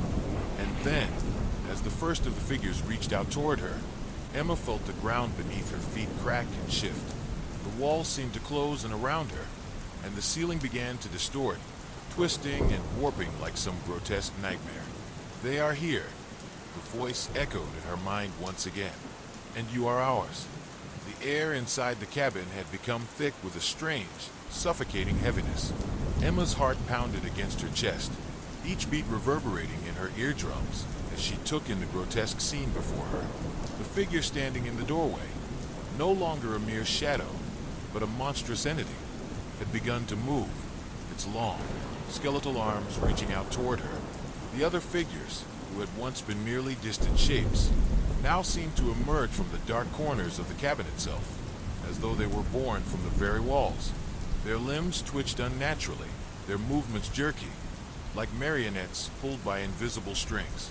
Their faces were still hidden in shadow, but Emma could feel their gaze, cold and insatiable, crawling across her skin. The whispers had grown louder now, deafening, all-consuming. The voices were no longer just distant murmurs. They were inside her mind, scratching at her thoughts, pulling her toward madness. They whispered her name, over and over, like a chant, but it wasn't her name they were calling. It was something else, something unholy. Each syllable sent tremors through her body, her knees buckling as if the weight of the world was crashing down on her. Emma, come to us. The voice was closer now, reverberating through the cabin like a swarm of insects. The floor creaked underfoot, a deep groan that echoed through the silence, as if the entire house were alive, aware, and watching her. Her breath quickened. The figure in the doorway moved again, its head tilting at an impossible angle, its eyes gleaming like twin pools of liquid malice. And for the first time, Emma realized that its eyes weren't just glowing. They were pulsing, like the heartbeat of something ancient and malevolent. It was alive, alive in a way that no natural being could be. Her thoughts raced. She had to get out. She had to escape this nightmare before it consumed her, before the darkness swallowed her whole. But her body refused to obey. Her legs felt like they were made of stone, each step feeling like a mile, as if something was pulling her back, keeping her trapped in this place. The whispers grew louder, more insistent, filling her mind, drowning out every other sound. They began to form words, phrases, taunting, mocking, and relentless. You can't run. You can't hide. You belong to us now. Emma clenched her fists, trying to block out the voices, but it was impossible. Her mind was slipping, her thoughts fragmented, like pieces of a shattered mirror, each one reflecting a different nightmare. She tried to scream, but no sound came from her throat, only a dry rasp that made her feel more isolated, more alone. The figure in the doorway stepped forward again, its movement slow, deliberate, like it had all the time in the world. The air seemed to warp around it, distorting the very space in the room. Emma's eyes followed its every movement, paralyzed with fear. She couldn't look away. She didn't want to look away, but it was as if the figure's gaze held her captive, drawing her in, making her feel like she was drowning in its unholy presence. Behind her, Kate's lifeless body still lay sprawled on the floor, a cruel reminder of the horrors that had already unfolded in this place. Her once bright eyes were now empty, devoid of life, staring vacantly at the ceiling.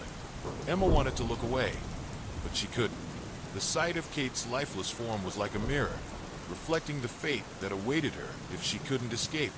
The cold, empty eyes seemed to mock her, telling her that there was no hope, no way out.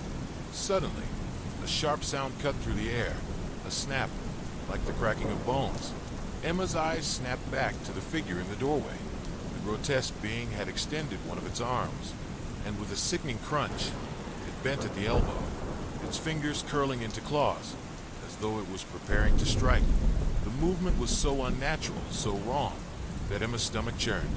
It wasn't just a monster, it was something worse, something beyond comprehension.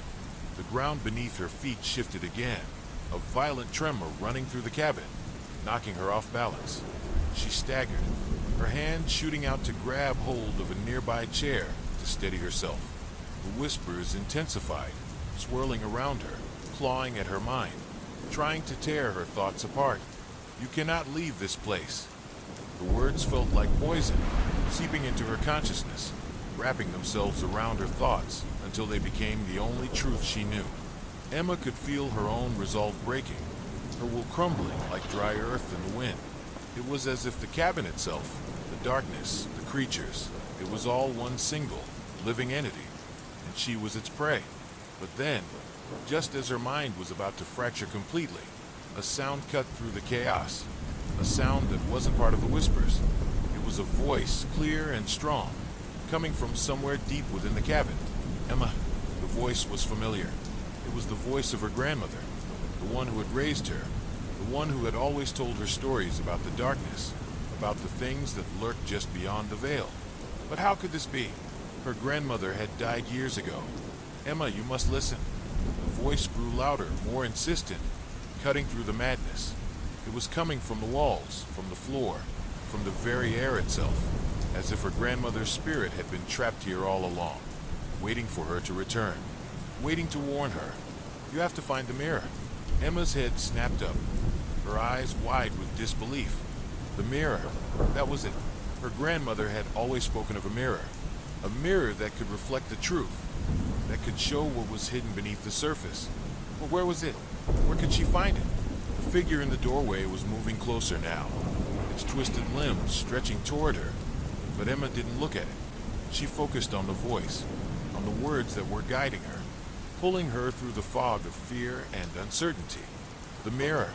She turned, stumbling as she ran toward the far wall of the cabin. She knew where it was now. She had seen it before, a large, ornate mirror hanging in the back of the room, covered in dust. She had never paid much attention to it before, but now it was the only thing that mattered. The closer she got to the mirror, the more the whispers faded, replaced by a strange stillness, an eerie calm that seemed to settle over her. She reached out, her fingers brushing against the cold glass, and for a moment, she hesitated. What would she see? Would the mirror show her something more terrifying than the monsters that were chasing her? Would it reveal the truth about this place, about what had happened to her friends? But she couldn't stop now. She had to know. With trembling hands, she wiped away the dust from the surface of the mirror, her breath catching in her throat as she saw her reflection. But it wasn't just her reflection. The figure was there, standing right behind her, its twisted face, those glowing eyes, the grin that stretched impossibly wide. It was reflected in the mirror, but it wasn't just an image. It was real. It was standing there, in the cabin with her. And then it spoke. "You cannot escape." The figure's voice was a twisted mockery of human speech. Its low, guttural growl reverberated in Emma's chest, and her pulse raced in time with the sound. The room around her seemed to warp, the walls pulsing like the beat of a heart, alive, restless, and malevolent.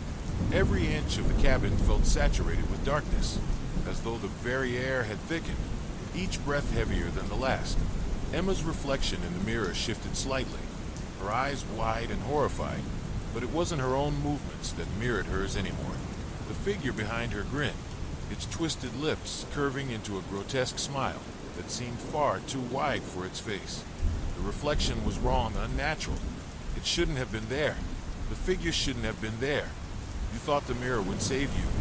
The voice was a low hiss, crawling under her skin, scratching at her thoughts. The reflection moved closer, its skeletal hand reaching out from the glass, as if it was no longer just trapped within the surface. Emma's heart stopped for a split second, her body frozen, unable to move, her breath catching in her throat. The figure's fingers extended, pressing against the glass from the other side, the jagged nails scraping, leaving behind a trail of black marks on the surface. In that moment, Emma knew she was no longer alone.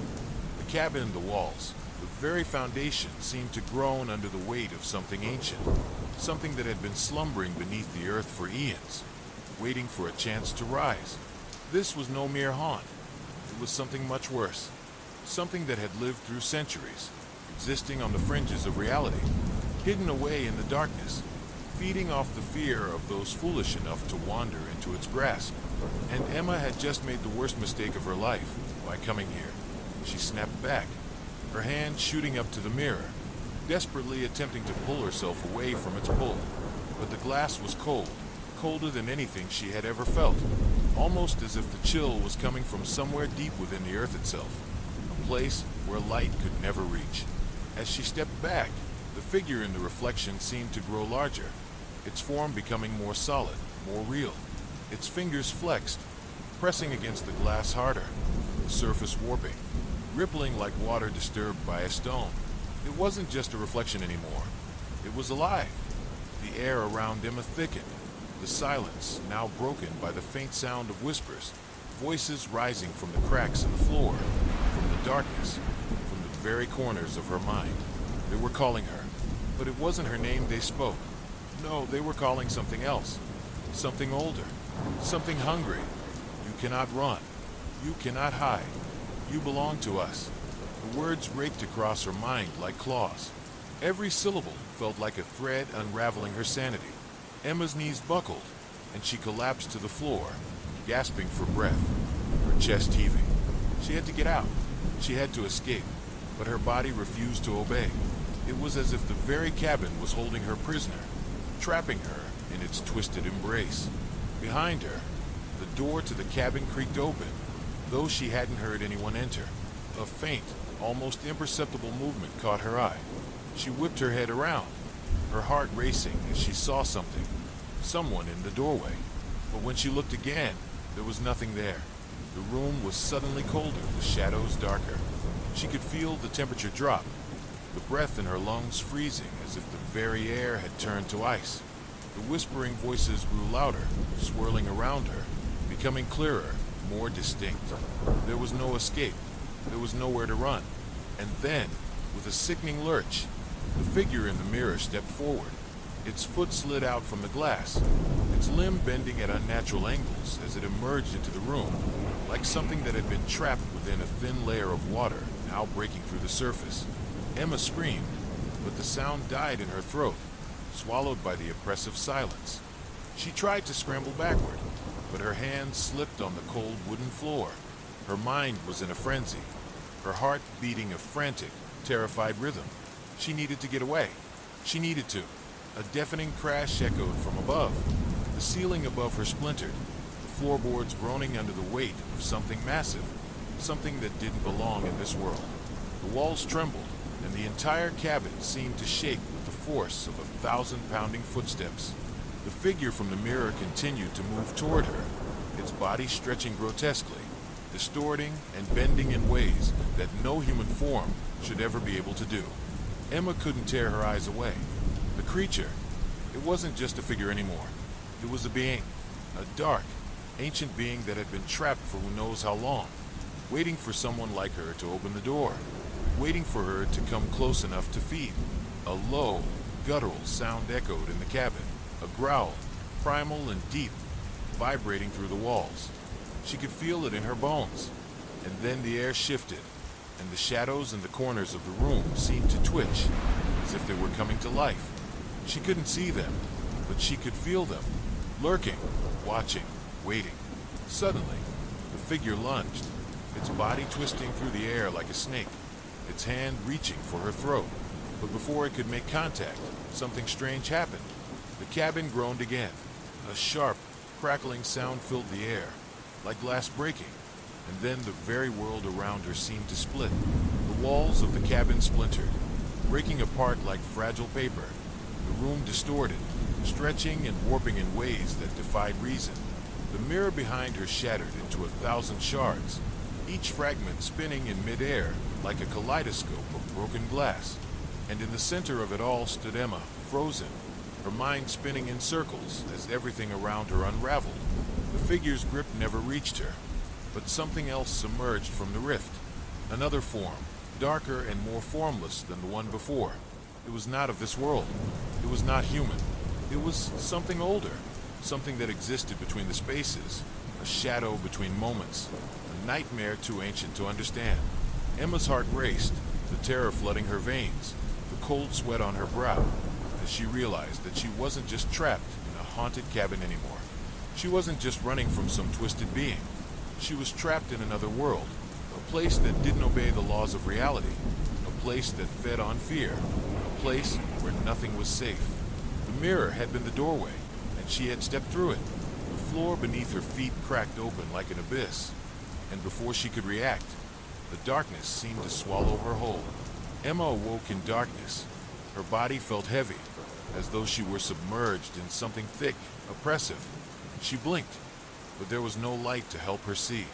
Panic seized her chest as she tried to move, but her limbs wouldn't respond. They were sluggish, like they had been asleep for far too long. She strained against the unseen weight that held her down, her breath coming in shallow gasps. The last thing she remembered was the cabin, the rift, the mirror, and the figure that had reached out for her. She had been falling, slipping into something darker, deeper than any nightmare she had ever encountered. But now she was here, wherever this here was. The air was thick, damp, cold, but she felt no chill on her skin. The suffocating silence pressed against her ears, blocking out any sound. No creaking, no whispers, just nothing. With every ounce of her will, Emma forced her eyes open, but there was no change. She could see nothing, only the deep, impenetrable blackness that seemed to stretch on forever.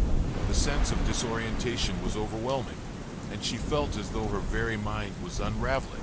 A cold, clammy sweat dripped down her back as she lay there, trying to regain control. Was she still in the cabin? Was she somewhere else entirely? The thought made her stomach twist into knots. She tried to sit up, but the weight on her chest pressed down harder, and the air seemed to turn even thicker, closing in from all sides. Then, just when she thought she might suffocate from the silence, the darkness around her began to shift. It was slow, almost imperceptible at first, but gradually, the shadows began to move, slithering, undulating like a living thing. Her heart pounded louder now, thumping in her ears as she realized what was happening. The darkness wasn't just darkness. It was alive. From somewhere deep within the murk, a whisper began. Faint at first, a voice she could barely hear, but as it grew louder, it seemed to echo from every direction. It was impossible to locate its source, as if it came from all places at once. Emma, her name, a soft hiss, a voice that was both comforting and chilling at once. She wanted to scream, but her throat was dry, constricted. Her pulse raced, each beat drumming against her chest as she fought to make sense of the situation. Was this real? Was she truly in this dark void? Or was it simply another part of the nightmare? You shouldn't have come here, the voice continued. The sound seemed to come from within her own mind, wrapping around her thoughts like a vine. You are ours now. There is no escape. Her body tensed, and a cold shiver ran down her spine. It wasn't just the voice that terrified her. It was the presence behind it, the sensation of being watched. She wasn't alone. She could feel it now, the weight of eyes upon her, unseen but ever-present, suffocating her. What are you? The words left her mouth before she could stop them. The voice in the darkness chuckled, a low, distorted sound that made Emma's skin crawl. We are the forgotten. The voice spoke, the words dripping with malice, seeping into the very fabric of the air. We were here long before you came, and we will remain long after you're gone. Emma tried to move, to stand, to flee, but the weight that pressed down on her chest grew heavier. It was as if the very air was solidifying, turning into a heavy, cloying fog. She couldn't breathe. Her lungs burned for air, but the darkness tightened its grip, suffocating her from all sides. You can't escape, the voice said again, its tone growing more distorted, more grotesque. Not from us, not from what you've unleashed. The words echoed through her mind like a drumbeat, over and over, until they became a chant, a mantra. What had she unleashed? Her heart began to race faster. A fear twisted inside her, turning her insides to liquid as the whispers grew louder, more frantic. The ground beneath her feet shifted suddenly, and Emma's vision spun. The thick darkness began to dissolve, replaced by a new, horrifying sight. The blackness retreated, pulling away as though something was peeling back the veil between worlds. And what lay beyond it made Emma's blood run cold. She was no longer in the cabin. She was standing in the center of an ancient, decaying city, ruins stretching as far as her eyes could see. The structures around her were twisted, their architecture defying all reason. Walls that should have been straight leaned at unnatural angles, their surfaces covered in strange, alien symbols that seemed to pulse with a faint, sickly glow. The ground was cracked, as though it had been scorched by something catastrophic, and the air was thick with the scent of decay, like an open grave. There was no sky here, only a vast, swirling blackness above her head that seemed to move, swirling in on itself, as if it were alive. Her surroundings were so alien, so distant from anything she had known, that Emma felt her sense of reality slipping away, unraveling at the edges. This is where we live, the voice said again, now clearer, stronger. This is the place between places, the forgotten city that once was. And now you are here, with us. A shiver ran down Emma's spine as she looked around, realizing that the city wasn't as empty as it had seemed at first. There were figures in the distance, shadows moving just beyond her line of sight. Some were humanoid, while others were not. They lurked in the darkness, their forms too twisted and strange to fully comprehend. They were watching her as she stood there, rooted to the spot, unable to move. The whispers grew louder, more insistent, as the figures began to move toward her. She could hear the faint scrape of their feet against the cracked earth, the slithering of something wet and unnatural, the sound of breath, hot, ragged, as though they were getting closer. You shouldn't have come, the voice whispered again, now almost a hiss. You can never leave. Suddenly, Emma felt the ground beneath her feet tremble, and a deep, guttural rumble echoed through the air. The city was alive, alive with something ancient, something powerful. The whispering became a cacophony of voices, all of them speaking at once, their words a jumbled mess that made no sense.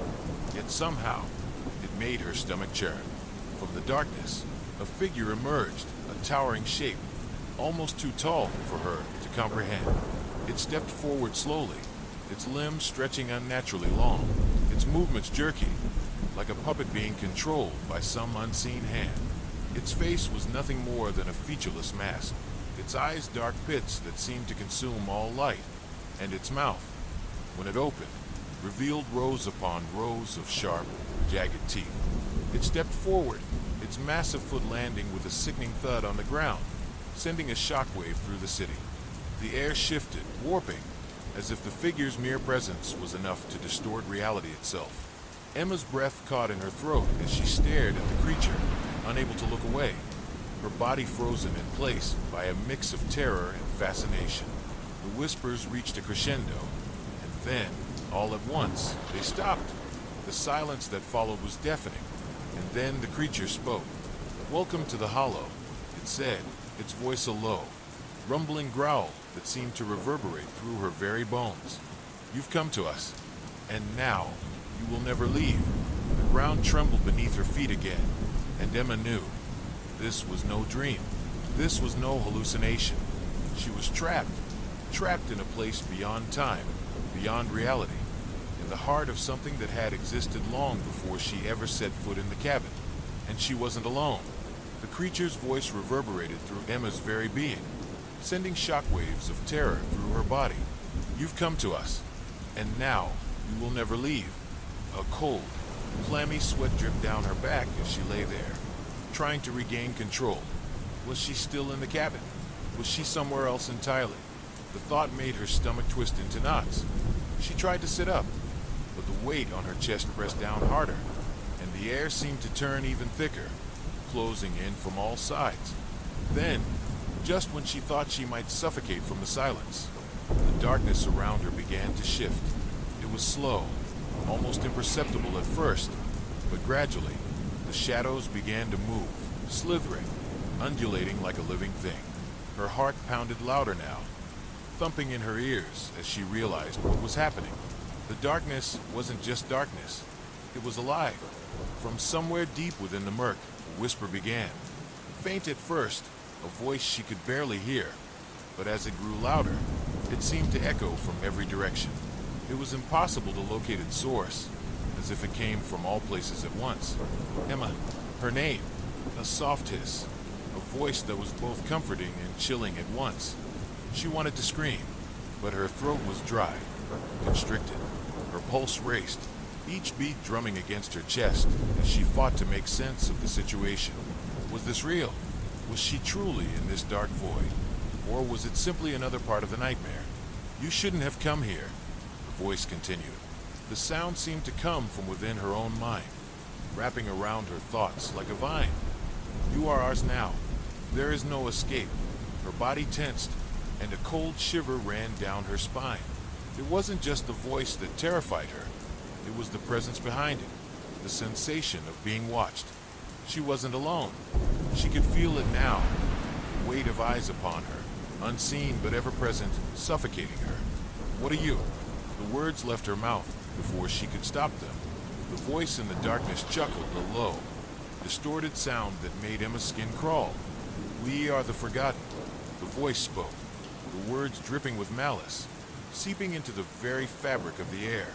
"We were here long before you came, and we will remain long after you're gone." Emma tried to move, to stand, to flee, but the weight that pressed down on her chest grew heavier. It was as if the very air was solidifying, turning into a heavy, cloying fog. She couldn't breathe. Her lungs burned for air, but the darkness tightened its grip, suffocating her from all sides. "You can't escape," the voice said again, its tone growing more distorted, more grotesque. "Not from us.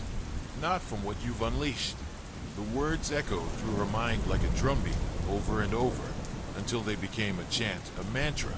What had she unleashed? Her heart began to race faster. The fear twisted inside her, turning her insides to liquid as the whispers grew louder, more frantic. The ground beneath her feet shifted suddenly, and Emma's vision spun. The thick darkness began to dissolve, replaced by a new, horrifying sight. The blackness retreated, pulling away as though something was peeling back the veil between worlds. And what lay beyond it made Emma's blood run cold. She was no longer in the cabin. She was standing in the center of an ancient, decaying city, ruins stretching as far as her eyes could see. The structures around her were twisted, their architecture defying all reason. Walls that should have been straight leaned at unnatural angles, their surfaces covered in strange, alien symbols that seemed to pulse with a faint, sickly glow. The ground was cracked, as though it had been scorched by something catastrophic, and the air was thick with the scent of decay, like an open grave. There was no sky here, only a vast, swirling blackness above her head that seemed to move, swirling in on itself, as if it were alive. Her surroundings were so alien, so distant from anything she had known, that Emma felt her sense of reality slipping away, unraveling at the edges. "This is where we live," the voice said again, now clearer, stronger. "This is the place between places, the forgotten city that once was. And now you are here, with us." A shiver ran down Emma's spine as she looked around, realizing that the city wasn't as empty as it had seemed at first. There were figures in the distance, shadows moving just beyond her line of sight. Some were humanoid, while others were not. They lurked in the darkness, their forms too twisted and strange to fully comprehend. They were watching her as she stood there, rooted to the spot, unable to move. The whispers grew louder, more insistent, as the figures began to move toward her. She could hear the faint scrape of their feet against the cracked earth, the slithering of something wet and unnatural, the sound of breath, hot, ragged, as though they were getting closer. "You shouldn't have come," the voice whispered again, now almost a hiss. "You can never leave." Suddenly, Emma felt the ground beneath her feet tremble, and a deep, guttural rumble echoed through the air. The city was alive with something ancient, something powerful. The whispering became a cacophony of voices, all of them speaking at once, their words a jumbled mess that made no sense. Yet somehow, it made her stomach churn. From the darkness, a figure emerged, a towering shape, almost too tall for her to comprehend. It stepped forward slowly, its limbs stretching unnaturally long, its movements jerky, like a puppet being controlled by some unseen hand. Its face was nothing more than a featureless mask, its eyes dark pits that seemed to consume all light, and its mouth, when it opened, revealed rows upon rows of sharp, jagged teeth. It stepped forward, its massive foot landing with a sickening thud on the ground, sending a shockwave through the city. The air shifted, warping, as if the figure's mere presence was enough to distort reality itself. Emma's breath caught in her throat as she stared at the creature, unable to look away, her body frozen in place by a mix of terror and fascination. The whispers reached a crescendo, and then, all at once, they stopped. The silence that followed was deafening, and then the creature spoke. "Welcome to the Hollow," it said, its voice a low, rumbling growl that seemed to reverberate through her very bones. "You've come to us, and now you will never leave." The ground trembled beneath her feet again, and Emma knew this was no dream. This was no hallucination. She was trapped in a place beyond time, beyond reality, in the heart of something that had existed long before she ever set foot in the cabin. And she wasn't alone.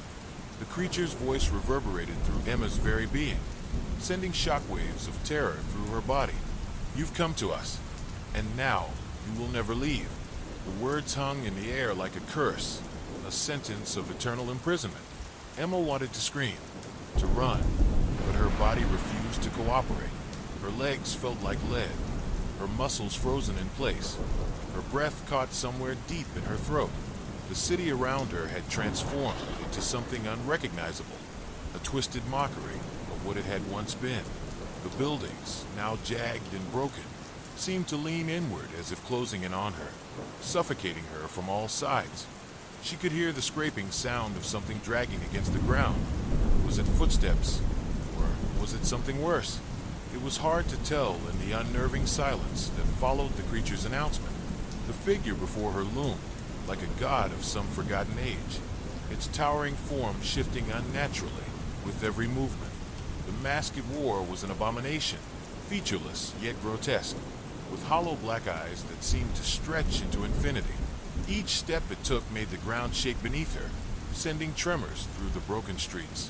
The closer it got, the more suffocating the air became, as if reality itself was bending around its presence. Emma's mind raced, struggling to comprehend what she was seeing. Her senses screamed at her to run, but her body betrayed her, locked in place like an insect in a spider's web. She could feel the oppressive weight of the creature's gaze as it studied her, a slow, deliberate scrutiny that made her skin crawl. She didn't know what it wanted, but deep in her gut, she knew it was bad, far worse than anything she could have imagined. The creature stopped just a few feet away from her, its face looming over her like the shadow of death. Its mouth opened, and the faintest whisper escaped from it, a voice so deep, so guttural, that it sounded like it was coming from the earth itself. "Do you feel it?" The voice rumbled, and Emma could taste the foulness of it on her tongue. The pull, the weight of the hollow calling to you. Her eyes flickered, her breath shallow, and labored as her mind scrambled for some form of resistance. She tried to scream again, but nothing came out. Her throat was dry, constricted. Her eyes were wide with terror, as she desperately fought against whatever invisible force was holding her in place. Every muscle in her body ached, her arms and legs stiff from fear and the unnatural stillness that surrounded her. "You belong to the Hollow now," the creature continued, its voice a dissonant melody of malice and ancient hunger. "The city claims all who enter. You will become one of us. You will become a whisper in the dark." Emma's heart pounded, a frantic rhythm that echoed in her ears. Her mind screamed for her to run, but her legs remained immovable.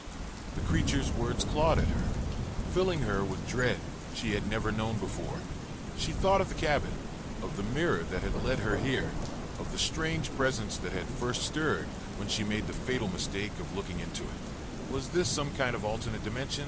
A place where the laws of nature and reality no longer applied? No. Her voice was weak, barely a whisper, but it was enough. The creature tilted its head slightly, as if intrigued by her resistance. It took another step closer, its eyes burning with an unnatural light. In its presence, the very air seemed to vibrate with a strange energy, like an ancient power that had not been seen by human eyes in millennia. "You are afraid," it said, its tone almost mocking. "You are scared, but it will pass. Soon, you will forget fear, just as you will forget who you once were. The Hollow has a way of consuming all that you were, to make you one of us." Suddenly, the ground beneath Emma's feet cracked open, splitting down the center like the maw of some great beast. The sound was deafening, a violent tearing that made her stomach lurch. She stumbled backward, her body finally reacting, but she could barely keep her balance as the earth trembled violently around her. The air thickened, turning viscous, like the atmosphere was turning into something alive, something hungry. From the cracks in the ground, shadows began to rise. At first, they were vague, shapeless masses, things that moved and twisted, impossible to describe. But as they grew, taking form, Emma realized with growing horror that they were people. Their faces were distorted and hollow, their skin stretched tight over their skulls. Their eyes were dark voids, and their mouths, gaping wide, were filled with jagged, razor-sharp teeth. Their arms hung limply at their sides, their bodies hunched forward as they shuffled toward her, their movements jerky and unnatural. "You're not alone here," the creature whispered. "This is what happens to those who stray too far from the world of the living. We are the forgotten, those lost between worlds, cursed to walk this forsaken city for eternity." Emma's breath hitched, her mind raced, trying to make sense of what was happening, but it was futile. The air felt thicker now, as though it were becoming harder and harder to breathe. The figures shuffled closer, their eyes locked on her, drawn to her like magnets. She could hear the sound of their feet dragging across the cracked ground, the wet slithering of their movements as they closed in. "Don't fight it," the creature warned. "You cannot escape the Hollow. You are here now. Forever." Emma stumbled back, tripping over the uneven ground. Her pulse raced as the shadows reached out to grab her. Their cold fingers brushed against her skin, sending icy tendrils of dread spiraling through her body. Every inch of her wanted to run, but she couldn't. The shadows surrounded her, encroaching on all sides. The city seemed to come alive around her, groaning, shifting as though the very walls themselves were alive, responding to the presence of the creatures that now crowded the streets. The figures reached for her, their fingers like claws, scraping against the air. Emma could feel her heart in her throat, her body shaking with terror. She was surrounded by them, trapped in this living nightmare, and there was no way out. "Please, no," she whispered, her voice trembling. I don't belong here. I need to go back." But the Hollow had no mercy. One of the figures, a tall, gaunt shape with an elongated face, reached out for her. Its fingers curled around her wrist with a grip that was bone-crushingly cold, its nails sharp like talons. Emma screamed, trying to pull away, but it was futile. The creature's strength was far beyond human. In the distance, a low, resonant hum began to build, a sound so deep, so primal, that it seemed to vibrate through the very core of the city. The ground shook again, and Emma's knees buckled beneath her as she was dragged toward the center of the street. The city, the hollow, was alive, and it was hungry. Emma felt as though the earth beneath her was a living thing, pulling her down into the depths. The hollow hum of the city, no longer just an eerie background noise, began to pulse with an almost sentient force, each beat reverberating through her chest like a warning, like an invocation of something older than time itself. The thing, the creature that had come for her, that had drawn her into this place, stood above her like a grim sentinel, watching her struggle against the grasp of the shadowed figures that continued to close in. The figure that had spoken to her, that had claimed her, seemed to tower even higher now, its presence growing as the shadows circled, feeding off her terror. Emma's heart pounded in her chest like a frantic animal, trying to escape a predator it couldn't see. The cold grip around her wrist tightened, pulling her deeper into the void, dragging her closer to the center of the hollow, where the ground opened like a maw, waiting to consume her.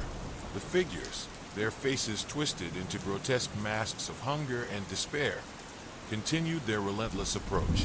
Their eyes, dark and endless, pierced through the shadows, each one seeming to promise nothing but torment. Emma tried to scream again, but her voice was nothing more than a breathless rasp, barely audible over the growing rumble of the earth itself. The air was thick now, heavy with a sense of inevitability, as if the very atmosphere was alive, aware of the end that was coming. Every time she thought she might escape, the shadows closed in tighter. Their cold hands reached out for her, their fingers clawing and scraping at the air. Emma struggled, her body shaking uncontrollably as she tried to wrench herself free. She fought with everything she had left, but it was as if the very city itself was holding her in place, rooting her to the spot. Her legs buckled beneath her, and the world around her blurred as the darkness seemed to swallow everything whole. "It's pointless," the voice of the creature rumbled, the words vibrating deep within her chest. "You cannot fight what you have already become. The hollow claims all who enter. You belong to it now." The words echoed in her mind like a mantra. No matter how hard she fought, how desperately she tried to escape, it was clear. She was trapped. There was no way out. The realization hit her like a physical blow, her heart sinking in her chest. She was no longer a visitor here. She was part of the hollow, and it would never let her go. The figures that surrounded her, their faces now only inches from her own, began to speak in a language she didn't understand. Their words were low and guttural, a chorus of voices that merged into one terrible song. The sound was alien and ancient, as if they were trying to communicate with something beyond her comprehension. Their eyes never left her, their hollow gazes unblinking, filled with something that could only be described as hunger. Her throat tightened, the fear gnawing at her insides. She could feel the cold tendrils of their presence slipping into her thoughts, warping her sense of reality. Everything around her seemed to blur and warp, the edges of the world beginning to dissolve like mist under the rising sun. The shadows seemed to move on their own now, undulating like a living, breathing thing. In the distance, something stirred. A low, ominous growl rumbled from deep within the hollow, growing louder with each passing second. Emma's eyes darted toward the source of the noise, her heart pounding with dread. It was then that she saw it, the thing that had been watching her from the shadows, lurking just beyond her sight. It was massive, a hulking mass of darkness that seemed to stretch on forever, its form indistinct, shifting like smoke in the air. The creature that stood before her, the one that had led her into this nightmare, turned its head toward the approaching thing, its expression unreadable.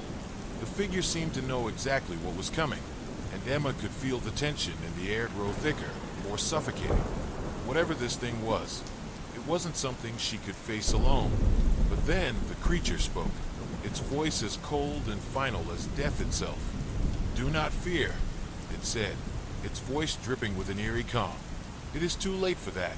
Emma's legs shook uncontrollably, and she stumbled forward, trying to gain some semblance of control over her own body.